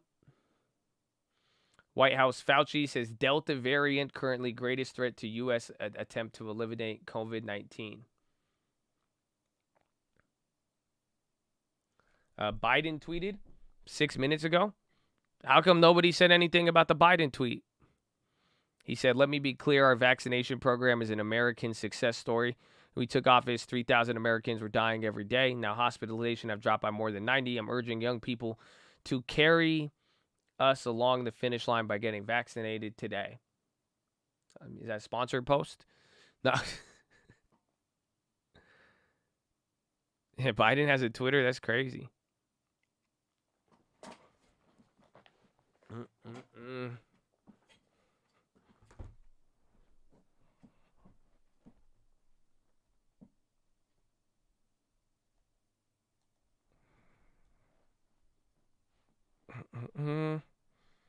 What do you think about gain of function research? I mean, I think I said everything in January 2020. Like, nothing has really changed. I mean, that's all just all how you interpret it and what you were able to see. But, you know, I was very, very clear on it. And then just what we had going on.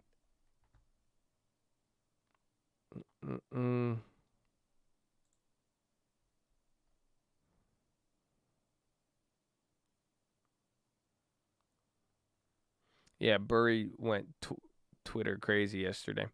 Low ticker is picking up. Again, we're all the levels we called here from this morning. You're right at that Friday close. I think the market's going to wait for Powell to confirm it.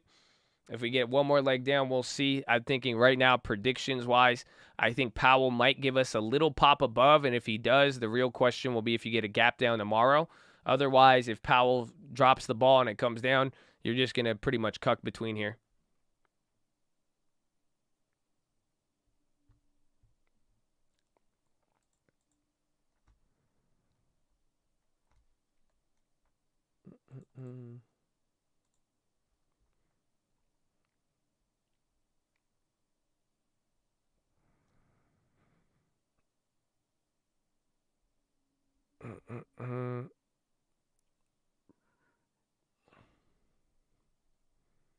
Can you make Chattadonia flags? We have to design. We might have to.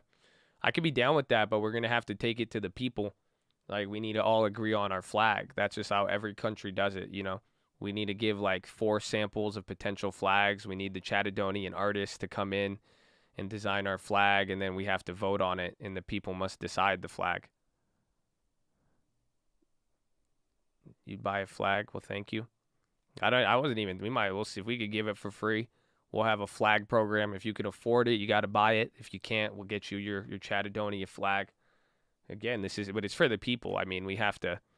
Again, that's a big step in our development as a nation.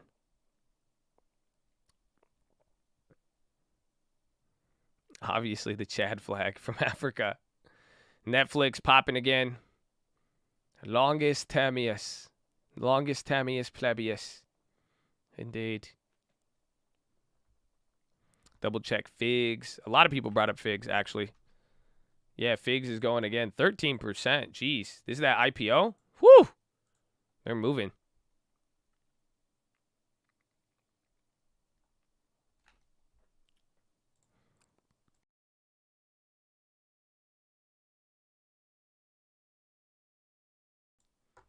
You're white. I think you're the one who brought this up, actually. I remember that. I remember you saying that. Yeah, that's crazy. And yeah, it is a dictatorship, but I don't, I have a heart for my people. I don't like seeing my people get sad.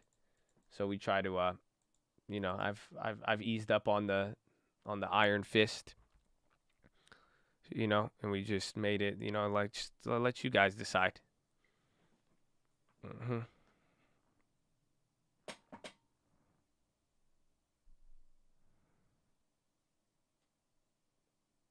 My friends in med school, a lot of people have them. Yeah, Mr. Hits, the TOT rocket. I don't know. I feel like we need like a Mr. Hits statue though too. I feel like that's more than appropriate. It's him on. It's like a statue of Hits on a yacht with like a rowboat attached to it, and then all of the coins, and then he has everybody behind him. That'd be beautiful. I could see that. Mr. Hits bobblehead. Now you talking. Now I'm getting ideas. I'm getting ideas for the event. You get a Mr. Hits bobblehead when you come in. I have a picture of myself as SAR with my hands up. When Mr. Hits is one step ahead of this, he's like, I ain't playing around. I feel you. He's like, I know that's a vibe. That's why I got it.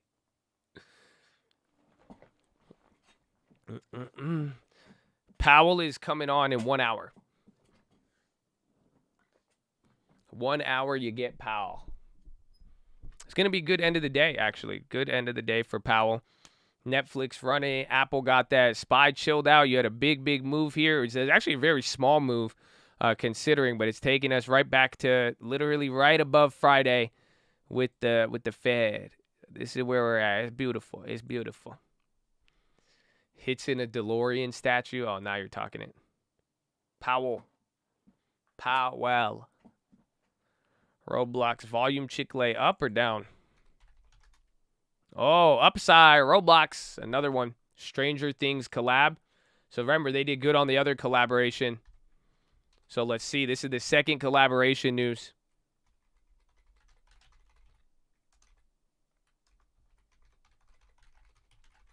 Watch Netflix too. Because isn't that Netflix? So remember, last time the toy collaboration shot them up a lot with Hasbro because they could sell toys and shit like that, and that's licensing and merchandise. This one will probably be for products, in-game products. That's what we'd probably have to account for, but that could be big. That's big volume. Might be a good flip on it, but this is the second time we've gotten news, so we don't know how it's going to affect the company, right? This is a different type of one. You even saw Netflix move up. They kind of look a little there, but that's interesting news. I'd watch it. UWMC, a little volume pop.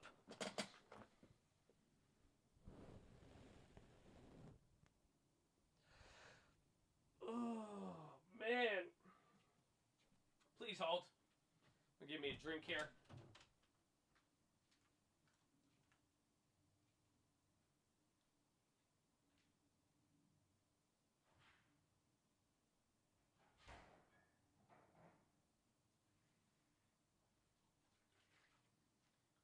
Elevated nutrients. Roblox collaboration with Stranger Things. Oh, Rick and Morty collab. They go crazy. Coinbase running up too. I think the coins all bounced.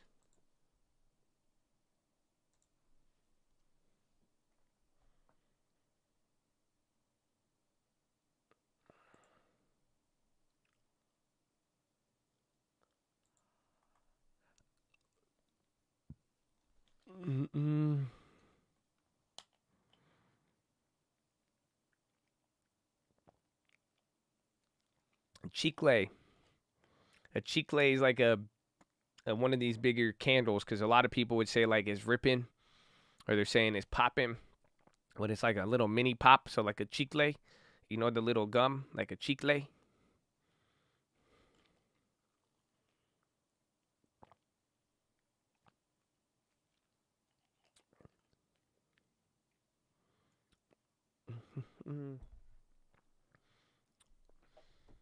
I think you might be able to use squirting as an adjective too. PTRA making a move. Yeah, a little spike on Netflix. Yeah, PTRA Proterra. Did it get halted or is it up 7%? This looks like a straight ramp up.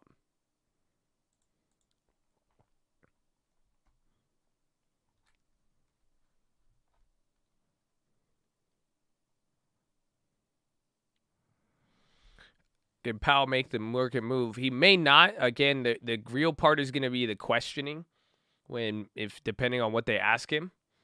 That's about it. The only thing that could move it. Yeah, NVIDIA coming down a little bit. Netflix making another move. Yeah, that was a smooth, right? That was a smooth curve. That was a nice little, that's nice. This is not a democracy. Thank you for that update. I'll never understand that at 10. When did you wake up? It's 10 a.m. I'm trying to think. How did we get here with that, you know? Like, what? He came on. He's on a mission today. This is not a democracy.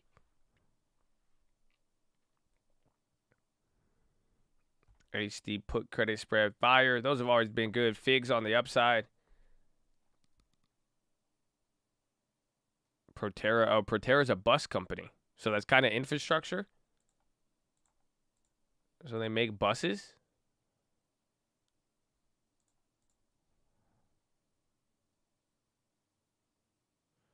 Oh, yeah. Make sure your DVR is off. Some of you might be behind.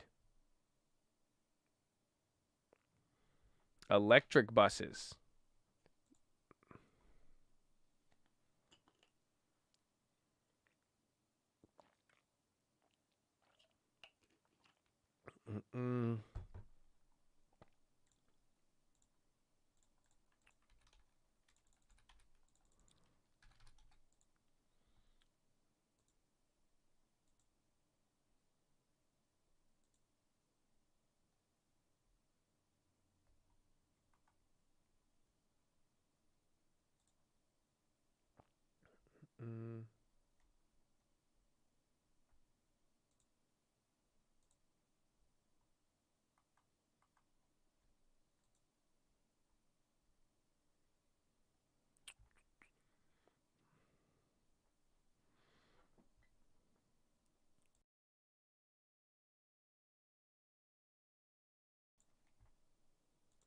Yeah, PTRA. Roblox, little pop. Netflix still going.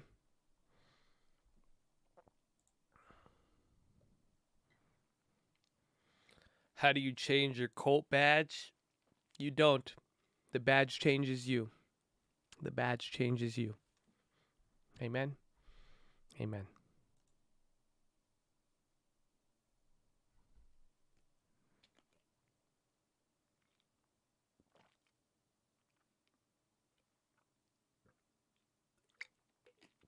Amen. Look at the chat knows. Amen. Amen. Timing the chat is always better than timing the chat. Amen.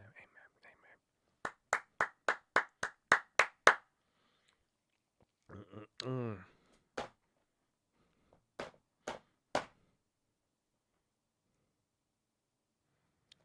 I paid for the membership. YouTube finesse. Did you membership on the other account? So we have the trading fraternity, and then we have Stock Market Live. That could be the biggest one. If not, tell YouTube, say, give me my money. I kill you. I should have been a member. They drank PHILO water in Space Jam. Yeah. Are we having Oh, you got it here? That's really weird then. If you only have 3 stocks for the rest of your life, what would you pick? No. Nope. We're not playing this game. That doesn't exist. I can maybe do like 5 or 10, but not just, I can't. I think that's an awkward ratio. It's going to be 60-30 no matter what. I get 1 dividend and the 2 growth. I don't know. That's just, I am not confined to that fake analogy. Unfortunately, the real life is diversification, 60-40. You don't want to get too many. But I do have stocks I really do like. I do got a top 3 more or less. I mean, I like Facebook a lot. Again, see, I love Facebook stock, but like I loved it in 2012. I refuse your premise. Indeed.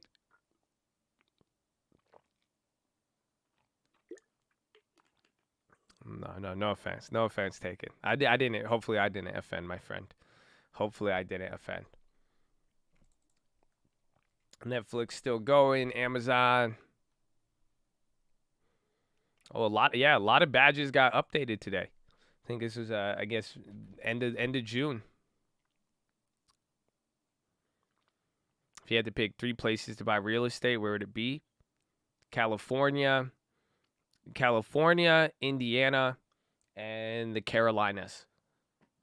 That's where those would probably be my. And then maybe Arizona. Those are solid picks.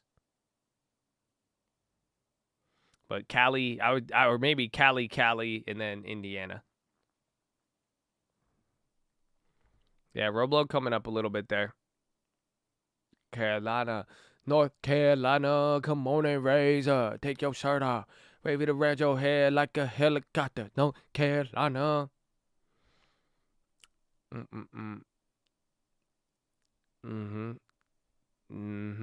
Cali's killer. Texas isn't bad. I like Texas, but it's what's it called? I'm not the Austin thing. I don't even. The Austin is just nah. I don't even care about it. Like I'm saying, most of the people who if they took I probably would have been getting a worse deal. I think everything happens for a reason. I'm not even. And then if you're not living in Texas, you get clapped on the property taxes and the rentals. It's not. I do like San Antonio though. San Antonio is pretty fly. New Seeking Alpha article on Wish.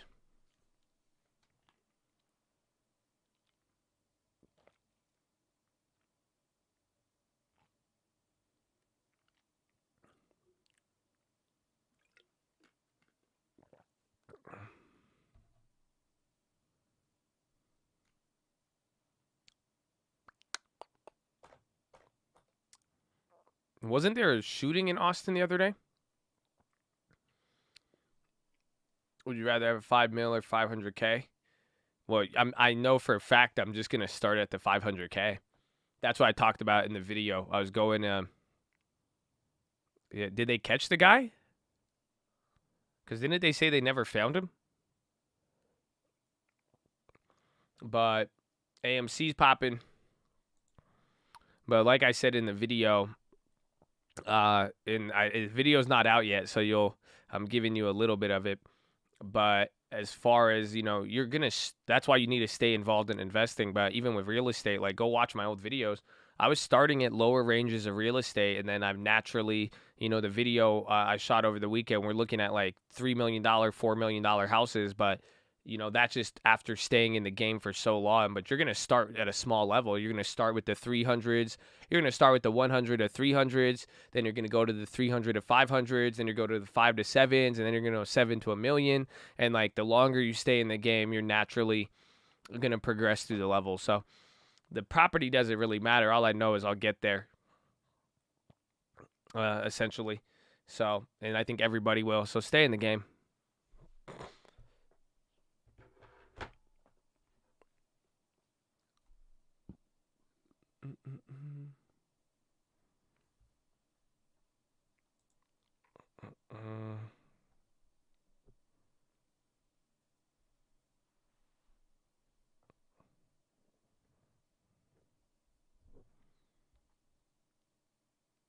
No, I think Powell's in a little bit. You want to get a second? Oh yeah, I saw that email, Roy. Your property looks dope. The one that you're pending on right now, it's beautiful, and it looks like at that price you got a pretty good deal. I approve. It's good quality. It looks livable. It looks more than livable. It was beautiful.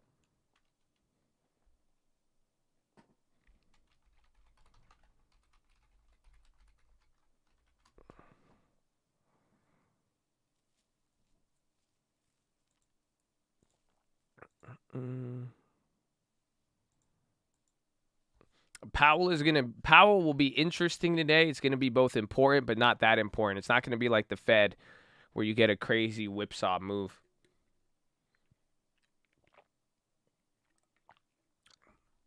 Sup, Cope? Real blow. Jay Powell's gonna be here in like 45 minutes.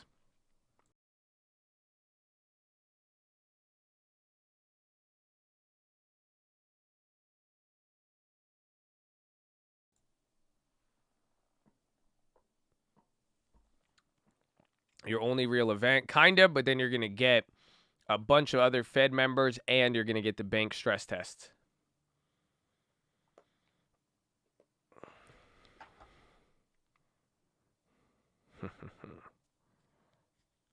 It could help the market, yeah.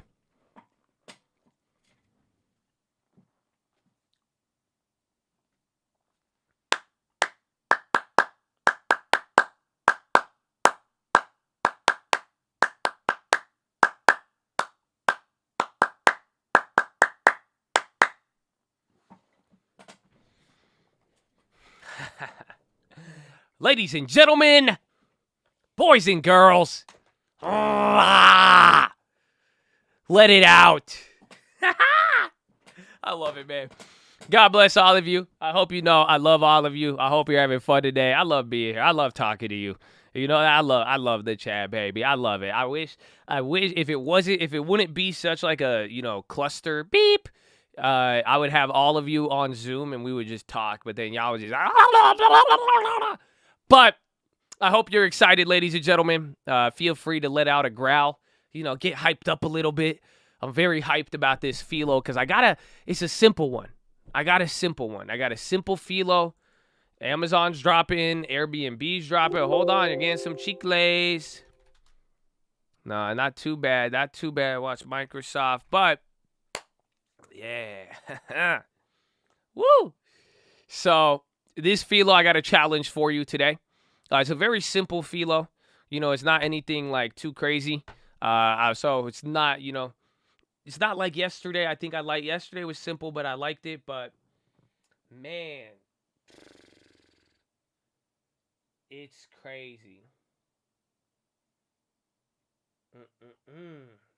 So today we're going to talk about eating. Oh yeah. If you don't like this moment, this one's going to be kind of religious a little bit, but not religious. Because honestly, this is just a reminder just to be more aware. Okay. So it's not religious. What I'm going to talk about is praying, but some of you you could apply this in the context of just meditating or just being more aware and taking more thought before making decisions. That's it. That's what we're going to talk about today. And it stuck out to me yesterday. I think it's very important. I realized something I did subconsciously and realizing it. So hopefully this doesn't offend you in every way. If it doesn't, I'm more offended that you came in here being offended when I told you not to be offended when we doing what we doing. You know what I'm saying? But honestly, we do this so you guys could learn something. Some of you will be able to resonate with it. Some of you will not be able to. But either way, I know we got some people who love it, man. So I love you. God bless you. Here's what I'm going to talk about. Eating and praying. How about praying before eating? Right? That's what I was thinking about yesterday. A lot of things reminded me because I honestly, I was hungry yesterday. I was like starving. I didn't eat that much. I was really sore from the gym. And oh my gosh, I got food, right? And I was ready and I was about to eat. It literally out loud. I think I could literally find you the clip from my security cameras at my house because I literally blurt out loud. I'm like, thank you, God. I literally say it out loud and I'm like excited. And I literally start praying and thanking God for my food. And usually I do that, but this one was a lot more dramatic. And it got me thinking because I was like, well, I was just happy. I was like, wow, thank you. I was like, this feels good. I was like, I needed this food. I was like, blessed. I was just really, really ecstatic about it. And it was funny too because I realized other moments about kind of praying, but then I really started to think about this tradition, right? Praying before eating. Have you guys ever heard about that? Like, have you guys ever been, I'm sure everybody in here has been exposed to that, right? Whether you're religious or not, whether you have been in a religious, have you ever seen people pray before eating, right? It's a tradition. Saying grace, right? Yeah. So where does that come from? So isn't that crazy? Have you ever thought about that? That was my question yesterday. I was like, where does this tradition come from? And I learned that they were actually it's not even just religious.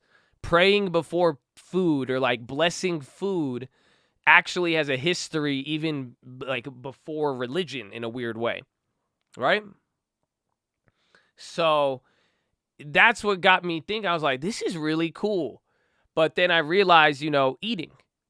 And then I realized the other events in my life where I do pray. Like I don't know if I've told you this. I think I have. Like I'll do this in the morning. Sometimes I will forget. I won't lie to you. Maybe it's because it's a bad day, or maybe the day doesn't go on. Like literally before I hit start stream in the morning, I get down on my knees beside my desk and I pray. I pray for the stream. I pray for all of you guys. I bless it. I say, kind of that waking up and drive mentality. I'm getting there, saying a good prayer, bless it, boom. It's just like the meal. I get in my car, I say a prayer, and I realize I've built some of these habits up of where I do like to give little thanks, but then I realized also there was many times I wasn't stopping to just take a moment to think. That's at the end of the day, it's crazy. It's meditation, it's prayer. Whether it has such a weird effect, it all depends on each one of you. But it's really just like sitting and waiting, and kind of just collecting my thoughts and praying. Sending good vibes out there, having God. I believe in God. I believe in a real relationship with God. Again, we're all on different levels with that. It's all love, but I've realized that it allows me to collect those thoughts, but then I also realize there's moments I wasn't praying. And there's times where there is meals where I don't think about it until after that first bite is in there. And there's nothing wrong with that, but I'll go down the road and then I start to realize, holy crap. I go look at the results of some things and I'm like, am I like, did I pray for that? Or did I really get into this impulsively? Oh, y'all don't feel me. You see, that's the point. It's very easy to get impulsive, especially in this marketplace, especially in this world. And I realized kind of that prayer could help me stop from it. Again, that's why I'm saying you don't really have to vibe with me on the same God that we believe in at this point, realistically. Yeah, okay, maybe I'm superstitious. I believe Sky Daddy is going to help me out, whatever you want to call it. But at the end of the day, are you not, how impulsive are you? Are you taking a moment to stop and think? And granted, we are in the stock market, right? I can't pray over every trade, right? I can't go and sit there and stop the impulses and start to pray before the chain gets snaked, right? You can't do that. That's just realistic.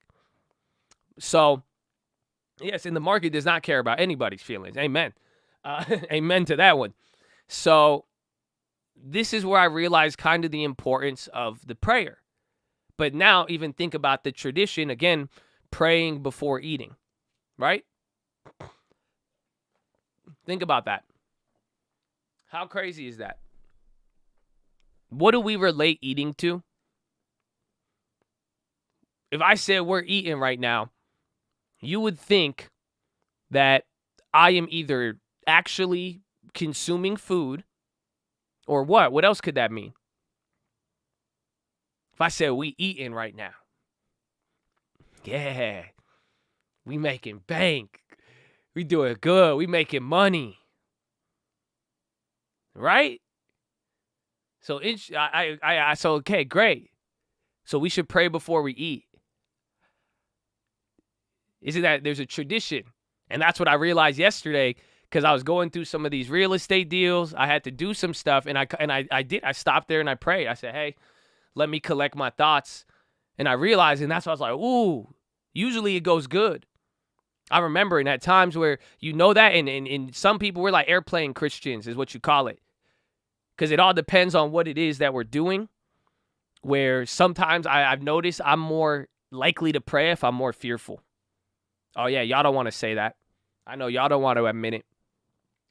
When I want to if I want to make a big purchase and I'm kind of like, okay, I'm right at the cusp. I don't know. This is going to be big. I don't know what's going to happen in the future. I'm like, maybe I should talk to God.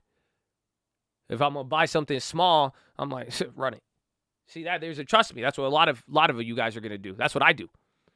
And then that's why I realized even yesterday, it wasn't that big. There was a big deal I prayed about and then a small deal. But then I did it with the big one. I was like, wait, I should do it with the small one too. And then I realized how I could see my performance on certain decisions and in the path that I've taken based on the level of impulsivity that I approached it with. And again, the question was, did I want it so bad I didn't have time to even sit there and pray? Honestly, did I go after an opportunity without sitting there and pray? And again, some of you, it sounds different to you. You're like, I don't pray. I don't care if you don't pray. Did you sit down there and think about it? Did you seek guidance? That funny? Seeking guidance, seeking wisdom. Yes, the Lord is the foundation of wisdom. But did you even seek it, even if you don't believe in it? You could still seek guidance and wisdom, even if you did not have any religious basis to it. But did you sit there? Yes, and exercise that patience and all of that. It's all, trust me, it all comes full circle. But this is what I'm going to ask you today. Are you praying before you're eating? Yes, I'm talking about your food. But then I'm also talking about the opportunities that you're going after. So this is my challenge for you. Get in the habit. The challenge is to build this out, to build this practice of praying before opportunity. We are all going to eat in many, many ways. Many, many, many ways.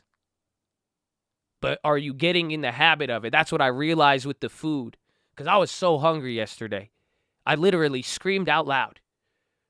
I'm running up with my food, going up the stairs, and I said, praise God, bless this food. I was excited. But it's not always like that. But then I realized, thankfully, in my life, I've spent a lot of time praying. Honestly, I do it. I get into any one of my cars. I love it. I'm blessed. I feel, But overall, I do make sure I'm thankful because I remember every time I step into something I didn't have as a kid, anytime I'm getting into something and I'm like, wow, I would have been so excited about this. And I was excited when I first did it. I make sure I pray and I just say, thank you. I'm praying before it. Guide it, protect me, all of it. Just taking a moment to realize it. And that's it. I've always said, I said at the very least, I know God has a counter with me. I know God, every time I say praise God, every time I pray, I know God has a counter up there. And I want my counter to, I want to make sure I say thank you more than I didn't.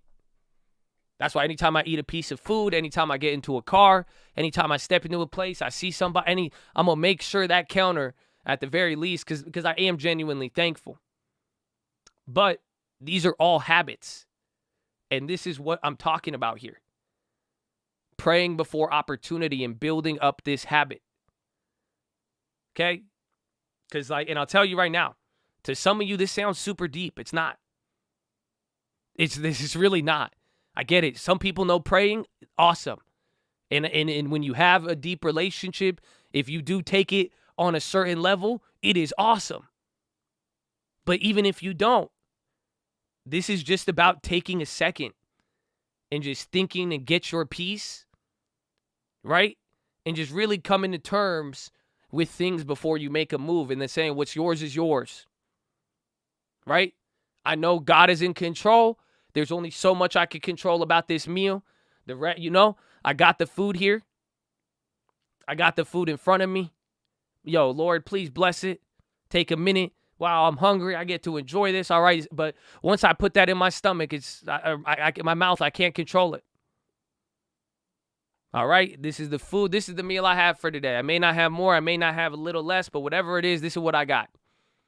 That's what I'm saying. It is taking a moment to collect your thoughts and just realizing, okay, just come to terms with what it is. Just where you're at, why you're looking for something, why do you want it? You know what I'm saying? And then getting to the point where you're like, hey, there's some stuff I'm going to be control. There's some stuff I can't control. That's why I'm taking a minute before I get involved with it. I know what I can control and what I can't. And let it go from there. It's pretty simple. Pretty simple. And even going through the history, I love it because you even see the difference. And you should take these seconds and moments to think about it before you ever go into it. On whatever it is, again, whether it's a business opportunity, whether it's just your basic food, eating, going somewhere, getting in the car. You know that? That's why I pray, honestly. Yeah, I'm thankful my cars are nice.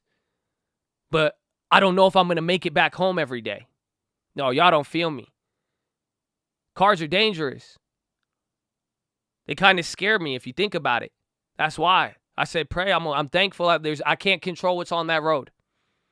I got what I got. I can control this, so I'm going to just take a second, embrace it, and go from there. And you even see it. Thankfully, that biblioteca of ours, the library of wisdom, my friends, that biblioteca is beautiful. Because you know what Jesus did before? You know, you have very limited examples of praying before eating, believe it or not, in the Bible. There's only a few. That's why I'm saying the tradition is so interesting. Where did it come from that people started praying before food and saying grace? And you notice the difference. The point is to do this at any moment. This in every moment, no matter what is about to happen. Because the first time Jesus set an example of praying was before he called out the dude who was going to betray him.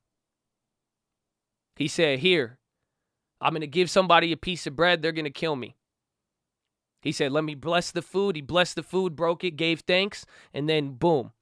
So before a bad event, he prayed over the food, the bread, something that was going to come. And then what was the other moment Jesus prayed? He prayed before he multiplied everything. That was when he started doing the fish, when he fed the 5,000. He took the 2 loaves of bread, or he took the 2 fish. He gave thanks, he blessed it, and boom, multiplied. The Last Supper, and then the feeding people. So, point is, pray at all moments, good or bad, and because you don't know what's going to happen. I mean, God will, but come to terms with it. And this is what I'm saying. This is your simple challenge. Yeah, I'm just giving you the context. I'm giving you a little bit. You say duplage?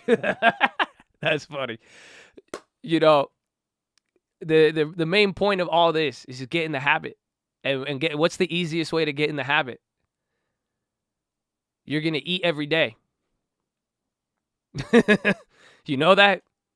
And if you could pray when you physically eat, you'll probably start praying for everything else. You'll start getting in the habit. And before you make a decision, again, it's going to be difficult. You're not going to do it on every trade. Some of you brought up the zero-sum possibility. If you're praying to a trade, that means you're praying for someone to lose. It's not praying win or loss. It's saying what's going to happen is going to happen. It's saying that's it. Just be thankful for the opportunity. Come to terms with what you have and what you need to do, and just think about it for a sec.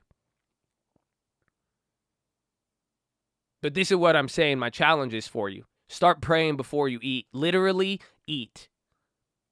Yes, I'm talking about opportunity. I'm talking about money. I'm talking about you are going to eat in various ways, but we got to start very, very basic.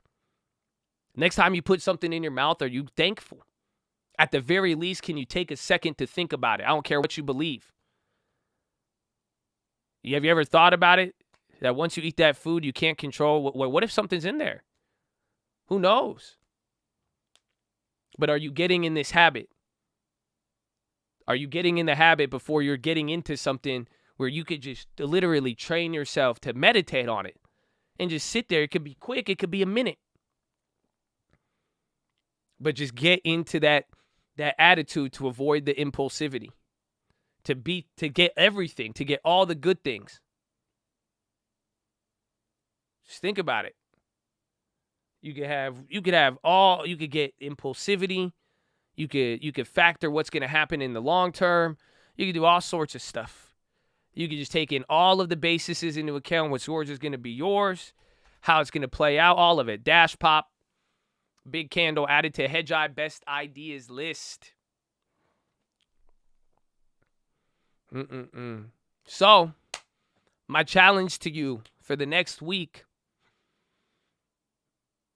pray before you eat. Can you do it? Sometimes it's okay. You might take a bite and then you'll pray after. That happens a lot. But that's what I'm saying. Can you get into this habit? And I don't care. You could pray to whoever you want. That's fine. You don't believe in God. No, but bro, we still love you. God still loves you. Everything. It's not going to change the difference. The rain shines on everybody, baby. The rain and sun equal. The question is, are you just taking a moment to think, collect, and gather before eating?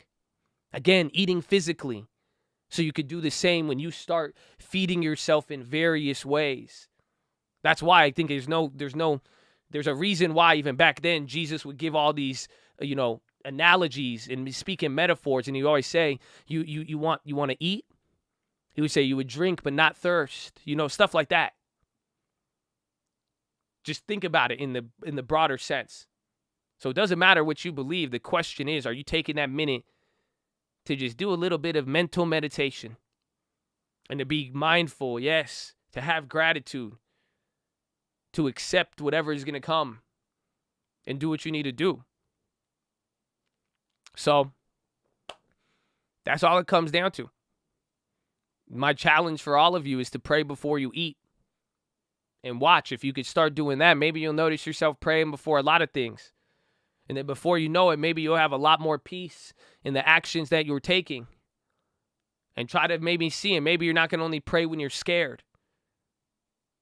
And maybe if you start praying before you're eating and associate it with positive, you might have a better relationship with prayer, if you think about it. Because if you only pray when you're scared, and then you start praying, you might feel scared if you start praying. Your body's like, yo, why are we praying? What's going down? So that's my challenge to you. Can you do it for a week?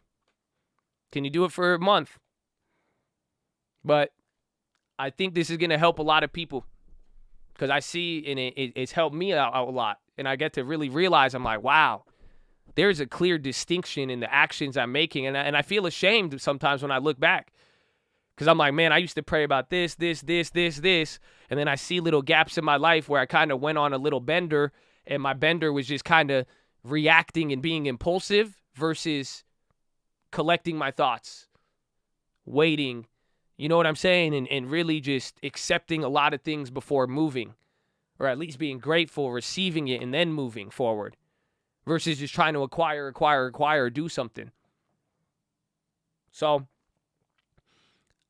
I don't think this is going to hurt anybody. Okay? That's the best part about this PHILO. And I don't care what you believe, because I genuinely don't think this is going to hurt anybody. This is what I think is wisdom, because if everybody just took an extra 30 seconds a minute, I don't think it's going to hurt you. I don't think anything negative will come out of getting to know yourself a little bit more. Maybe something else bigger than that. Who knows? But just to limit impulsivity, to get a little bit more acceptance and appreciation, I don't think it's going to hurt you. So that's why I'm saying I really challenge you all to do this. And I hope you think about this next time you pick up food in your hand. Or maybe I hope you get hungry enough that all your first reaction is, thank you. Either way, it's not going to hurt you. So I hope it helps you. I'm excited because I got to pray about a lot of things yesterday. It is very peaceful, and I'm excited to share it with you guys because I could only imagine. And and it looks good for the cult too. You know what I'm saying? It looks good for the cult. Oh, you think I'm talking about man? I'm not. I'm saying with God. It's going to look good. You know what I'm saying? A couple thousand of y'all making some extra prayers. God going to smile. I know he's already smiling. We got our little God MLM thing. He's going to see it. He'll be like, okay. And that's what I'm saying. If you believe some things get rewarded, I think that's a good thing to, this only brings about good. Facebook expanding shops to WhatsApp.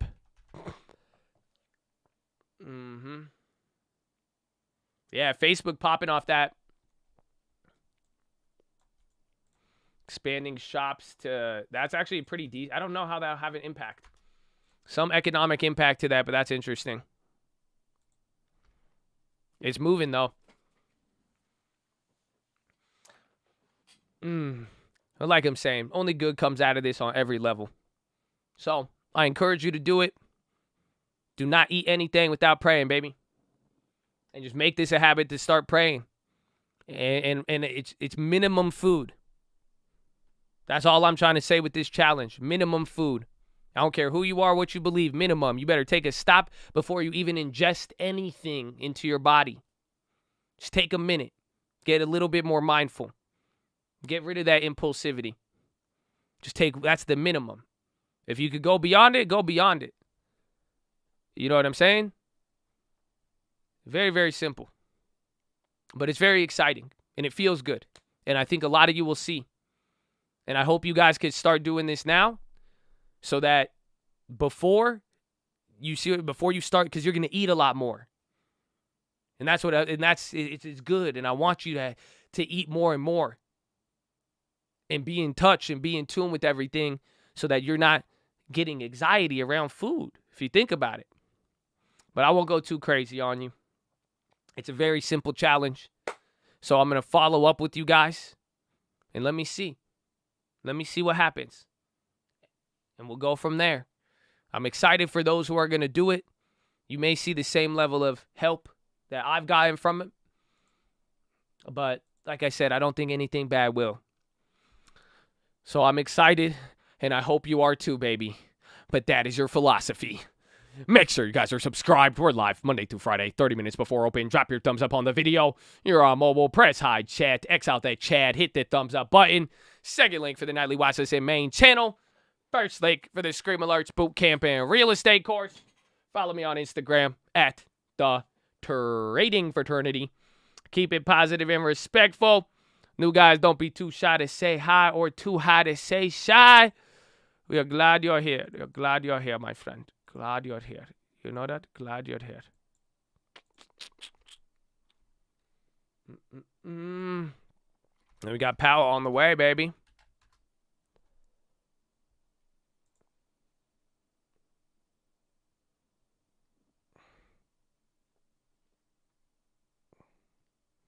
Facebook launching personal ads in shop feature. DoorDash came down.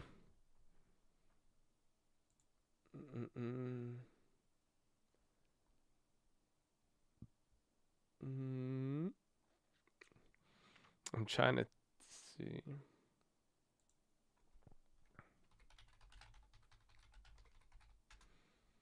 I got one for you. I got one for you.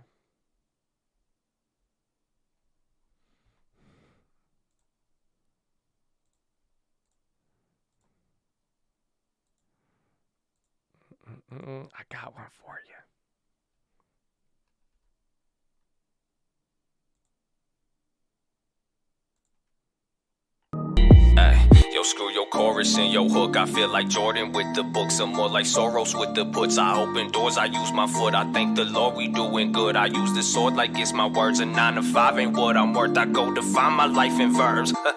Yeah, I let the action show the work. You know I know them contracts worth. I know you know I do research. I'm about to blow, some might get hurt, but I was told that it's my turn. Come watch the growth and how I learned. I hope you do the same in turn. Yeah, stack it up, stack it up, stack it up, stack it up, stack it up, stack it up, bitch. Low with the interest, I pound it up, pound it up, pound it up. Don't wanna spin. Talking about friends, only got one. His name is Ben. Love politics, legit presidents, need places to live. I got some for rent. Hey, talk shit, little bitch, consume me. Stat shit, play the game like 2-3. Options, man, trades off newsfeed. Do less, complain more, doing. Some people hate the movement. They mad cause they can't do it. Too cool for plans and schooling. Always found that amusing. Got some tools, but they won't use them. Moving, I got shit to do. Then tune in, substitute your former schooling. Disrupting the institution. They keep asking what I'm doing. Going, Gandhi, I'm not human. Love my people more than food, man. Hate the evil, that's go fuming. Yeah, screw the technicals you trade. I feel like Curry on the chain, or more like Burry in a way. Not in a hurry, I'ma wait. I turn my time into a bank, you turned your time into a waste. Yeah, I use my mind to create great. I redefined a different way. I read them filings to make plays. They vilified, I hide my face, but undermine the things I gave. And that's all fine and that's okay, because I know my God is great. Besides, you should see just what I make. He showed himself in different ways. Got different whips in many lanes on every list, but never came. I'm really busy with them trades. I beat the markets 50 shades. I guess I smiled opportunity. Yeah, buy it, buy it, buy it, buy it, buy it, buy it, the deal. Facebook and Amazon, Netflix and Google, then buying up all my blue chips. Buy it, buy it, buy it, buy it, buy it, buy it, the deal. Facebook and Amazon, Netflix and Google, then buying up all my blue chips.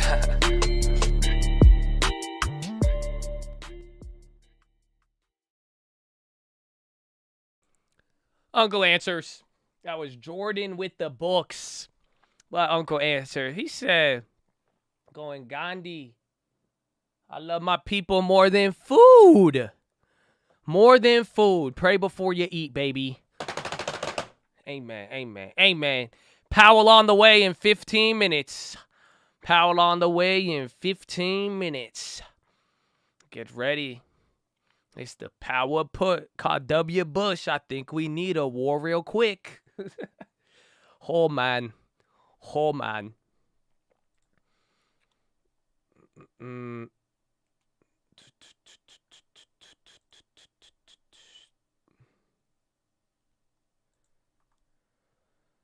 Oh.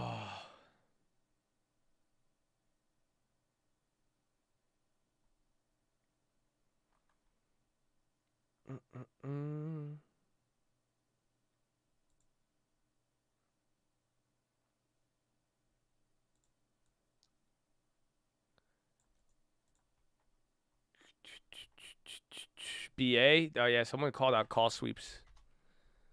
She's moving up. Myrna's moving. AMC came back to life, baby. Amazon.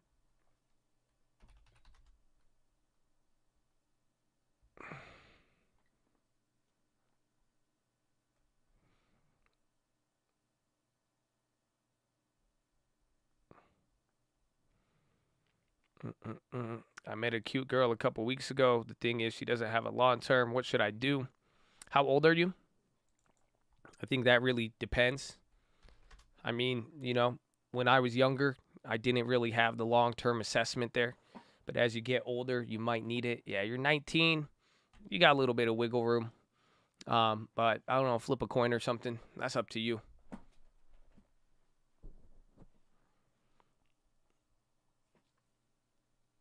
Oof. SPY barcode again, right at the Fed level. I mean, we've to a T. That's why it's been moving a little weird, but there's still little bright spots that we're able to hang on to everything. So it's good. It's good.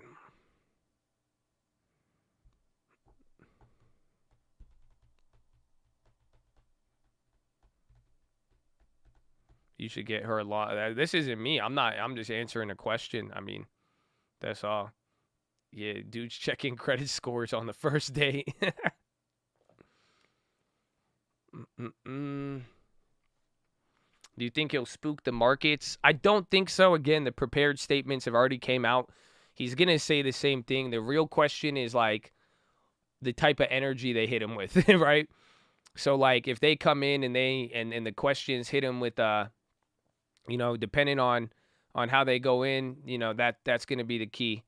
You know, so depending on what they ask him, and if anybody hits him with, you know, if they go after the bond buying, if they go after the tapering, and they kind of pressure him to say something, that will be the key. The questions are unscripted. We don't know what that will play out as. So that it could. However, most of it, and we've seen Powell, we'll see, but it's clear the market is still in that reaction mode. And the last event for the rest of the week is going to be the rest of the Fed speakers alongside of the bank stress test. Yeah, but Powell's good at this, but I don't know. After watching I got scared, though, the other day. After watching the Bernanke thing. Remember when I showed you that Bernanke clip? And I was like, man, what if we just don't realize it? I was like, I don't know. But Powell is just not like Bernanke. Bernanke was just like he was just very lofty. But I was like, who knows? Maybe maybe one day we might look back and we might have a different idea of things. So we'll see. But usually he does good. Purple innovations, the bed, purple, PRPL popping. It was like this since last week. There's a lot of pops, but it depends on the follow-throughs. Anything holding up has seemed to be either hype or momentum or anything like that.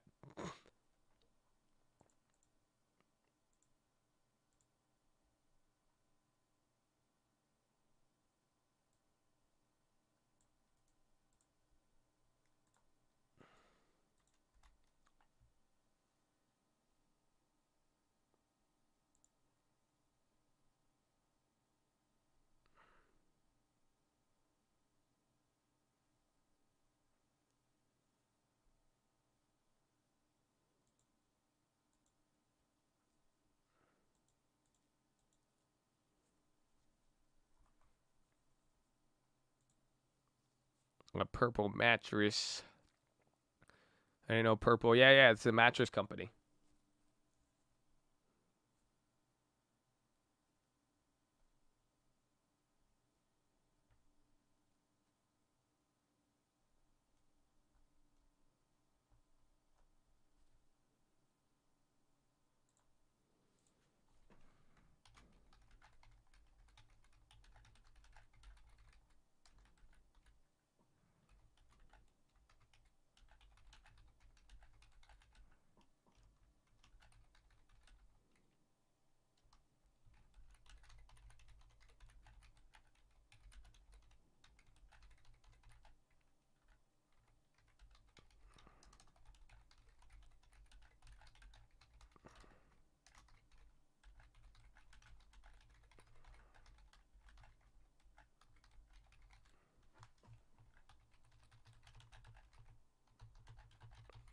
Nah, no pre-Powell play. It's going to be random. That's the thing. We don't really know how he's going to react or, like, what the questions.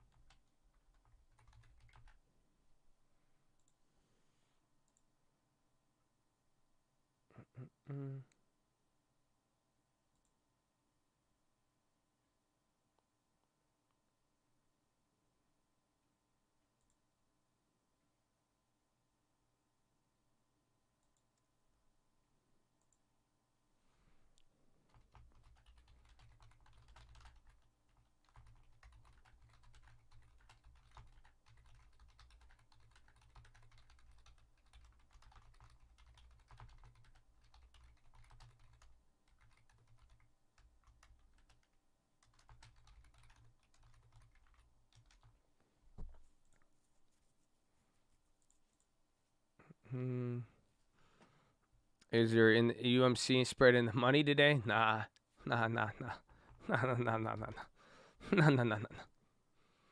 Purple has no dividend. It's supposed to be growth. Yeah, it's a growing company. I mean, it's a fairly new. They started with YouTube ads and commercials a few years ago.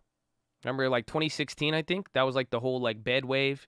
There's like Casper, Purple. Purple is a really good. They're killer marketing. Most people will say they're more of a marketing company than a mattress company.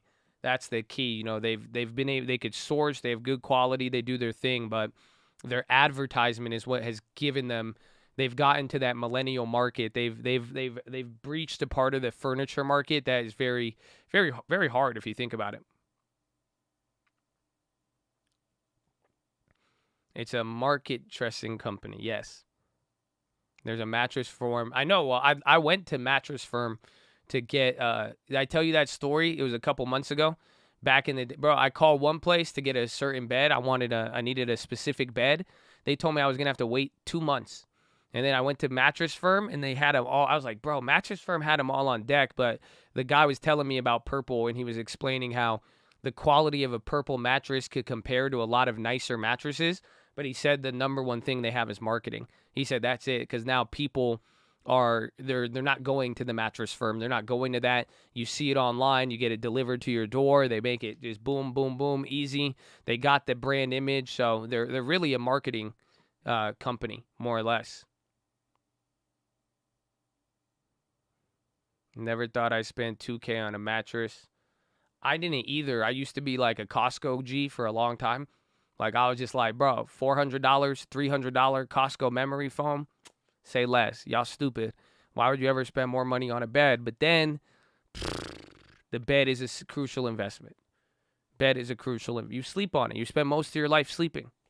Sleeping in traffic. So, that's it.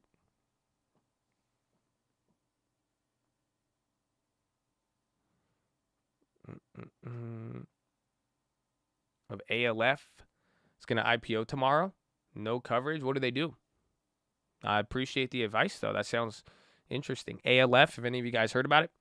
Again, Powell coming on in 4 minutes, I believe. I don't know where the live feed is.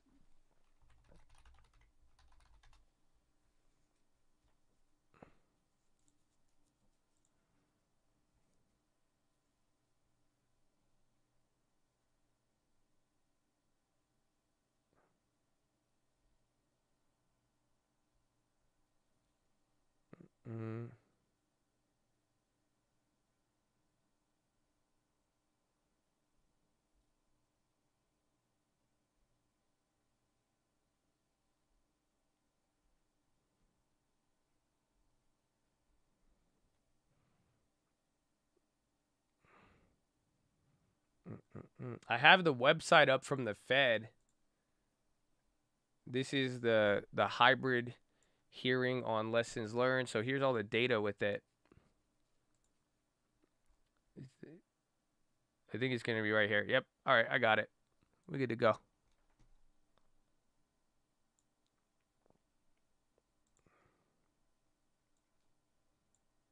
Two minutes and 30 seconds. So we'll have it up here. Get ready. Oh, Powell.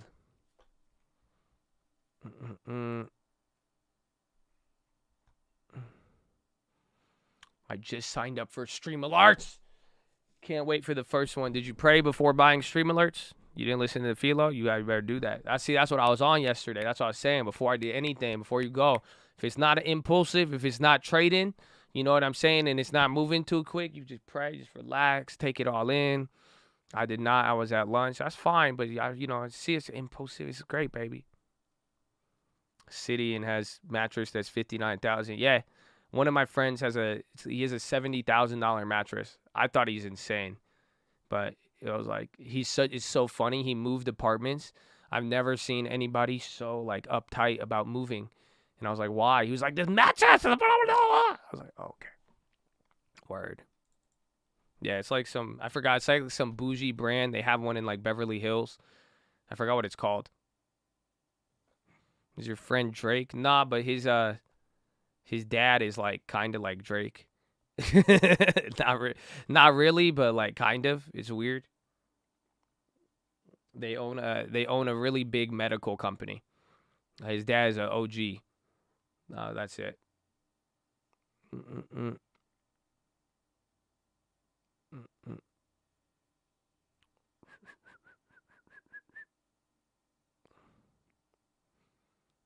You know Gunna's son.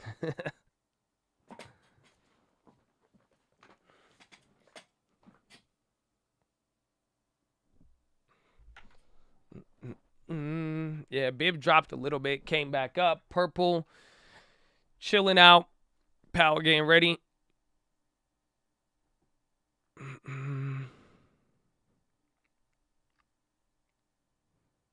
Calling him J. Powell. Jerome. First, I thought PHILO was so basic, but now I can't stop thinking about everything in my life. Just look what that PHILO do. That's good, man. I just hope y'all pray. Just just think about some stuff. Relax on the impulsivity. Be good. You'll be good.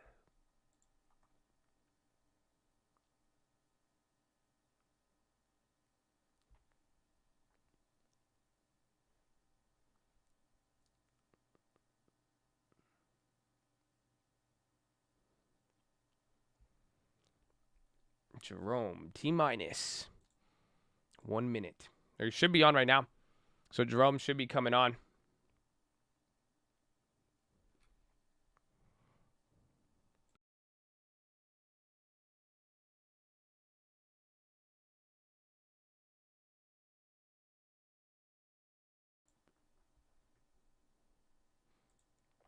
$8-home deal. Man, what the hell is this Arab shit? And don't worry, I say the same thing to my mom too. If you ever start, like sometimes she'll send me some text messages. I'll be like, Mom, what the hell is all this Arab crap, you know?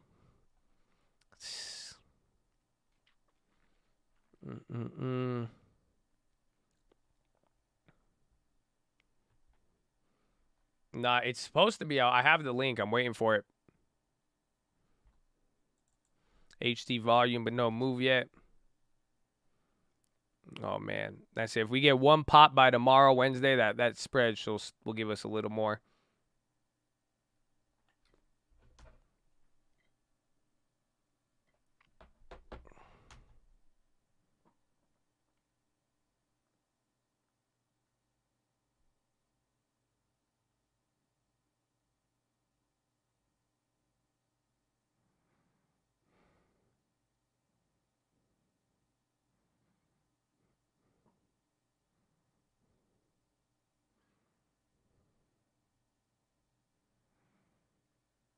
A UMC pup? I am not.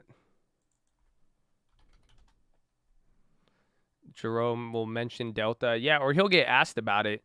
The questions are to look out for is the Delta variant because they brought that up. Then we want to hear about what he's going to say related to the bond buying. I'm sure someone's going to ask him. People might ask about the rates going up, and then towards the second half, it's just going to turn into equality. I could almost guarantee it. The first 10 questions will all be kind of more related to it, and then towards the second half of the questions, they're all just going to hit him with other employment metrics and stuff like that.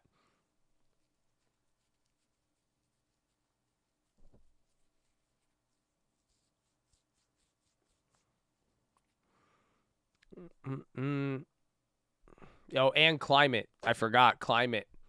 That'll be in the middle or second half.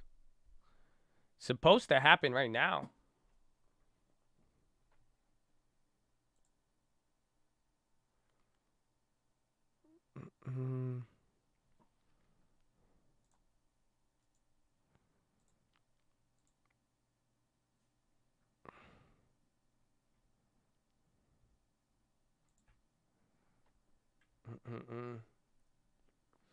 Man.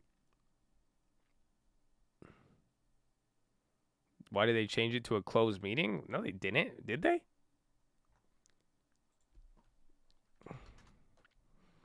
The Rapture, I know. Don't worry. I even banned them. You guys realize that? You got people, they call me the religious kook, and I'm out here. I'm banning the Jesus Rapture dude in the chat at 11 a.m. Okay? Gosh.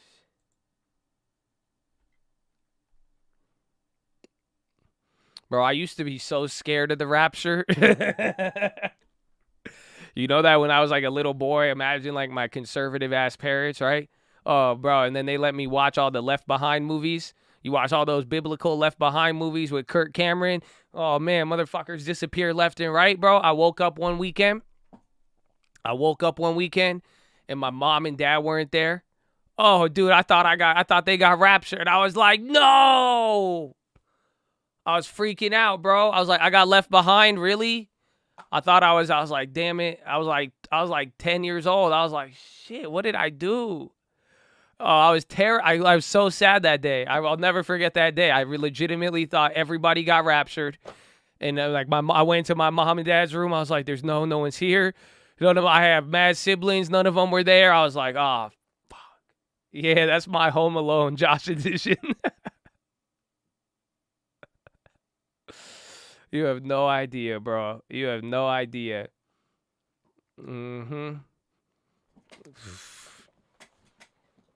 Religion's a hell of a drug. Yeah, y'all acting like y'all didn't believe some weird secular shit when you were 10 years old too, You believed in Santa Claus, okay? It's fine. It's fine. That's fine. I was down with it. I got to learn, that's what kind of led me down a different path. I was like, y'all keep trolling. I was like, that's clickbait. Nah, man.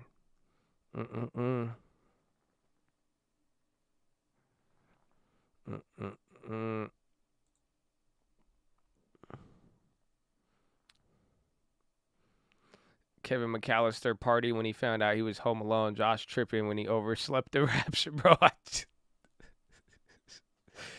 Yo, bro, I legitimately thought I missed the boat, okay? That's it. I just thought I missed the boat. I was like, damn. It was a very confusing hour. That's all. Because this was before we had cell phones and shit, so you couldn't, call everybody. Or, you have phone, but, I couldn't, I was like, where did everyone go? Then they came back from Costco. And I was like, whew. Okay, y'all got pizza rolls instead. I thought you were gone forever. I thought I had to hold this house down for the next 7 years. I was like, damn, I was like, man, it's going to be a tough 7 years out here. That was a close one. Powell's not live. I have 2 different feeds up. I'm waiting for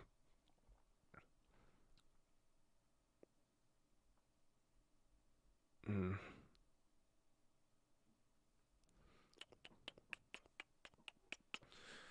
Twitter July call sweep.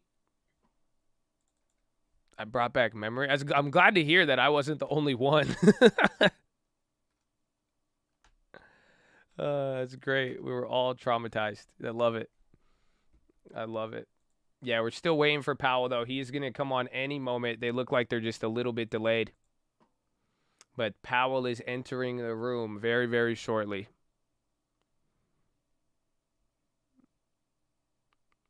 Is Powell on live TV? I mean, I have two different feeds up.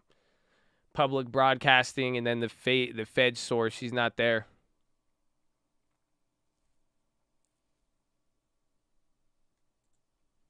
Interesting. He's live on CNBC.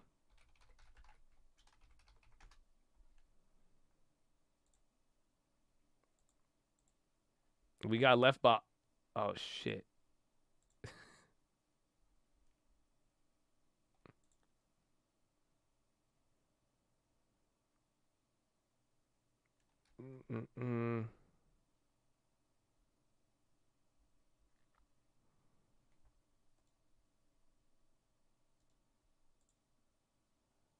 For members who may be appearing remotely, there it is. Other reminders. The House rules require that we see you, so please have your cameras turned on at all times, not just when you are speaking. Sounds good. Members who are not recognized should remain muted to minimize background noise and feedback. I will recognize members verbally, and members retain the right to seek recognition in progress. verbally. In regular order, members will be recognized in seniority for questions. If you are remote and want to be recognized outside of regular order, you may identify that in several ways. You may use the chat function to send a request. You may send an email to the majority staff, or you may unmute your mic to seek recognition. Obviously, we do not want people talking over each other, so my preference is that members use the chat function or email to facilitate formal verbal recognition. Committee staff will ensure that I am aware of the request, and I will recognize you. Now, at the request of the House Recording Studio, I will count down from 10, and the live stream will.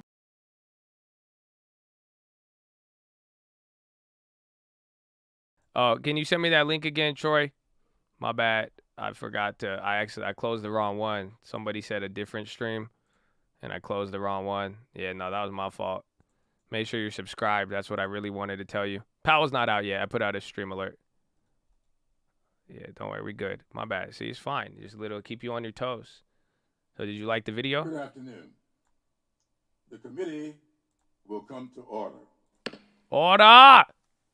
Without objection, the chair is authorized to declare a recess of the committee at any time. I now recognize myself for an opening statement. I am pleased to welcome Federal Reserve Chair Jerome Powell. Thank you for being here today, Chair Powell. Today's hearing will examine the Fed's response to the economic crisis Facebook ripping by the coronavirus Okay, pandemic, I won't say anything. the current state of the recovery, and what steps we must take to ensure a strong, sustainable, and equitable economic future. The pandemic resulted in the loss of over 22 million jobs. In March 2020, Congress passed the CARES Act, which allocated up to $500 billion for emergency lending by the Fed, including for loans to small and medium-sized businesses, as well as states and municipalities. The lending programs established by the Fed for these recipients helped prevent some economic damages, but were limited in their effectiveness. The Fed's municipal liquidity facility sought to provide much-needed emergency lending to state and local governments. But the program's restrictions limited its impact at a time when many states and localities were in dire need. During the crisis, state and local governments shed 1.5 million jobs, and there is little evidence that the municipal liquidity facility saved jobs or led to their return. The Fed's Main Street lending program similarly imposed restrictions that made its loans unattractive to struggling businesses and partner banks. Today's hearing will help us learn from the shortcomings of these programs and the Fed's efforts to improve its future crisis response capabilities. The Fed has admirably highlighted the toll of economic crisis on the American people and its unequal impact on black, brown, and low-income workers. The Fed's report last month on the economic well-being of the United States households in 2020 shows that black and brown Americans suffered disproportionate economic pain last year. I look forward to hearing from Chair Powell today on how we can continue to make the recovery more equitable. Congress and the Biden-Harris administration have accelerated the recovery. As Chair Powell predicted in late March, the dramatic ramp-up in the vaccination campaign, which occurred as a result of the Biden administration's leadership, with support from Congress in the American Rescue Plan, has enabled, and I quote him here, us to reopen the economy sooner than might have been expected. The American Rescue Plan also delivered desperately needed financial assistance, which has been and will continue to be a lifeline for American families. The American Rescue Plan provided direct relief checks, extended unemployment, and increased health care access. And we have seen the results of that extraordinary action. Over the last 4 months, the economy has added over 1.6 million jobs, and new unemployment insurance claims have dropped significantly. As Chair Powell predicted in March, Congress's aggressive action to provide fiscal relief through the American Rescue Plan is accelerating the return to full employment. But there's more work to do. There are still 7.6 million fewer jobs than before the pandemic, with black and brown Americans still unemployed at disproportionately Spy getting some steam here. Rates. Let's watch. Facebook's still going. Said earlier this year, to raise Americans' standard of living over the long term, Congress must make investments to increase the productivity of the economy. I agree. And Congress is working to do just that. The American Jobs Plan and the American Families Plan will make the investments we need to ensure a strong, sustainable, and equitable economic recovery.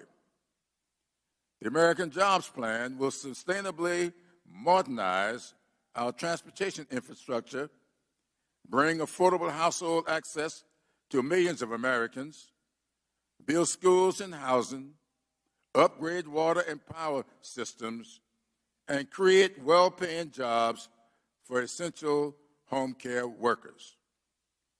The American Families Plan will invest in preschool and higher education, allow parents to return to the workforce by providing child care assistance, and support families by extending the American Rescue Plan's expanded child tax credit. Congress is working hard, crafting legislation to enact the American Jobs Plan, and the American Families Plan so that we will build back better in our recovery from the pandemic. I look forward to hearing from Chair Powell about what else we can do to ensure that our country's economic policy is effective, efficient, and equitable. Thank you for being here, Chair Powell. I now yield to the ranking member for his opening statement. Thank you, Mr. Chairman, and I also welcome Federal Reserve Chairman Powell. Thank you for being with us, and look forward to having an interesting conversation about the state of our economy. But I first want to begin by making sure to reiterate a point that we've been making for over a year, and that is that House Democrats still refuse to hold a hearing on the origin of COVID-19. If this virus did in fact leak from the Wuhan lab, by the way, which a growing mountain of evidence now indicates is the real possibility, everyone in this country and around the world who has been touched by this evil virus deserves to know what happened and how it happened. Given the Chinese Communist Party's documented cover-up and lies, every member of the subcommittee should agree. Well, that was a curveball. If this is a man-made virus, then this is exponentially worse than Chernobyl. Yet not a single Chinese Chernobyl majority. We said that in January. 209 House Republicans wrote Speaker Pelosi asking that the committees of jurisdiction simply hold hearings. I've asked repeatedly that this select subcommittee hold a hearing on this important topic. We were told that the Science Committee is looking into it. Mr. Chairman, every single Republican member of the Science Committee signed this letter to Speaker Pelosi. The Science Committee hasn't even scheduled a hearing on this subject. Not a single committee. We had a GameStop one, though. Indicating clearly that Speaker Pelosi has sent word that the House will not investigate the origins of COVID-19. We are amid a long global competition with China. Much of the world must decide whose values to espouse and with whom to align. Speaker Pelosi and the House of Representatives should not be covering up for China's lies and potential crimes. We should be coming together on a bipartisan basis to search for those answers and shine the light of transparency on the origin of this virus to the world, and to do it on a bipartisan basis. I urge you to reconsider and schedule a hearing on the origins of COVID-19 without further delay, Mr. Chairman. Now let's get back to the focus of today's hearing, the economic crisis. Chairman Powell, welcome back to this subcommittee. We appreciate your openness and accessibility during these challenging times. Inflation has been defined as too much money chasing too few goods. It also happens to be a nearly exact description of the Biden economic plan. Last year, Congress worked together on a bipartisan basis to provide much-needed relief from the government-imposed lockdowns. America did not know a whole lot about this novel coronavirus, and we did not at the time have a vaccine. Some in Congress used this crisis to spend trillions of dollars on things that had little or nothing to do with COVID. We still have hundreds of billions of dollars from the many relief packages that are still left unspent. We also learned that the revenue shortfalls some predicted state and local governments would face were dramatically inaccurate. Congress provided hundreds of billions in aid to states that are running billions of dollars in surpluses. This is borrowed money, keep in mind. Republicans have a clear set of policies for the economy. Since we passed the HD pop-in is good for our credit spread, but it's moving. Basis, Republicans at the national and state level have called for schools to be reopened, to get in-person learning going again. We've called for an end to enhanced unemployment and other policies that discourage people from going back to work. We've called for full, from the beginning, support for Operation Warp Speed, because that is what got us not one, not two, but now 3 safe and effective vaccines. We've also called for safely reopening our economy and for repurposing the unused COVID funds for real infrastructure, not with job-killing taxes that would actually slow our economy down even more. We're focused on growing our economy and increasing supply of workers, expanded investment, and for bringing back jobs to America, strengthening supply chains, and returning the American people to a country that is open and free. 25 Republican governors have moved to end the enhanced unemployment insurance program that is clearly causing so many of these labor shortages we see around the nation. The Biden inflation agenda of too much money chasing too few goods is causing major harm to hardworking families. A $1.9 trillion COVID bill that had almost nothing to do with COVID, but airdropped more borrowed money into the economy while restricting supply. Canceling the Keystone Pipeline. Siding with teachers' union bosses to keep schools closed when the science said to open up the schools. Causing long-term damage to millions of our youngest children. Extending the enhanced unemployment insurance and paying people more to stay home than to work. And alarmingly, President Biden actually wants to give away our intellectual property for the vaccine to China. On top of that, he's proposed a $3.5 trillion tax hike that will crush American workers, small businesses, and family farms. He wants a higher tax rate than communist China. Add to that, he wants another $4 trillion of spending. Too much money chasing too few goods. Welcome to the Biden inflation agenda. The Washington Post lead story yesterday said, quote, the U.S. economy is emerging from the coronavirus pandemic markedly transformed as businesses and consumers struggle to adapt to a new landscape with higher prices, fewer workers, and a range of inconveniences. They go on to say, what Americans are encountering, though, is almost unrecognizable from just 16 months ago. Prices are up. Housing is scarce. It takes months longer than normal to get furniture, appliances, and numerous parts delivered.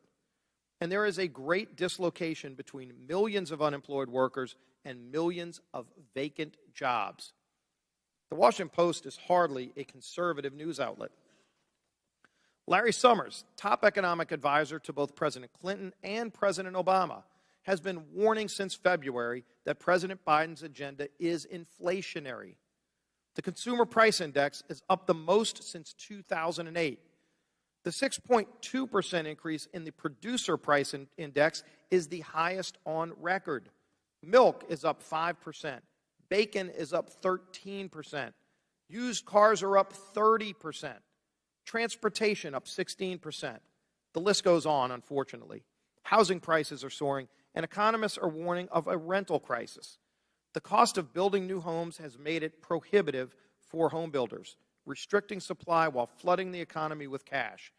Inflation is outpacing wage gains the past few months. In the first 5 months of the Biden presidency, 500,000 fewer jobs were created than in the last 5 months of the Trump administration.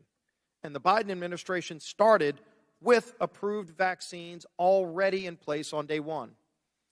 Chairman Powell, these Biden inflationary policies have put you in a tough spot. I have confidence, Chairman Powell, that the Fed has tools to deal with inflation, but those tools are harsh. Raising interest rates and constricting the money supply, they work. But, as we saw with Paul Volcker, it causes tremendous pain. The job of taming inflation belongs to Congress and this administration. Take the $4 trillion in new spending proposals off the table. Send a message to the markets that we will do a bipartisan infrastructure bill that is paid for with unused COVID relief money. There's plenty of it. Let's agree to end. Now he's making it on topic a little bit. Massive tax he's tying it in. President Biden proposed shipping jobs overseas with many of his agenda items. Why don't we reverse that? Why don't we come together on a bipartisan basis to focus on getting a long and sustained recovery from this pandemic? That would be a good start. Mr. Chairman, with that, I yield back. Thank you very much, Mrs. Scalise. Chair Powell, please rise and raise your right hand. Do you swear or affirm that the testimony you're about to give is the truth, the whole truth, and nothing but the truth, so help you God? You may be seated. Let the record show that the witness answered in the affirmative. Without objection, your written statement will be made part of the record. Chair Powell, you're now recognized for your opening statement. Thank you, Chairman Cleburne. Thank you, Ranking Member Scalise and other members of the Select Subcommittee for the opportunity to update you on our ongoing measures to address the hardship wrought by the pandemic. Since we last met, the economy has shown sustained improvement.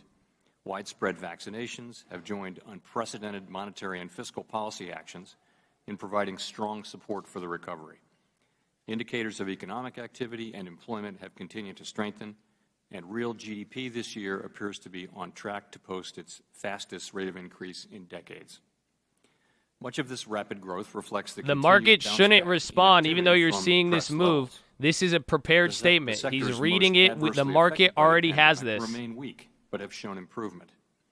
Household spending is rising at a rapid pace, boosted by the ongoing reopening of the economy, fiscal support, and accommodative financial conditions. The housing sector is strong, and business investment is increasing at a solid pace. In some industries, near-term supply constraints are restraining activity. As with overall economic activity, conditions in the labor market have continued to improve, although the pace has been uneven. The unemployment rate remained elevated in May at 5.8%, and this figure understates the shortfall in employment, particularly as participation in the labor market has not moved up from the low rates that have prevailed for most of the last year. Job gains should pick up in coming months as vaccinations rise, easing some of the pandemic-related factors currently weighing them down. The economic downturn has not fallen equally on all Americans, and those least able to shoulder the burden have been the hardest hit. In particular, despite progress, joblessness continues to fall disproportionately on lower-wage workers in the service sector and on African Americans and Hispanics. The Fed pursues monetary policy aimed at fostering a strong, stable economy that can improve economic outcomes for all Americans. Those who have historically been left behind stand the best chance of prospering in a strong economy with plentiful job opportunities. And our economy will be stronger and perform better when everyone can contribute to and share in the benefits of prosperity. Inflation has increased notably in recent months. This reflects, in part, the very low readings from early in the pandemic falling out of the calculation, the pass-through of price increases in oil prices to consumer energy prices, the rebound in spending as the economy continues to reopen, and the exacerbating factor of supply bottlenecks, which have limited how quickly production in some sectors can respond in the near term. As these transitory supply effects abate, inflation is expected to drop back toward our longer-run goal. The pandemic continues to pose risks to the economic outlook. Progress on vaccinations has limited the spread of COVID-19 and will likely continue to reduce the effects of the public health crisis on the economy. However, the pace of vaccinations has slowed, and new strains of the virus remain a risk. Continued progress on vaccinations will support a return to more normal economic conditions. The Fed's policy actions are guided by our dual mandate to promote maximum employment and stable prices for the American people, along with our responsibilities to promote the stability of the financial system. In response to the crisis, we took broad and forceful measures to more directly support the flow of credit in the economy and to promote the stability of the financial system at the onset of the pandemic. Our actions, taken together, helped to unlock more than $2 trillion of funding to support businesses large and small, nonprofits, and state and local governments between April and December of 2020. This, in turn, helped keep organizations from shuttering and put employers in a better position to keep workers on and to hire them back as the recovery continues. Our facilities were designed as backstops to private credit marks, not as replacements. Once lenders and investors understood that borrowers would have access to emergency loans, conditions improved. For example, yields and spreads on municipal bonds started to fall dramatically following the announcement that some municipal notes would be eligible at our money fund facility and that we were opening the municipal liquidity facility. This is detailed in the charts accompanying my testimony. Over the succeeding months, issuance of municipal debt surged. Over the period from April to December 2020, state and local governments and other muni issuers borrowed almost $380 billion in the private markets at extremely attractive rates, and 2020 as a whole saw the highest volume of municipal issuance on record. We've deployed these lending tools to an unprecedented extent, and our emergency lending tools require the approval of the Treasury and are available only in unusual and exigent circumstances such as those brought on by the crisis. Many of these programs were supported by funding from the CARES Act. Those facilities provided essential support through a very difficult year, and they are now closed. We continue to analyze the facility's efficacy and to review the lessons learned from their establishment and operation, and additional analysis is included in my written testimony. To wrap up, we understand that our actions affect communities, families, and businesses across the country. Everything we do is in service to our public mission. We at the Fed will do everything we can to support the economy for as long as it takes to complete the recovery. Thank you. Thank you very much, Chair Powell. Each member will now have 5 minutes for questions. The Chair now recognizes himself for 5 minutes.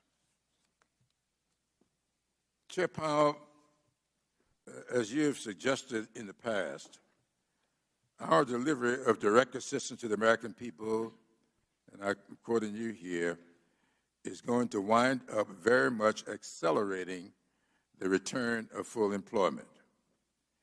You have also observed, and I'm quoting you again, the economic downturn has not fallen equally on all Americans. We have observed that in our own communities, and I know the Fed has extensive data that are backing it up and is looking closely at steps that can be taken to address economic disparities.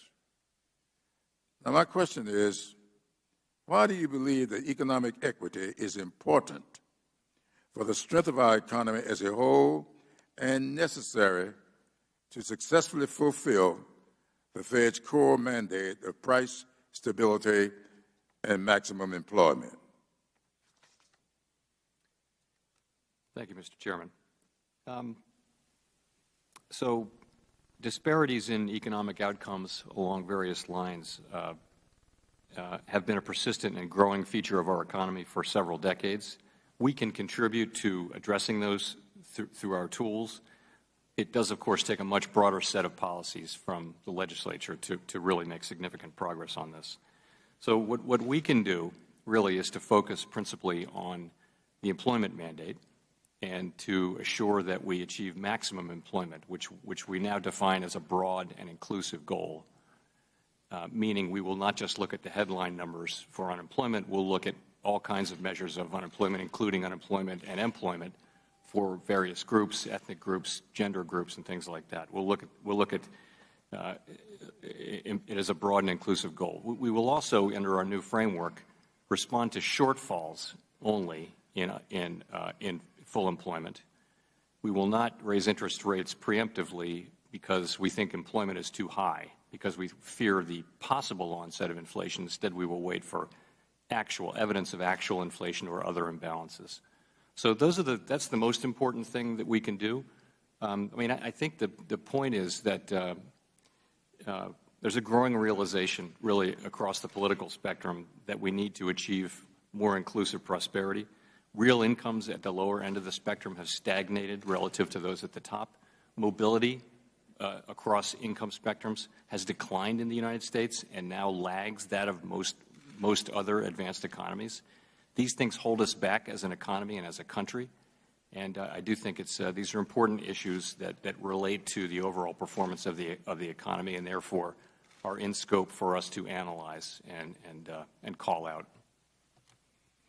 Well, thank you for that. You know, one of the primary goals of the Select Subcommittee is to ensure that our response to the pandemic is effective, efficient, and equitable.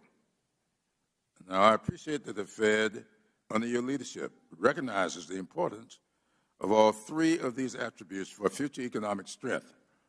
I'm not a social scientist by any means, but I am well aware that in past recoveries, we don't have to go all the way back to the 1930s to see this phenomenon. We saw it taking place in 2009. That recovery was slow because I feel we did too little when we should have been going bigger and bolder, which we've done here. And I appreciate the fact that you are recognizing that and helping to build America back with, under this rescue plan, this families plan, all these things that are necessary to make sure that all elements in our society come back, not just where we were, but hopefully beyond. And I thank you for the way you've handled this, and I look forward to continue to work with you on that. And with that, I'll yield to the ranking member. Thank you, Mr. Chairman. Mr. Powell, Chairman Powell, if we can go back to the pre-pandemic and look at first where the economy was, how it was performing. Were we experiencing a record economic expansion prior to the pandemic? Longest in our history. And so we saw the lowest overall unemployment. Is that correct? That is, yeah. Well, since in 50 years, really. Since the 1960s, let's say. That's right.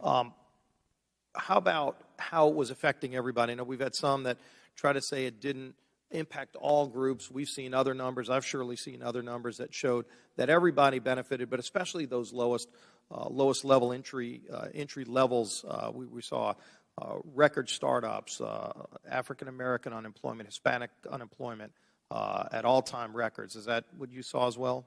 Yes, and really that started to happen in the last 2 or 3 years of the very long expansion, which shows you the benefit of a very strong labor market. We saw a all-time record low unemployment since 1972 or so when we started tracking it for African Americans and very low for Hispanics as well. All right, and obviously after the Tax Cuts and Jobs Act passed, that is when we started seeing that happen. In fact, right before the bill was signed into law, we saw major companies, AT&T started, and then every day there would be more announcements of companies announcing bonuses and increased wages for their employees because of a more competitive tax rate globally. Did you see that same thing?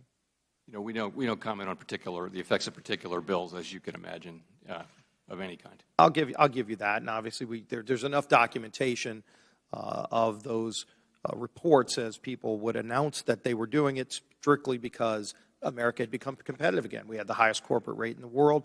We made ourselves not only competitive, we had a 21% rate when the world average was 23%, and then we saw all of those great benefits. We also saw record high markets, didn't we? We did, yeah, I guess. So when we saw the government-ordered lockdowns, whether it's businesses, schools, didn't that ultimately hurt this record-setting economy? You know, I don't know that I can say that. I mean, I think of course, the economy was very hard hit by the pandemic, and it's assigned to others to decide how we should have reacted. It's really not something that the Fed has expertise in or the ability to judge. Would you say that the lockdowns were caused by a reaction to COVID-19 becoming a global pandemic? Yes. Yeah. And did COVID-19 come from China? I don't know. This committee will have that hearing on the origin of COVID. We won't have to wonder about it. Obviously, there's a lot of data out there. But I was like, why did you ask me that, China, dude? But that it also started. He's like, why would you ask that? And whether it was intentional, accidental, that is a question no one should have doubt about when we could be having those hearings. So we'll continue to call for that.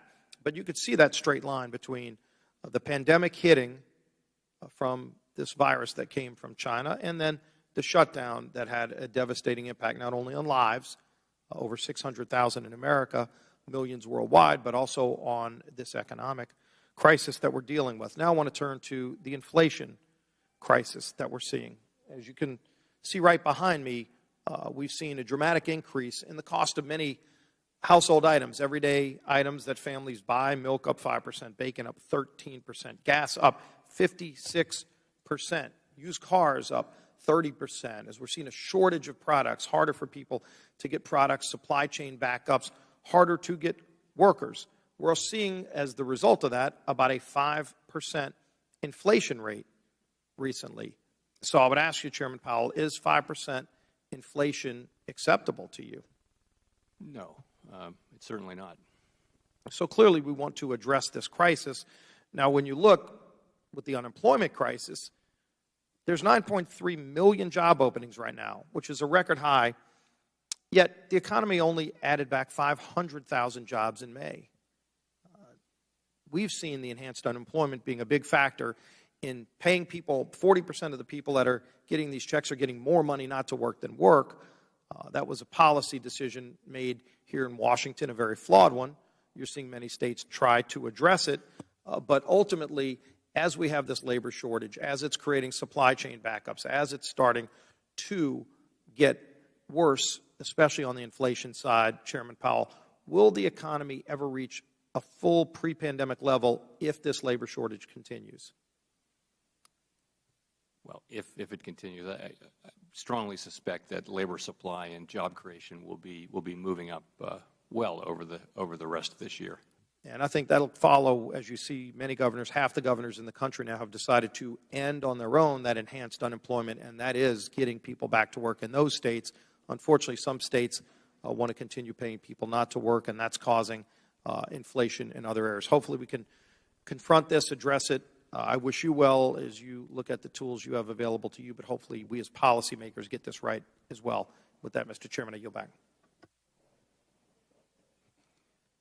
I thank the gentleman for yielding back. I'm sure he's going to join me later in making sure we increase the minimum wage so we can do something about the lower. There is no minimum wage right now, Mr. Chairman. They're being given bonuses to people to go back to work. Yeah, I don't think the minimum wage people got bonuses, or did they? I've seen wages in almost every state go up well above minimum wage. Almost every state. Miss South Carolina, I'm sure they call it Louisiana. I know my restaurants in the New Orleans area cannot find workers, and they're looking and paying more than they were pre-pandemic, and New Orleans has got the best food in the world. I'm sure South Carolina is not far behind, but they would like to get those workers back too. Yeah, Gallagher is a little better. With that, I'll yield 5 minutes to Ms. Maloney. Thank you, Mr. Chairman. Thank you. It's good to see you again, Chairman Powell. I want to start by asking about the Fed's monetary policy and inflation in particular. I am very concerned that the Fed is going to raise rates too early, which would seriously harm the economic recovery. As you stated last week, much of the recent rise in inflation had actually been expected. I strongly believe that the recent spike in inflation will only be temporary, and that shouldn't cause the Fed to raise interest rates too soon. In the early months of the pandemic, prices fell incredibly low. So now a year later, the year-over-year rise in prices looks very high. But that was only because prices fell to artificially low levels last year at this time. This is something that everyone saw coming for many months, so shouldn't come as a surprise at all. How much of the recent rise in inflation do you attribute to artificially low prices from early in the pandemic? And how much do you attribute to other effects like supply bottlenecks, pushing up prices, and a genuine rebound in economic activity? Well, a pretty substantial part, or perhaps all, of the overshoot in inflation comes from categories that are directly affected by the reopening of the economy, such as used cars and trucks in particular. There's sort of a perfect storm of very strong demand and weak supply due to the reopening of the economy and various factors. We see airplane tickets, we see hotel prices, we see other things. Those are things that we would look to stop going up and ultimately to start to decline as these situations resolve themselves. They don't speak to a broadly tight economy and to the kind of thing that has led to high inflation over time. I will say that these effects have been larger than we expected, and they may turn out to be more persistent than we've expected. But the incoming data are very much consistent with the view that these are factors that will wane over time, and that inflation will then move down toward our goals, and we'll be monitoring that carefully. Of course, we're prepared to use our tools as appropriate if that turns out not to be the case, to to guide inflation to 2%. Thank you. Let me follow up on that, because we know that inflation statistics are fundamentally flawed right now due to the pandemic. We typically measure inflation using a basket of goods and services that represents what people usually purchase, but the pandemic completely scrambled what everyone was spending money on. People weren't traveling or going out to restaurants, so spending on those items stopped entirely, while spending on groceries surged dramatically. As a result, a lot of economists question whether we should be relying so heavily on inflation statistics that we know don't represent what people are actually spending money on. So my question is, do you have any concerns with relying on traditional inflation statistics, which we know are unreliable right now in setting monetary policy?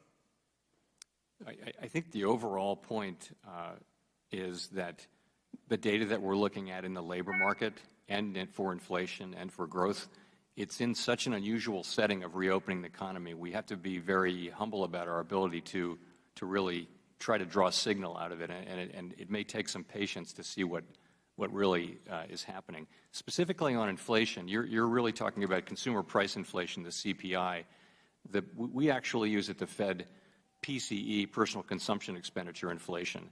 And that the basket is actually updated on a monthly basis for PCE, and that's one of its more attractive features PCE, baby.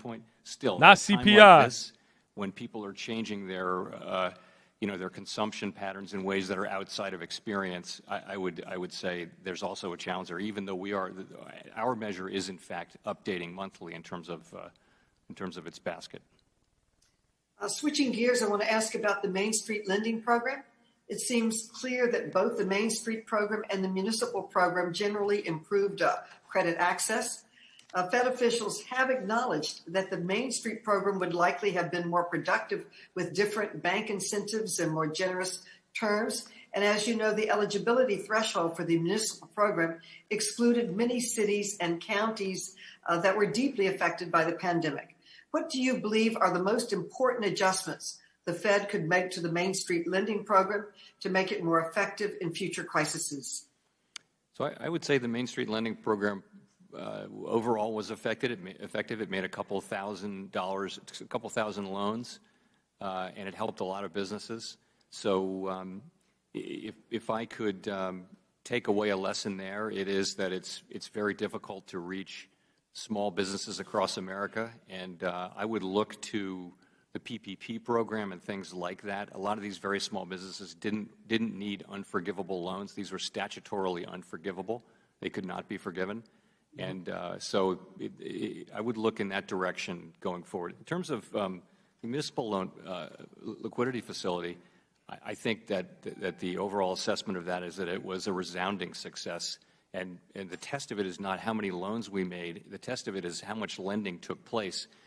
The municipal markets were collapsing. There was no lending going on. The people who put their money in those funds that wind up making all the loans were taking their money out. We announced the facility, and all of that turned around. And through much of last year, municipalities, states had great access to market, including ones with relatively low ratings. Record amounts of borrowing took place at low rates. So it really worked. I mean, it really stands for the proposition that a backstop is better than a direct loan in a lot of cases. So we would look at it that way, and I think that's the way it's generally seen. My time has expired. Thank you. I yield back. Thank you, gentlemen, for yielding back. The chair now recognizes Dr. Miller Meeks. Thank you, Mr. Chair. And Mr. Powell, thank you so much for coming before us today and for your testimony. There has been, I think, first and foremost, that the improving economic position we see today, do you think that it would be in existence without Operation Warp Speed and 3 safe and effective vaccines? I think that the vaccines and the widespread adoption of them are absolutely essential to the recovery. Thank you. And currently, about 40% of workers on enhanced unemployment are paid more than they did while they were working.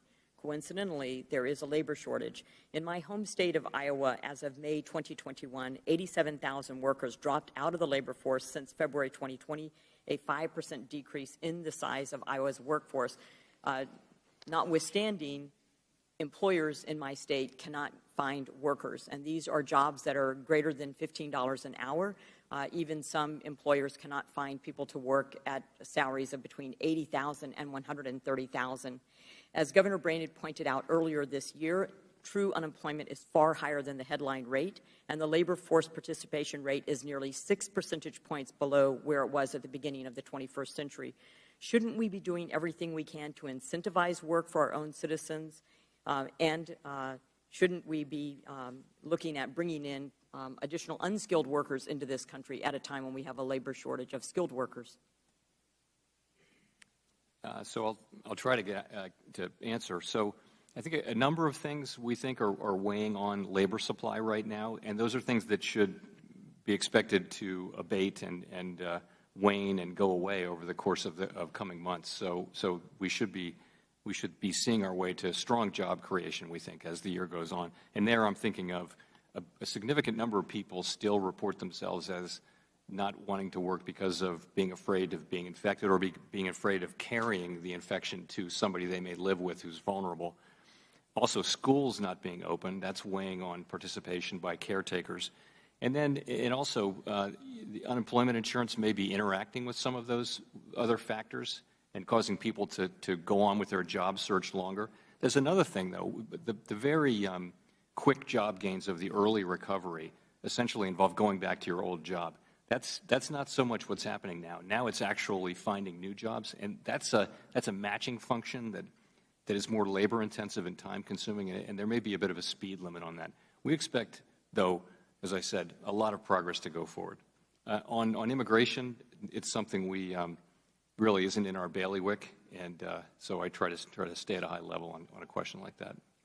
And President Biden promised not to raise taxes on anyone making under $400,000 a year, but inflation, as has already been noted, has increased dramatically. And I realize you use the PCE rather than the CPI, but it's over 5% and is most insidious and regressive tax affecting low-income minority families, hardworking taxpayers, and seniors on a fixed income. You stated recently that the current inflation surge is likely to be transitory. Does likely mean greater than a 95% chance, a 50% chance, or do you have any level of confidence in that prediction? I have a level of confidence in that prediction. What I would have been saying, though, is that we okay, Powell, it's that's very good. hard to say what the timing of that will be. When will these bottlenecks disappear? When will there be enough microchips? We saw he knows what what, happened in not the when. lumber business. Prices have come way down, but they're still pretty high.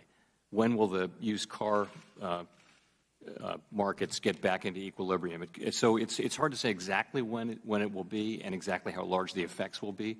But honestly, if you look behind the headline, look at the categories where these prices are really going up, you'll see that it tends to be areas that are directly affected by the reopening. That's something that we'll go through over a period that will then be over, and it should not leave much of a mark on the ongoing inflation process. So there's no reason why it should leave a mark on inflation, say, a year or so ahead, because we should be through it then. Thank you. And finally, the financial report of the United States government published annually by the Treasury Department says unambiguously the current fiscal path is unsustainable. On our current path, debt is projected to exceed 6 times GDP by the end of the century, and annual government spending will exceed 50% of GDP. Do you agree with the conclusions of this report? And if so, isn't this an additional and one of our greatest avoidable crises that our country currently faces? I think that unsustainable just means that the debt is growing faster than the economy. That's been the case for a long time, and I don't think that's controversial. I think the point I would make is that the time to work on that problem will come, and that time is when employment is high, unemployment is low, economic activity is strong, taxes are rolling in. That's the right time to go to work on a longer-term program that gradually moves us back to, primary balance, and ultimately you just have to get the GDP growing faster than the debt, and it has to do that for an extended period of time. That's how countries get back to a sustainable path. And to be mindful of their spending when the economy is growing. Thank you so much. I yield back my time. Thank you, gentlelady, for yielding back. The chair now recognizes Mr. Raskin for 5 minutes. Thank you so much, Mr. Chairman. I'm sorry that you were harangued again this morning about the origins of the coronavirus. I'm very eager also for the House Committee on Science to take up this scientific question and also deal with the fact that I have emphasized since the beginning that Donald Trump repeatedly defended the performance of the Chinese Communist Party and General Xi in COVID-19 in February, in March, in April, and May. For many months, I think on 19 different occasions, he defended them as doing a great job and a wonderful job and praising their partnership. So I'm very eager to get to the bottom of it, regardless of whether the virus came out negligently, recklessly, or deliberately. None of it excuses the lethal recklessness of Donald Trump in his complete mismanagement of the coronavirus in our country. And of course, Uno reverse card. Hundreds of thousands of people before he left office, and we got organized to crush the disease finally. Mr. Chairman, welcome to our committee. I was taken with something that you said in February when you said, what it takes to drive productive capacity to raise living standards over time is investment in people's skills and aptitudes, investment in plant and equipment, investment in software. Do you agree that investing in our nation's infrastructure will increase our productive capacity and contribute to long-term economic growth in the country? Mr. Raskin, I want to start by saying I don't want to be seen to be addressing any particular legislative proposal, but I think it's basic economics that productivity is what and demographics are what drive longer-term growth in a country. And one of the big ways to affect productivity is through investment, and that includes infrastructure, includes plant and equipment, in people, education, skills, things like that. So I think that is a point that I was making back in February. Gotcha. Well, let me take a specific example then, and maybe you can help me with it. 30 million Americans live in areas with inadequate broadband, which severely limits their abilities to do their work, to develop their businesses, to participate equally in school. I've had high school kids tell me they have to go to McDonald's or Starbucks in order to get internet that they can use for their assignments. The American Jobs Plan would make unprecedented investments to expand broadband to these rural communities like Frederick and Carroll County in my district. And I know that you don't comment on specific legislative proposals, but would you say that in general, expanding high-speed broadband access to millions of Americans who don't have it, especially in rural areas, would create new economic opportunities and potential for long-term economic growth? Again, without commenting on particular legislation, I think I would look at broadband like that in the same way that prior generations looked at electricity. If kids don't have access to the internet and to basically all the knowledge that's available through that, they're not going to be able to maximize their potential or realize their potential in this economy. Well, I mean, that's a fascinating answer to me because when I tried to look at it historically, it seemed like the definition of infrastructure has expanded over time. And, you know, when Eisenhower said, let's build the highways, people said, what's that got to do with infrastructure? Infrastructure is bridges. And, you know, when President Lincoln did the land grants to do university and colleges across the country, people said, what's that got to do with infrastructure? And so it does seem like the definition of infrastructure changes. What is your working definition of infrastructure as an economic concept? I hadn't taken the trouble to really write one down, and I wouldn't like to do it in real time here. If I can avoid that. Okay. Well, or let me just pose it then in kind of a more abstract way. Would you say that infrastructure is anything that allows for the expansion of productive capacity and contribution to long-term economic growth? I don't see anything objectionable about that. Yeah. All right. Well, I just very much appreciate your emphasis on investment because that's what we've been doing with the American Rescue Plan. That's what we want to do with the American Families Plan. It's what we want to do with the American Jobs Plan. We want to reinvest in America to keep those jobs here, in America and to invest in our communities so we have a solid foundation for the continuing growth of the great American middle class and for the opportunity for lots of poor working people to get into the middle class. And with that, I will yield back to you, Mr. Chairman. Thank you, gentlemen, for yielding back. The chair now recognizes Mr. Jordan for 5 minutes. Thank you, Mr. Chair. Chairman Powell, the Fed has two mandates, right? Maximum employment and stable prices. Maximum employment and stable prices. Seems like both got some problems today. I want to spend a little time on the first. Why are the jobs numbers so bad right now? Well, I think we're digging out of a very deep hole. We've made a lot of progress, but I would agree with you. We have a long way to go. Over 9 million job openings.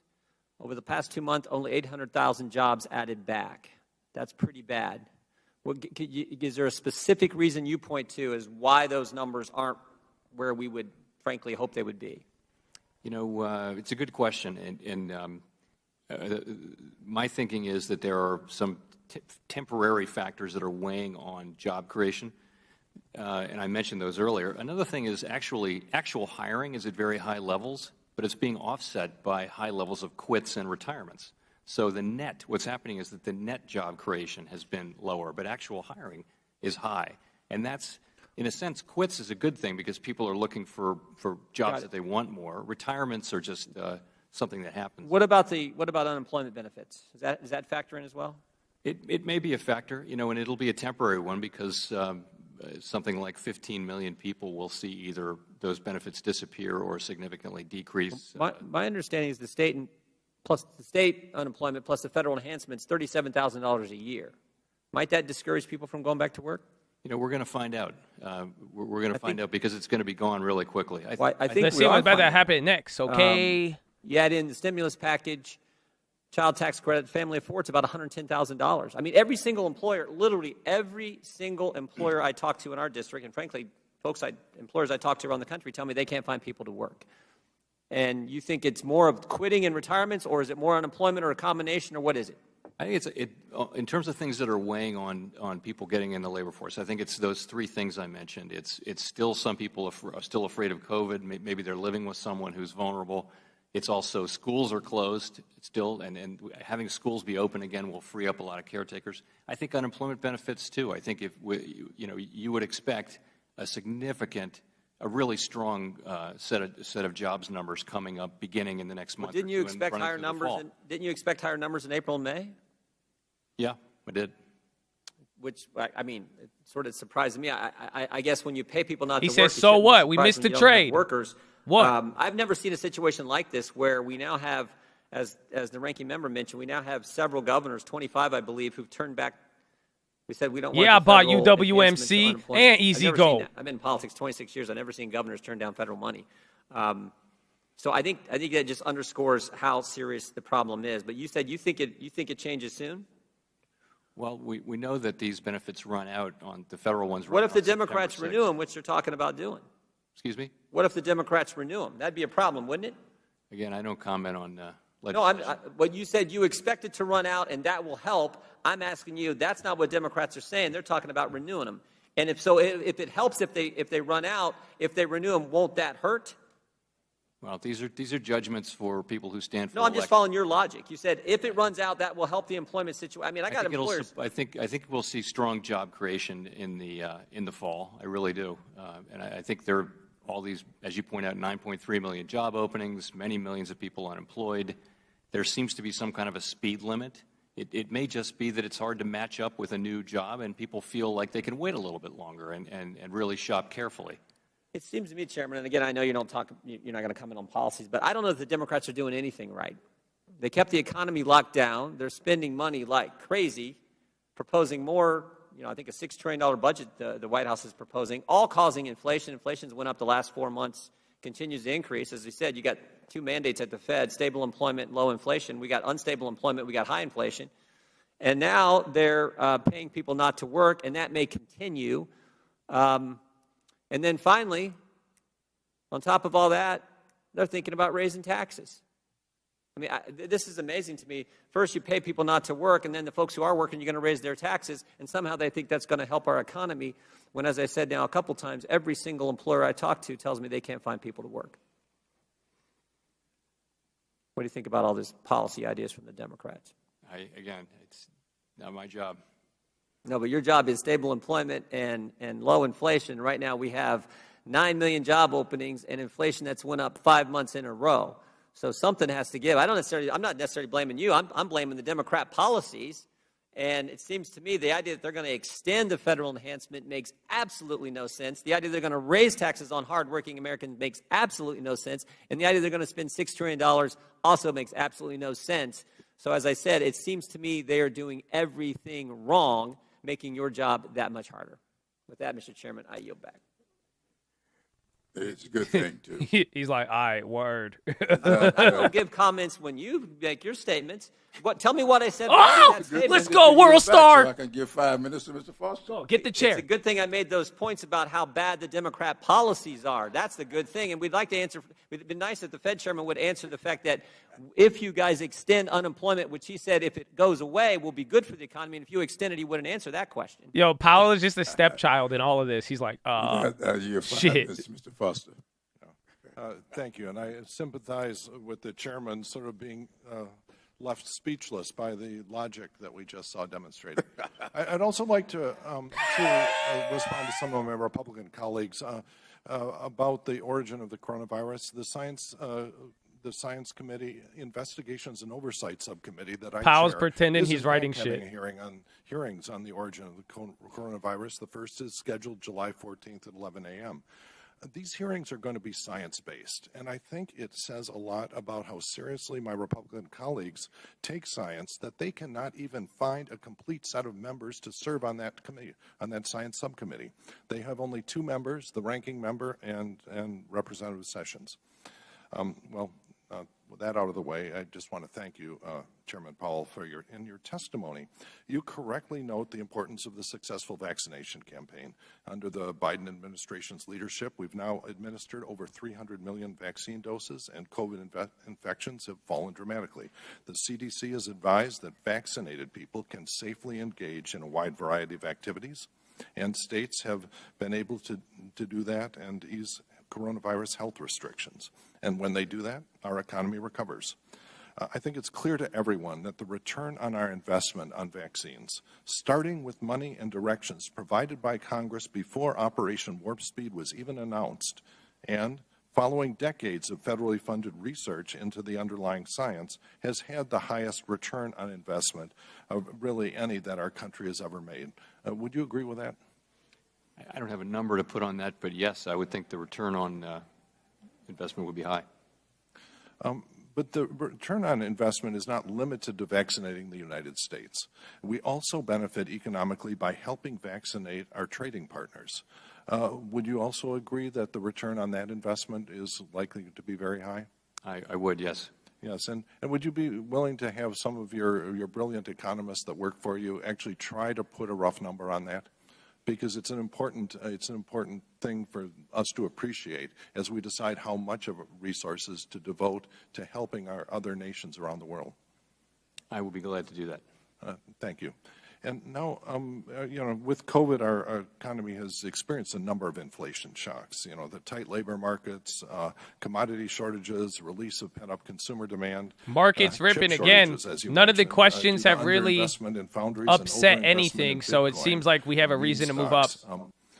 Proposals to move onshore the supply chains that have historically been offshore, which will, in general, this is the top of the Fed zone from Wednesday. And all of this, so this is a key happens level against a continuing backdrop of long-term technological job loss that was arguably accelerated by COVID.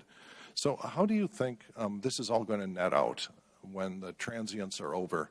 The longer-term, say, medium-term effect of inflation. I mean, it's incredibly hard to say, really. If you're positing an actual reversal of globalization, that could have implications, as you suggest. But I wonder if that's really going to happen because of policies that we adopt. You know, their technology goes instantly around the world. It's not going to be easy to stop that. The economy's become very globalized. And also, you know, production technology is so much more efficient than it was. You can do things, you know, with the new technologies. You can manufacture things here. It may or may not result in a lot of jobs in manufacturing, but you can certainly make things. There may be reshoring here that's actually quite efficient in terms of cost. So the jobs will come back to the U.S., but they'll be taken by robots, sort of is here. Which there is some of that. There's some of that, yeah. In manufacturing, as you know. Yeah. And so that's so you're really maintain some uncertainty on how this is going to net out for the inflation. A lot of uncertainty, yes. Yeah. Okay. Let's see. And my last thing, you know, you've been talking a little bit about high-speed broadband, which is, I think, an important investment with huge return. An important part of that is that when Americans get for the first time access to the internet, that they're also provided a secure digital ID that prevents them from becoming victims to identity fraud and allows them to safely participate in our economy. One of your other projects you're working on, central bank digital currencies, is going to need to have a secure digital ID to allow people to transact in digital dollars in a safe way that can't be abused. And are you working internationally to try to get these secure digital IDs, you know, as part of your negotiations on central bank digital currencies and others? I think it's part of the discussion. I would say we're not as far along as your description would suggest on that, but that's it's certainly something you would need to be able to have it. Will it be addressed in your white paper coming out this summer? A lot of things will be addressed. I'm not sure if that would be it. That's something you certainly need that to down the road. We probably will be. We're just laying it out right now. Yeah, no, it's important for our economic recovery as well as planning to respond to China, frankly, on central bank digital currencies. So move it up on your to-do list. Thanks much, and I yield back. Thank you, gentlemen, for yielding back. I was like, that was rude. That, Dr. Green has joined us. If so, he's now recognized for 5 minutes.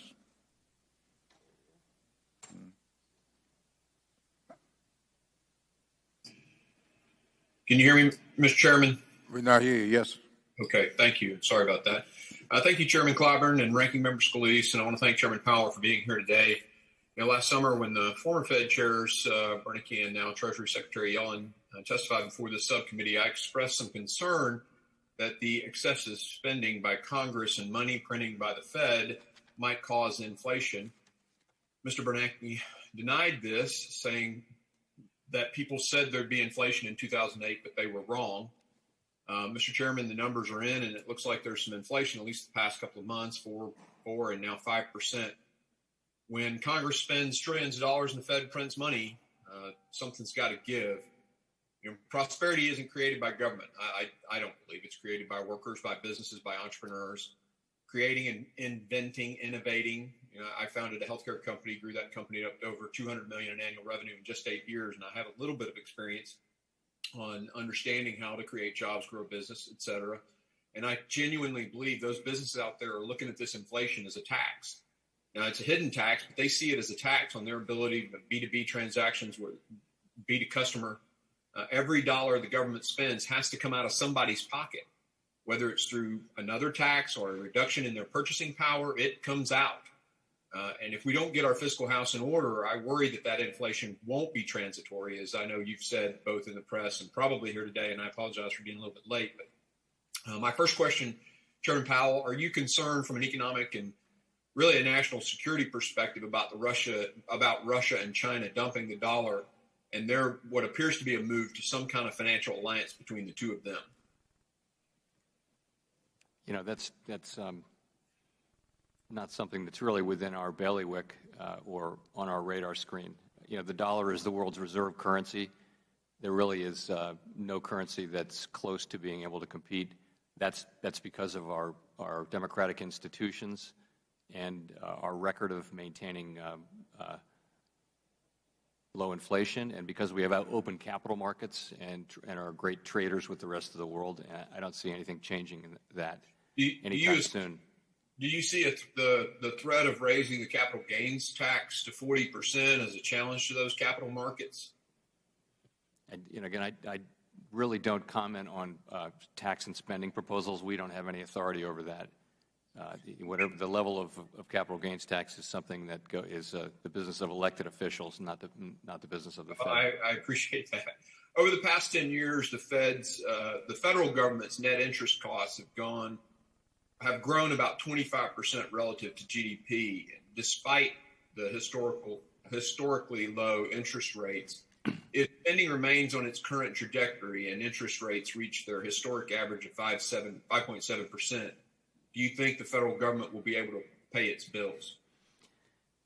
I have no question that the U.S. government will be able to pay its bills for the foreseeable future. There's no case in which that would not be the case. We have the strongest and largest and most flexible economy in the world. It's also true, though, that we're on an unsustainable path and that we're going to have to address that. And as I mentioned, the time to address that is when the economy is strong, unemployment is low, and economic activity is high. Is it possible that the high interest rate that we're seeing today is the start of something that could be as bad as the 70s? And if not, could you explain why? You say higher interest rates or higher inflation? Inflation. I'm sorry. Okay. Very, very unlikely. What we're seeing now, we believe, is inflation in particular categories of goods and services that are being directly affected by this unique historical event that none of us has lived through before, called reopening the economy after closing it. So you see extremely strong demand for labor, for goods, for services, and you see the supply side caught a little bit flat-footed and trying to catch up. And you see bottlenecks and you see this all over the world, by the way. This is not just the United States. You see it everywhere, and it's very similar kinds of situations. And you have a central bank that's committed to price stability and has defined what price stability is and is strongly prepared to use its tools to keep us around 2% inflation. So all of those things suggest to me that an episode like what we saw in the 1970s, and I graduated from college in 1975. I had a front row seat. That nothing like that. I don't expect anything like that to happen. Okay. Mr. Chairman, I can't see the clock, unfortunately. I don't know. Powell said 1970 theory is wrong. You are out of time. Okay. Thank you, Mr. Chairman. I yield. Thank you for yielding back. The chair now recognizes Mr. Christian Martha for 5 minutes. Thank you, Mr. Chairman, and thank you, Chairman Powell, for appearing before us. Back in 2019, you said the following. You said, we try to create a strong labor market. For many, many people and many, many communities, that's enough. But for people who are at the margins, the low to moderate income community, that's not enough. They need a chance. And earlier that year, you said you were cutting rates in part to help those who are, quote, left behind. How do you see the impact of the pandemic on these groups of people for whom you expressed empathy and concern back in 2019? And how do you see the recovery affecting them? Well, in the first instance, the pandemic hit the service industries very hard, industries that involve dealing with the public, hotels, travel, entertainment. And the people in those customer-facing, public-facing jobs, they tend to be relatively low-paid jobs, and their minorities and women are significantly overrepresented among the people in those jobs. And that's who got laid off. Most of the layoffs, a big chunk of the layoffs, disproportionately, were in those industries. So it's clear this pandemic really hit those people hard. And why it was even more painful was that in the last couple of years of the very long expansion that ended in March of 2020, longest in our history, you really began to see benefits going more to those groups than to the high end. I mean, wage gains at the lower end of the income spectrum were bigger than they were at the higher end. That began to be the case in year 8, 9, 10, and the 11th year. And that was a very positive thing. And high labor force participation, the benefits of prosperity being spread widely, and it could have gone on for a long time, but for the pandemic. So we have the pandemic, and those industries are hiring people back. A whole lot of the job creation we're seeing is in those industries. You're still several million short in those industries of where employment was, but they're really high, very large numbers of job openings in a number of industries, including the service industry. So I really am hopeful with the strength of labor demand. It really is remarkably strong that over time, and not a lot of time, this will sort itself out, and we'll find ourselves in a very, very strong labor market with low unemployment, wages going up across the spectrum. Can I jump in for one moment, which is thank you for that answer. You were talking about the matching function that's happening right now between people who are perhaps dislocated and people who, the job openings that exist. What is your perspective on efforts by educational systems working with governments, state, local, federal, in upskilling people to match them with the jobs that currently exist in the post-pandemic economy through skills-based education or career technical education and the like? I've been exposed to a number of programs of that nature, and they seem to work really well. Some of them do anyway. The idea being companies, you actually see it in South Carolina quite a bit. You see companies teaming up with schools and technical schools in these apprenticeship programs, and they really work.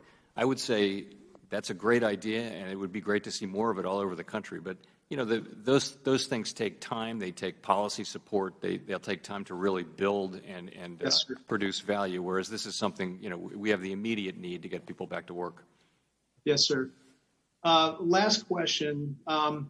What is the impact of other countries in the world not getting their populations vaccinated at the rate that we are, and the COVID fires continuing to rage over there? What is the impact on our economy? And if you have any metrics that can measure that, or that you'd be willing to share, I'd be very interested in that.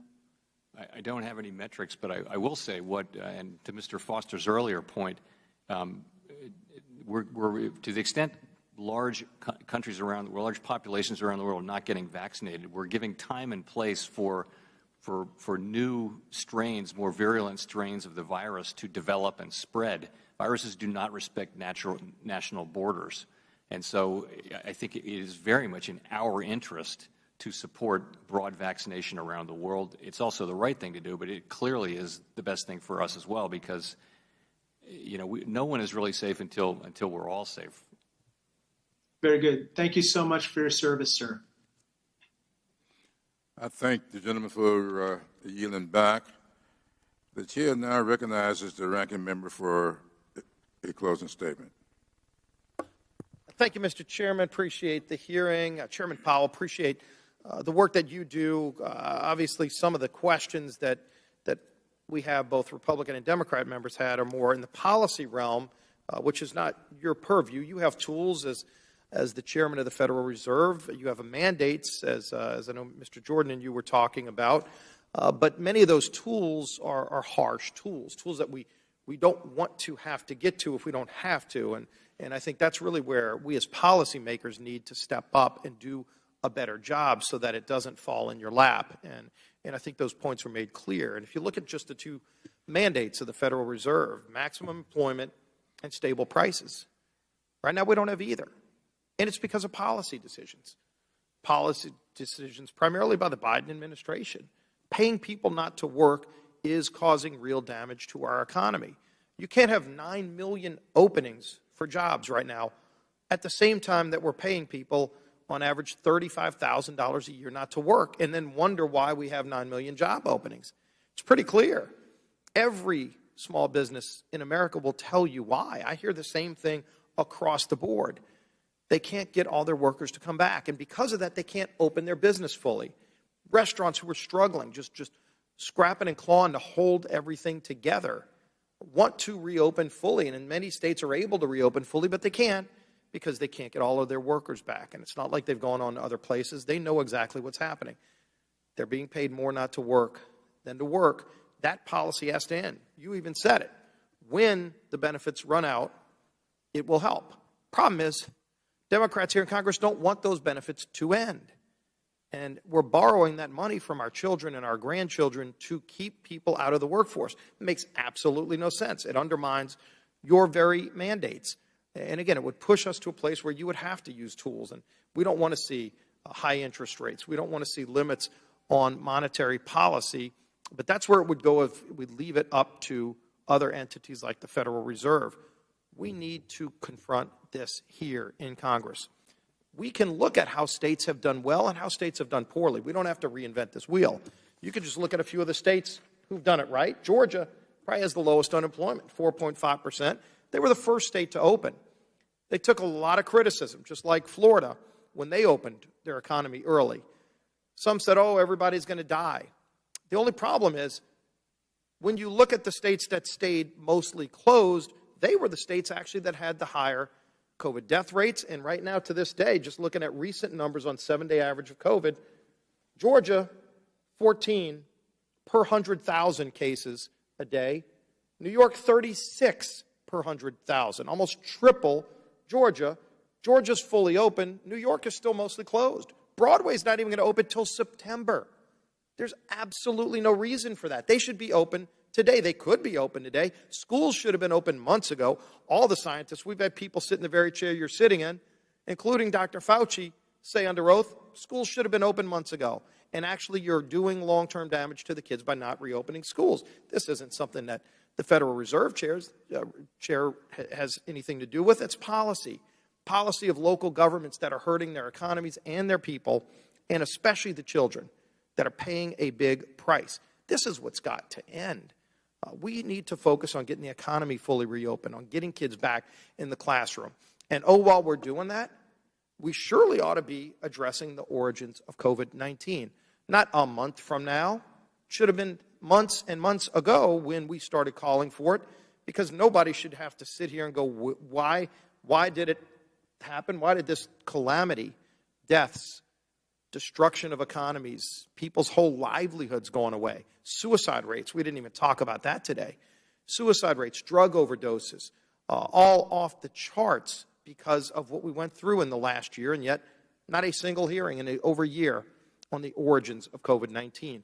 So hopefully we can get back to focusing on the very policies that will help us get through this the right way so that it doesn't end up in your lap and things end up having to be abruptly changed to the point where it actually harms real families even worse than they've already been harmed. Because as we've seen, so many things that are happening, like all of this inflation across the board, that shouldn't be happening right now. We shouldn't be seeing all this inflation that are brought on by President Biden's policies and his overreaction to something where the science, in fact, one of the things we've seen is a whole lot of political science being practiced instead of medical science. So hopefully we can get back to common sense and the science that shows us where we should be going, when instead we're seeing a whole lot of actions that are devastating to people when they shouldn't be going through some of this pain. So let's focus on getting things open the right way, following that science, and doing it, and again, not reinventing the wheel. Go look at the states that have done it right. Many states have gotten it right.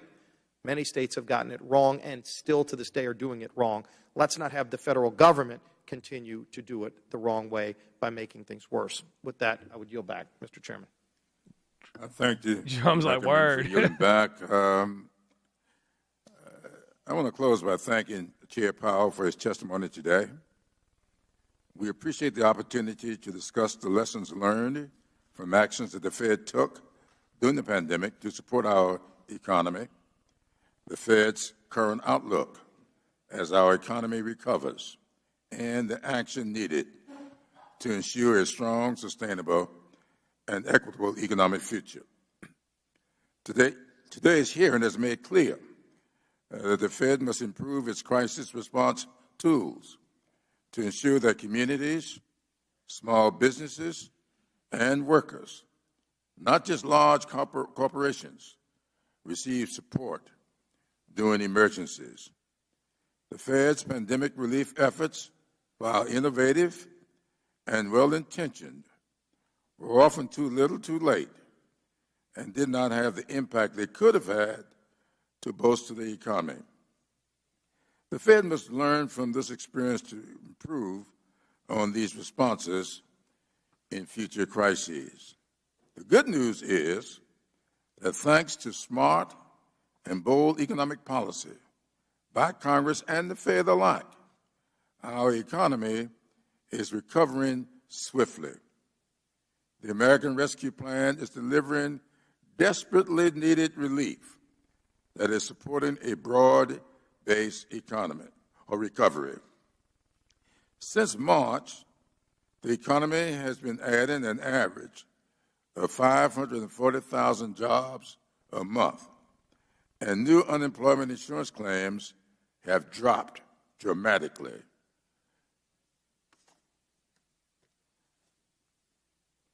Direct payments have eased Americans' financial concerns. He's like, that's all? And have enabled them to support their local economies. Soon, the Department of the Treasury and the IRS will begin to deliver advance payments to families from the expanded child The bell doesn't tax dismiss credit you. relief I do.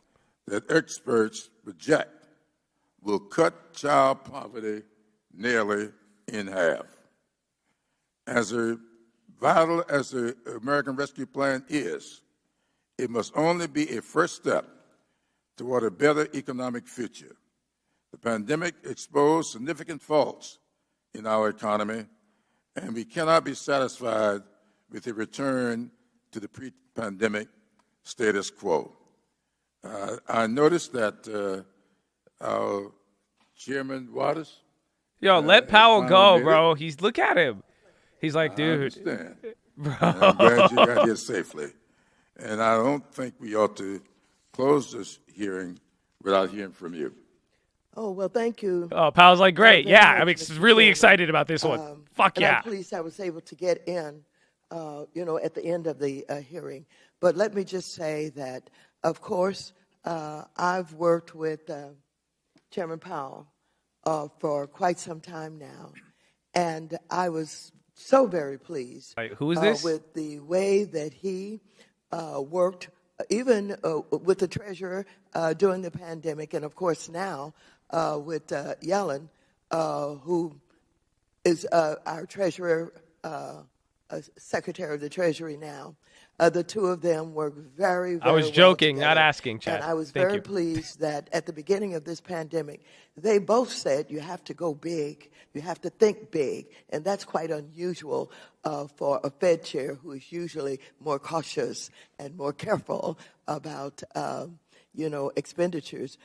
Also, I'm very pleased at the way that he opened up and initiated so many facilities. Some of them I still don't understand, but I do know that there was every attempt to be able to meet the needs of the business community.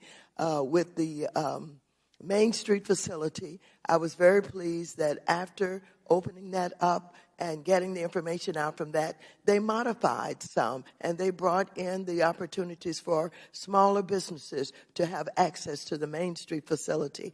And so I compliment and thank Chairman Powell for not only his leadership during this pandemic, but his creativity and the way he was available to us to always help us think through what more can we do and how can we do it. So I'm pleased that I was able to at least come in on the end of this hearing today to say to Mr. Powell, I credit you along with others who worked so very hard to get us, past this pandemic and to get us back on the road so that our economy can do what we know it can do. And I've never really been worried about inflation, but I want to keep an eye on that. And I want you to keep us informed about what is happening in our economy. I think we're coming back, and we're going to come back strong. We've got to answer some questions about employment. We've got to find out what is happening with the need to increase the minimum wage, because I think that is what is keeping some of our people from wanting to come back to work. They're looking for better wages. They're looking for better opportunities. So with that, let me just say thank you, Mr. Chairman, and thank you, Chairman Powell. Thank you, General Day, and I'm sure Chairman Powell is very pleased that I did not close this meeting without your comments. Thank you. Let me continue to close by reminded. He's like, bro, really? Many of you may recall when we passed the KISS package, or as we were debating it. Bro, this is worse than my ranting. I don't even rant like this. This is worse than me. I thought this would give us an opportunity to build an economy with the vision, with our vision. I was chastised for having said that, but I want to say once again, fulfilling the vision of this country, as we heard from Chair Powell today, is integral to our, what I call the pledge, as we close our Pledge of Allegiance with liberty and justice for all. That's the vision that all of us have for this great country. And that is why we are working hard to pass the American Jobs Plan and the American Families Plan, which will make the investments in our infrastructure and our families that are necessary to build back better. As we listen to the testimony today in the Q&A, we're talking about why people are not going back to work. I've talked to a lot of people in my state that will go back to work tomorrow if we could cure their child care problems. That's what we've got to do. We've got to make sure that this families plan is put in place so people's children will not be endangered when they go back to work. So, Chair Powell, I thank you so much for testifying today. The Fed continues to play a critical role in helping our nation recover from the coronavirus crisis and in ensuring an equitable recovery. I trust that you will never lose sight of the fact that millions of Americans are dependent on the Fed continuing to support the economy's recovery. With that, and without objections, all members will have 5 legislative days within which to submit additional written testimony for the witness to the He's chair, like, y'all which better will be not forwarded send to the shit with that witness, discipline. for his response. This hearing is adjourned. Powell, he didn't even say thank you. He's gone. He's like, all right, I'm out, bro. He had no thank you, no nothing. But the market is broken past the key level from the Fed. So honestly, I think you guys got to witness it. The real reason, again, I could be wrong. I'm just hypothesizing here, but it looks like he didn't. Again, you're right at the point of the top of the Fed. So tomorrow is going to be key, but it seems like as the conversation went on, he didn't really, the questions didn't break from the line of logic. Powell seemed very, very confident. He stuck to it. I agree with most of what Powell has to say. However, Powell says it's not going to be a situation like 1970. I kind of disagree with that. So this is where you could kind of find some of the points where market participants kind of agree and don't. So that's kind of where I lie on the spectrum, the transitory stuff. There's a lot of things there. And again, he pretty much said, I don't know, I called it out. Powell was pretty much saying, hey, we don't know when, but we know what. He's saying it's going to go away, the transitory nature. We're not going to have any abrupt changes. So it seemed like the market, as they got to take it, could have been a Bernanke moment. I just agree with it. I just disagree with him up into the point of the 70s situation with how it's looking, because essentially, if Powell is wrong and it doesn't fix itself over time, or it takes too long of time, then that crazy, what was that guy, the guy who kept coming at the China investigation one, what he was pretty much saying was, if we don't change policy now, if we don't make a change, you are going to be forced to change it, and then Powell is going to be forced in a different situation. So that's kind of how I interpreted it, but it seems like the market liked the fact that, again, you got a lot of questioning on Powell. He didn't really flip-flop at all. He stuck with the same thing, gave a little bit more guidance, but nothing too crazy. Most of it we were already aware of and we got to hear. So that was it, but a lot of things ripped right here. Again, where we close will be key, but we're still pretty much neutral from the Fed report, as you see here. We got a little bit above it. You got a lot of steam. It's continuing what we saw yesterday, but the real question is, how is it going to hold up? You got 20 minutes left. We got a couple of little pops here and there. I think Snap and Twitter were working. We saw Amazon. HD did good. Our credit spread is looking very, very nice. I haven't even checked that one. How we looking? Ooh, you got $100 on the credit spread. 100. Yeah, we have the HD credit spread that we did last week, so it's now out of the money. It expires this week. We've got like 81% or so. You can probably take like 100, 120 out of everything. Am I neutral, bearish? I am. I'm bearish and neutral. So bearish first and then neutral, and that's pretty much what we've been on. I said that on the watch list that we should expect bearish neutral for probably the next week or so, and then everybody is going to just start following in love with earnings and then go from there.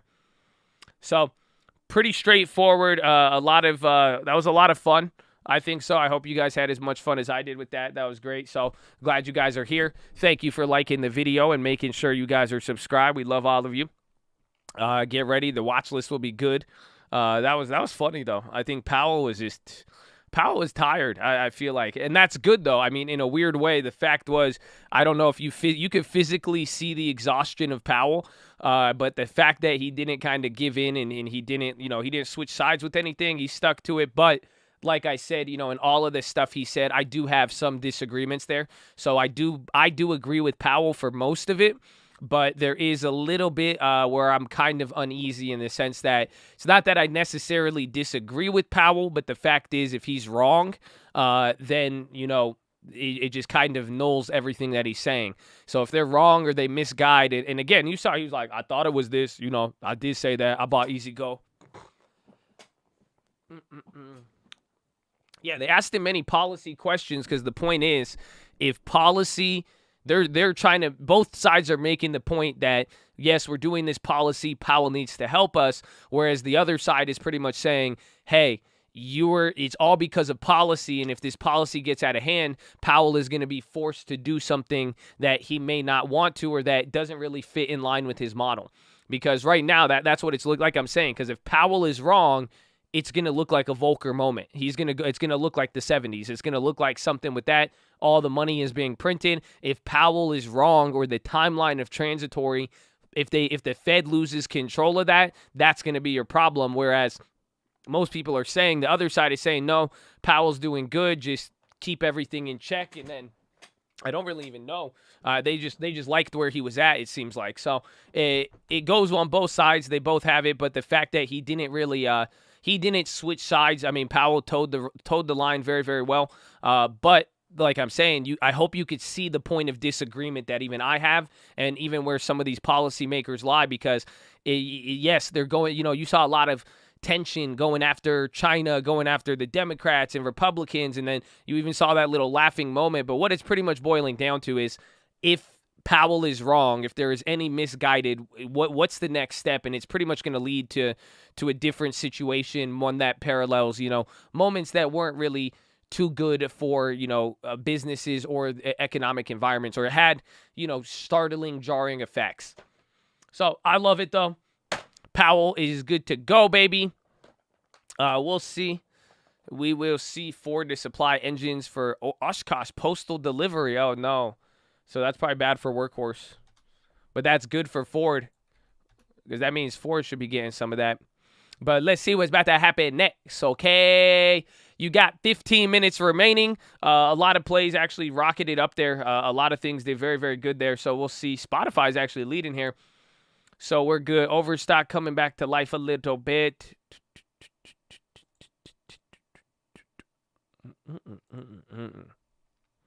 That HD Canada approved sports betting right now. Is that why DraftKings going up and SCR?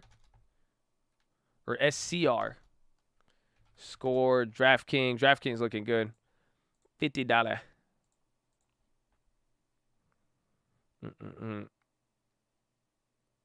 McKesson said to explore sale.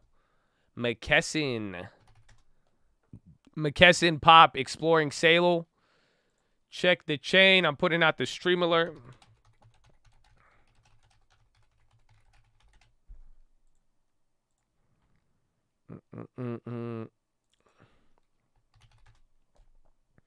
Chain is rough. Oh, yeah. This one maybe buy stocks. McKesson's at 190. Jeez.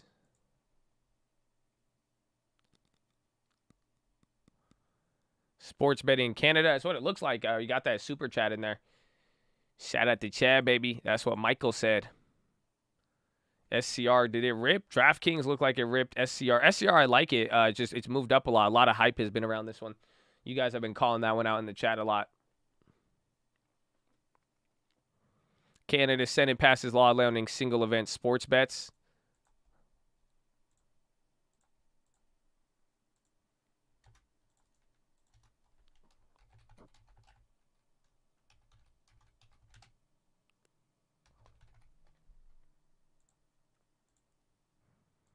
UMC, I like him. I mean, if we wait until the hype comes again today and getting past this level, it created some. I mean, you're seeing even AMC, and then a lot of the tech stocks came up. My plan with UWMC, we got the debit spread. Now I'm going to go for naked options once we kind of get the tide shifting in our favor here.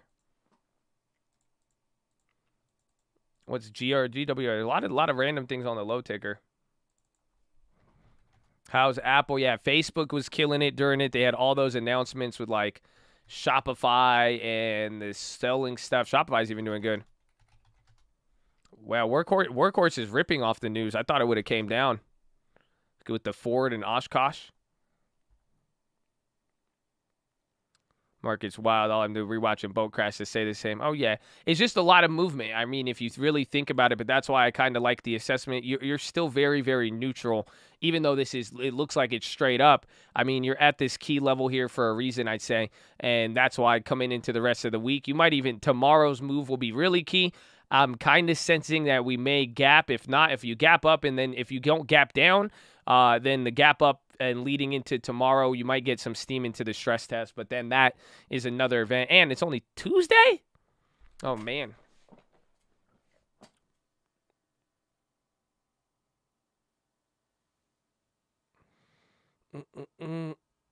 Ooh. Yeah, right? I think Ford providing engines, or at least it shows more movement in the deal. DraftKings is moving now. But Dash puts. Dash was doing good today. Didn't they have some other news too? That's been a killer. It's finally breaking out. Dash is actually getting back to a normal level here. Yeah, Dash is actually entering some upside. Believe it or not. Here's Urban.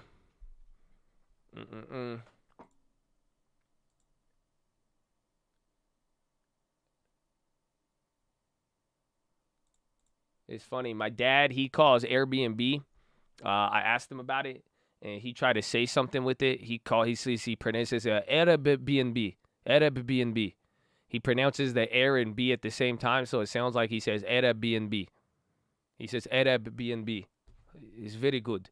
He said very good. He said, what do you think about the Airbnb? Very good. Huh? Very, very good. Torch got clapped. Airbnb. Airbnb. Canada's $15 billion in illegal sports betting. I wouldn't trust that. So how you find out the illegal amount if it's not recorded?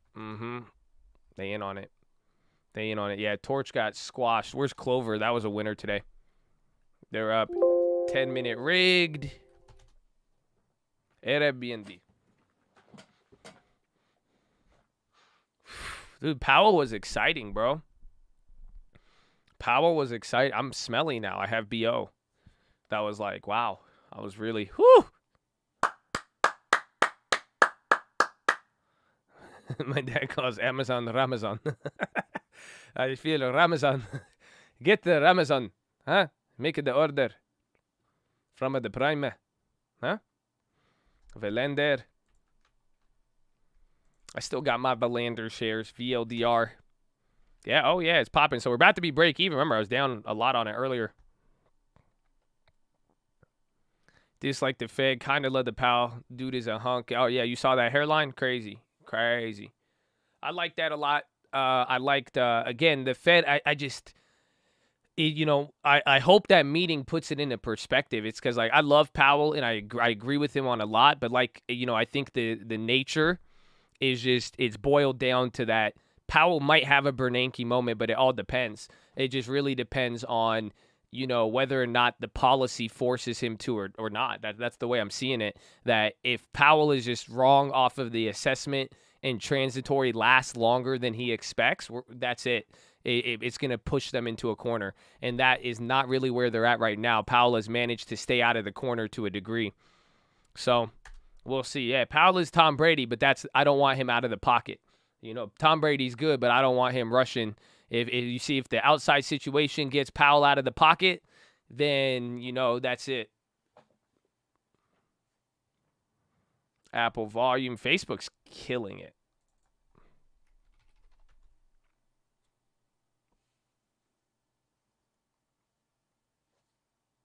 I love when Jay Powell says, not my job. Oh, yeah. Uh-huh. Uh-huh. He's nimble. He'll be okay. Again, it depends. Just he knows what, but not when. But if that when doesn't, if it takes too long, then we clapped. Yeah, you have to take what he says with a grain of salt. He is trying to prevent market panic. I agree too, right? He knows there's a lot of pressure on him too, so he is not going to be as.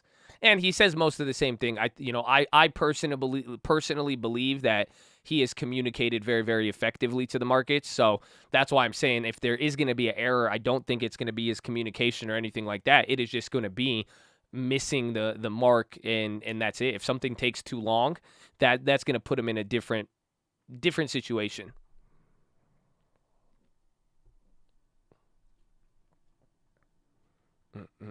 So we're coming back down. You literally just top ticked right above where the Fed was. We went a little bit above that, and now we're still right back there. Watch to see if we close at 421. I mean, you only got 7 minutes, but this is going to be the range. You're closing in the Fed, so pretty much ever since the Fed, everything that happened, we did all of that movement just to come back to exactly where we were when Powell made the first hawkish tilt statement.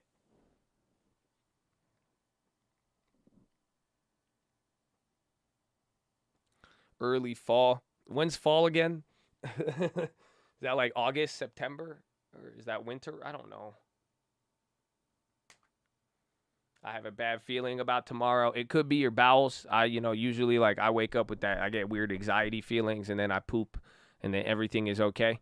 Otherwise, I think the market will move again. We have the final event this week is going to be the bank stress test. Tesla is fine. Quit tripping. I don't think Tesla was mentioned once in all of this, but I feel you. Shout out to Elon. Any plays for bank stress tests? We just got our Wells Fargo's, right? Maybe we could do some credit spreads on the banks if we want to get some upside exposure. And at least the Bitcoin, that just saved us kind of. Today is the longest day in the year. How so? How does that work?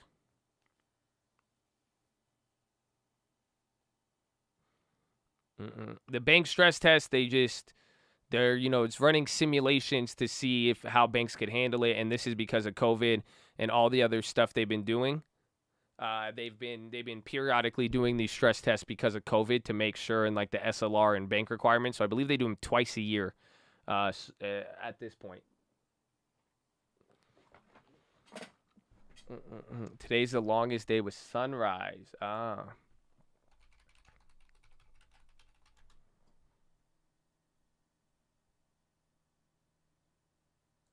So again, and this is and based on the stress test, it's going to allow them to do dividends, buybacks, all of that.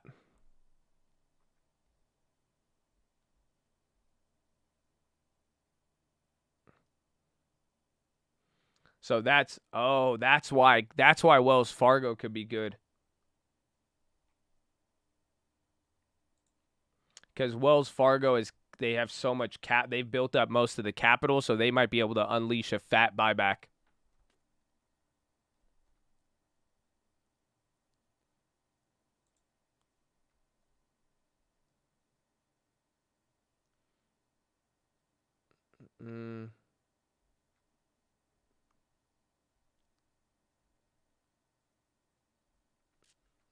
time is only 2 minutes.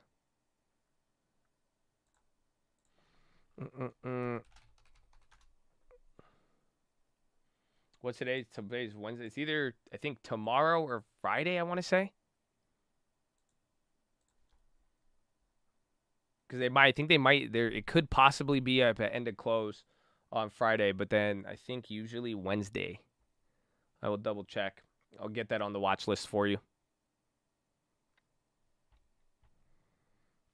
Get ready. Apple option sweep.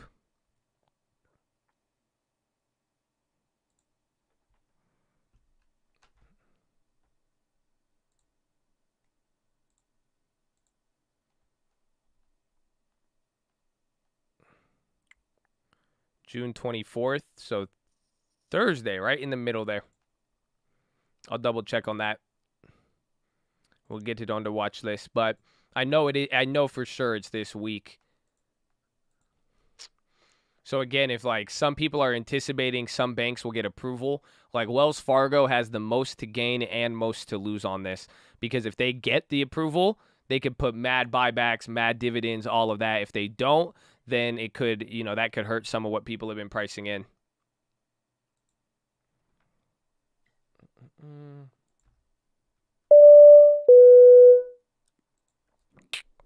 All right, ladies and gentlemen, we're making our final approach here. So we make our final approach. If you guys are holding on to any bags, please stow them in the overhead bins above or firmly beneath your seat, or be coming through the aisles with the trash bag if you'd like to dispose of those bags. But as we make this final approach, we're going to be landing here into this second link terminal in description. That is going to be your nightly watch list and main channel layover, and then we're going to be taking off promptly around 6 a.m., 6:15 out of sunny San Diego, California. As we land here in the San Diego International Airport, it is about 80 degrees and sunny, beautiful weather, a little bit cool and some wind gusts, but overall beautiful views. And we are no longer under COVID guidelines, so you are not required to wear a mask, but please exit one row at a time for all the other passengers. As always, we appreciate you guys' business. If you're interested in your Colt Rapid Awards program card, please flag down your flight attendant. We'll get you that brochure as soon as possible. As always, thank you for flying with the Colt, and hopefully you have a wonderful evening. Wrap it up. The market's getting back to the Fed zone. Tomorrow is going to be a dance, baby. Tomorrow might even be chill, though, with the stress test on Thursday. But now you still got the 1-2 punch ahead, baby. And you got a lot more Fed speakers. So let's go. Yeah, very smooth flight, baby. We loved it. So wrap it up. Pack it up. Do whatever you need to do, baby.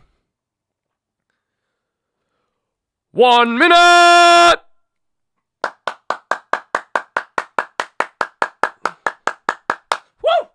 I think it was a 9. It was a 9. It was strong. It was powerful, but a little bit of a voice crack, I think. I don't know if y'all heard it, but that had power behind it. I'm ready. I'm ready, baby. Wrap it up. Wrap it up. 9.8. 9.8. We'll take it. We'll take it. Good. We need room for improvement. I got to sandbag it coming into the end of the week. 30 seconds. Did we make any plays today? I don't think I made any plays today, huh? No plays today, but we got some that worked in our favor, like the HD and everything else. Yeah, no plays today. No plays today. Oh, we riding it out. 5, 4, 3. I was early. Ding, ding, ding, ding, ding, ding, ding, ding, ding, ding, ding, ding, ding, ding, ding, ding, ding. On. Yes. We did it. We made it. We did it. We made it. Ladies and gentlemen, do not go anywhere. Do not go anywhere. It's important. It's very important. I have something very important for you. But that's the day. The day is over. But before you leave, we got something for you, baby. It's very, very simple. We just want to tell you thank you. And 1.8 thousand likes on. Let's go, baby. But what we wanted to tell you guys is thank you for being here. I love all of you. I hope you had a wonderful day. I hope you enjoyed it as much as we did, man. That was great with Powell, everything else. But we are going to have even more of an exciting week. We got to learn a lot of the plays coming back to life. You're seeing a lot, baby. And get ready for earnings. But Before you head out, I want to tell you thank you. We love you. I don't care if you liked me or not. If you were disrespectful, respectful, we always appreciate the respectfulness, but I am grateful for the opportunity. So thank you for putting me on your speakers, your home, your car, your office. Y'all playing the cult, baby. We love it. Shout out to all the Chads, baby, who were positive in here, contributed to the chat. Got everything, man. You know, they posted plays. They show some love. I hope you pray before you eat, baby. But we love all of you, so God bless you, and thank you, thank you, thank you. Shout out to Chad, baby. Shout out to all the members. Some of y'all had a member upgrade today. You know that? Y'all saw the badge. It's not time in the Chad. It's time in the Chad, baby. So God bless you. Thank you for rocking the badge. Thank you for being a positive light and influence and holding it down, baby. We love it. Shout out all the people on the stream alerts. We love you as well, too. First link in the description is going to be very, very key. We'll go over it, but all of you in general, man, the people putting in their time. I know not everybody is going to have the membership badge. Not everybody is going to have the stream alerts, but we just want to give a huge shout out to all of the people who contribute in any way possible and contribute to making their life better and actually getting better at this, taking it seriously, getting a long term, and not just here to gamble and all that, but we could gamble a little bit, baby. So we love all of you. Appreciate all the people who care about it as much as I do and everybody here. So thank you, thank you, thank you, thank you, thank you. We love you. Oh, 2,000 likes, baby. Run it on.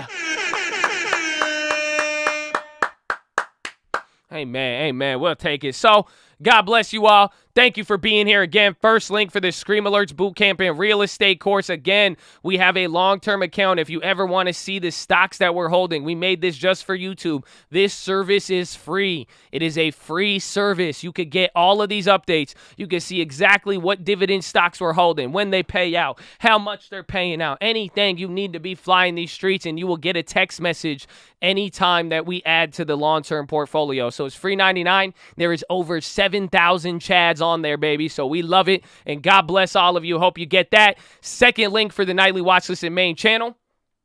Okay. Second link, we're going to go over all of the events for the rest of the week, the plays that we have working for us. We did not make any plays, but I got some in mind, baby, so it's going to be good. Third link for the membership badge. Some of you were asking. That is here in the description. Shout out all the members, baby. Fourth link for the merch. Check out the new channels, Cult Real Estate, Cult PHILO, Cult Cars, and Cult Music, but here's some Cult PHILO. Follow me on Instagram at The Trading Fraternity, and if you want to trade options, this is the best tutorial to start with. We got a lot more, but this one will teach you a lot. How to find 1,000% options, understand the option pricing, step by step. Oh, man, that's great. That's great. That's for you, man. It's a good one. It's my favorite. And then finally,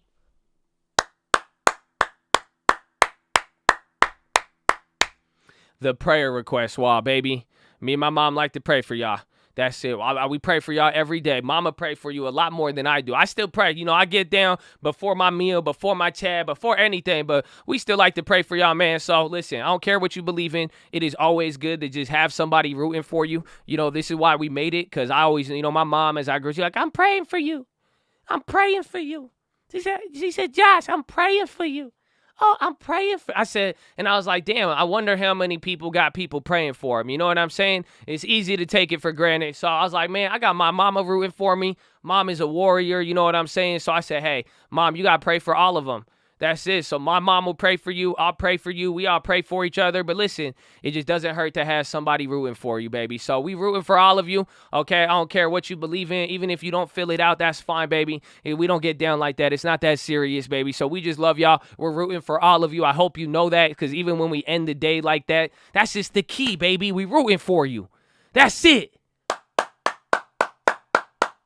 So pray for me, Chads. I got you.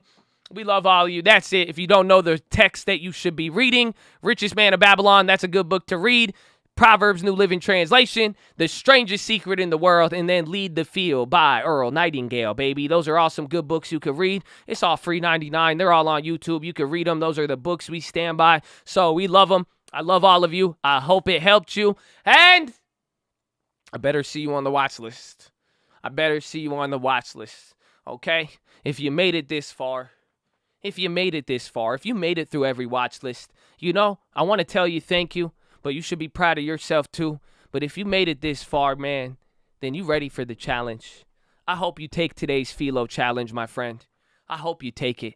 I hope you pray before every single meal, every time you eat. Get in the habit. Being conscious. Being aware. Be mindful. Don't be as impulsive, baby. Just try it. Start with the minimum. The minimum is food. Some of y'all been praying for your food for a long time. That's great. Now you gotta get to increase it. Everything, baby. Everything. Yeah, pray during. You can pray during too. You know that happens to me. I'm like, this good. Thank you, Lord. You could do that too, baby. But get in the habit, baby. That's all. And I don't care what you believe, man. I just want y'all mindful and aware. You know what I'm saying? I know some words like pray, God, Jesus, that scares you, right? I even say shit, and then the people who believe in Jesus, they get scared of me. So listen, it all works out, and just be mindful, be aware, don't be as impulsive. What's yours is yours. More fati. Just take a second before every single moment, and that way you could take a second to think without being scared. Oh, they don't feel me. They don't feel me. They don't feel me. I just did a whole 360 in my chair. I'm doing it again. Oh, man, they don't feel me. So let's go, baby. It's game time. I hope you're ready. I hope you're ready for an exciting 6 more months, man. That's just for the end of this year. And then we got another year after that, baby. And then another year after that, and another week, and another week, another week, baby. It's going to be beautiful. So I hope you're ready. I hope you got the long term, man. That's it. So stay blessed. Stay blessed.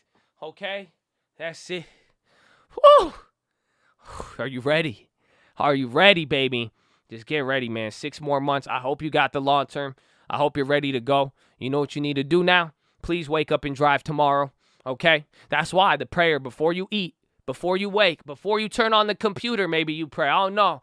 That way you take a second to say, hey, before I make a trade, before I enter the stock market, what's mine is mine. What's going to happen? I'm going to take some mindfulness. I'm going to be aware. I don't need to be as impulsive. Ooh! But wake up and drive, baby. You're not a chameleon.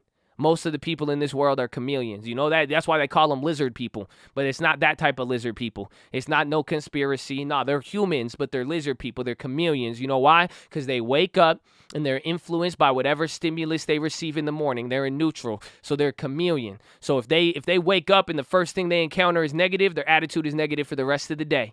If they wake up and they encounter something positive, they see good news, they see their bank account goes up, whatever it is, they go, woo! They have a good attitude the rest of the day. You are not a chameleon, my friend. No. You make a decision every single morning. Tomorrow morning, you're going to do that. Shift it in the drive. You say, I'm going to have a good attitude no matter what. Oh, what's mine is mine. It's going to be a good day, baby. It's going to be a good day. So let's go, baby. Take it. Run with it. I hope you got some energy for the rest of the day. I hope you have fun with Powell. I hope you're excited for the future. And you better get a long term, baby. We are not wasting any time here. Yeah, there's a lot of things we could do in 7 hours. A lot of it, not all of it's going to be trading all the time. We could still make our trades. I don't care what it is. Just don't. You're not wasting your time. You get that long term, it's going to open up doors, baby. You are not going to walk away from the stock market without owning anything. What are you going to do with all that money? You're going to own something. You're going to own something, baby. Shout out the long term. If you have the long term, you're already an owner. They don't feel me, man. They don't feel me. So take it. Take it and run with it, baby. Go to the gym, too. Somebody in here, I know you were contemplating whether or not you should go to the gym. You need to go to the gym right now. Somebody said, I'm about to start a fitness journey. You're going to start it. You better take care of yourself, baby. Take care of yourself. It's all little discipline. It's all little habits. Pray before you eat. Take care of yourself. Watch you take care of everything else. Oh, they don't feel me. They don't feel me. Woo!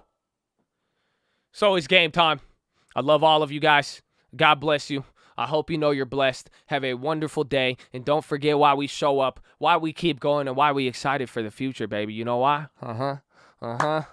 Finger to the sky, baby. To God be the glory and through the grace of God alone. Every single day, baby. Every single day, baby. God bless you. Woo! God is good, baby. Oh, they don't. Somebody feel me, and if you don't, it's okay because we love you either way. Imagine that. Imagine that. Woohoo! So enjoy your day, baby. Stay blessed. Stay mindful. Get ready. And I'll see you on the watch list. You have a wonderful day. Okay? Yeah. Yeah, pal. Bye-bye. Can I go now, pal? No? Okay, closing statements. Okay, so here's my closing statement. No, I'm just kidding. I love you all. Have a wonderful day. I'll see you guys on the watch list. Peace out. Ooh, hey, Josh. I want a pony. Okay, love you.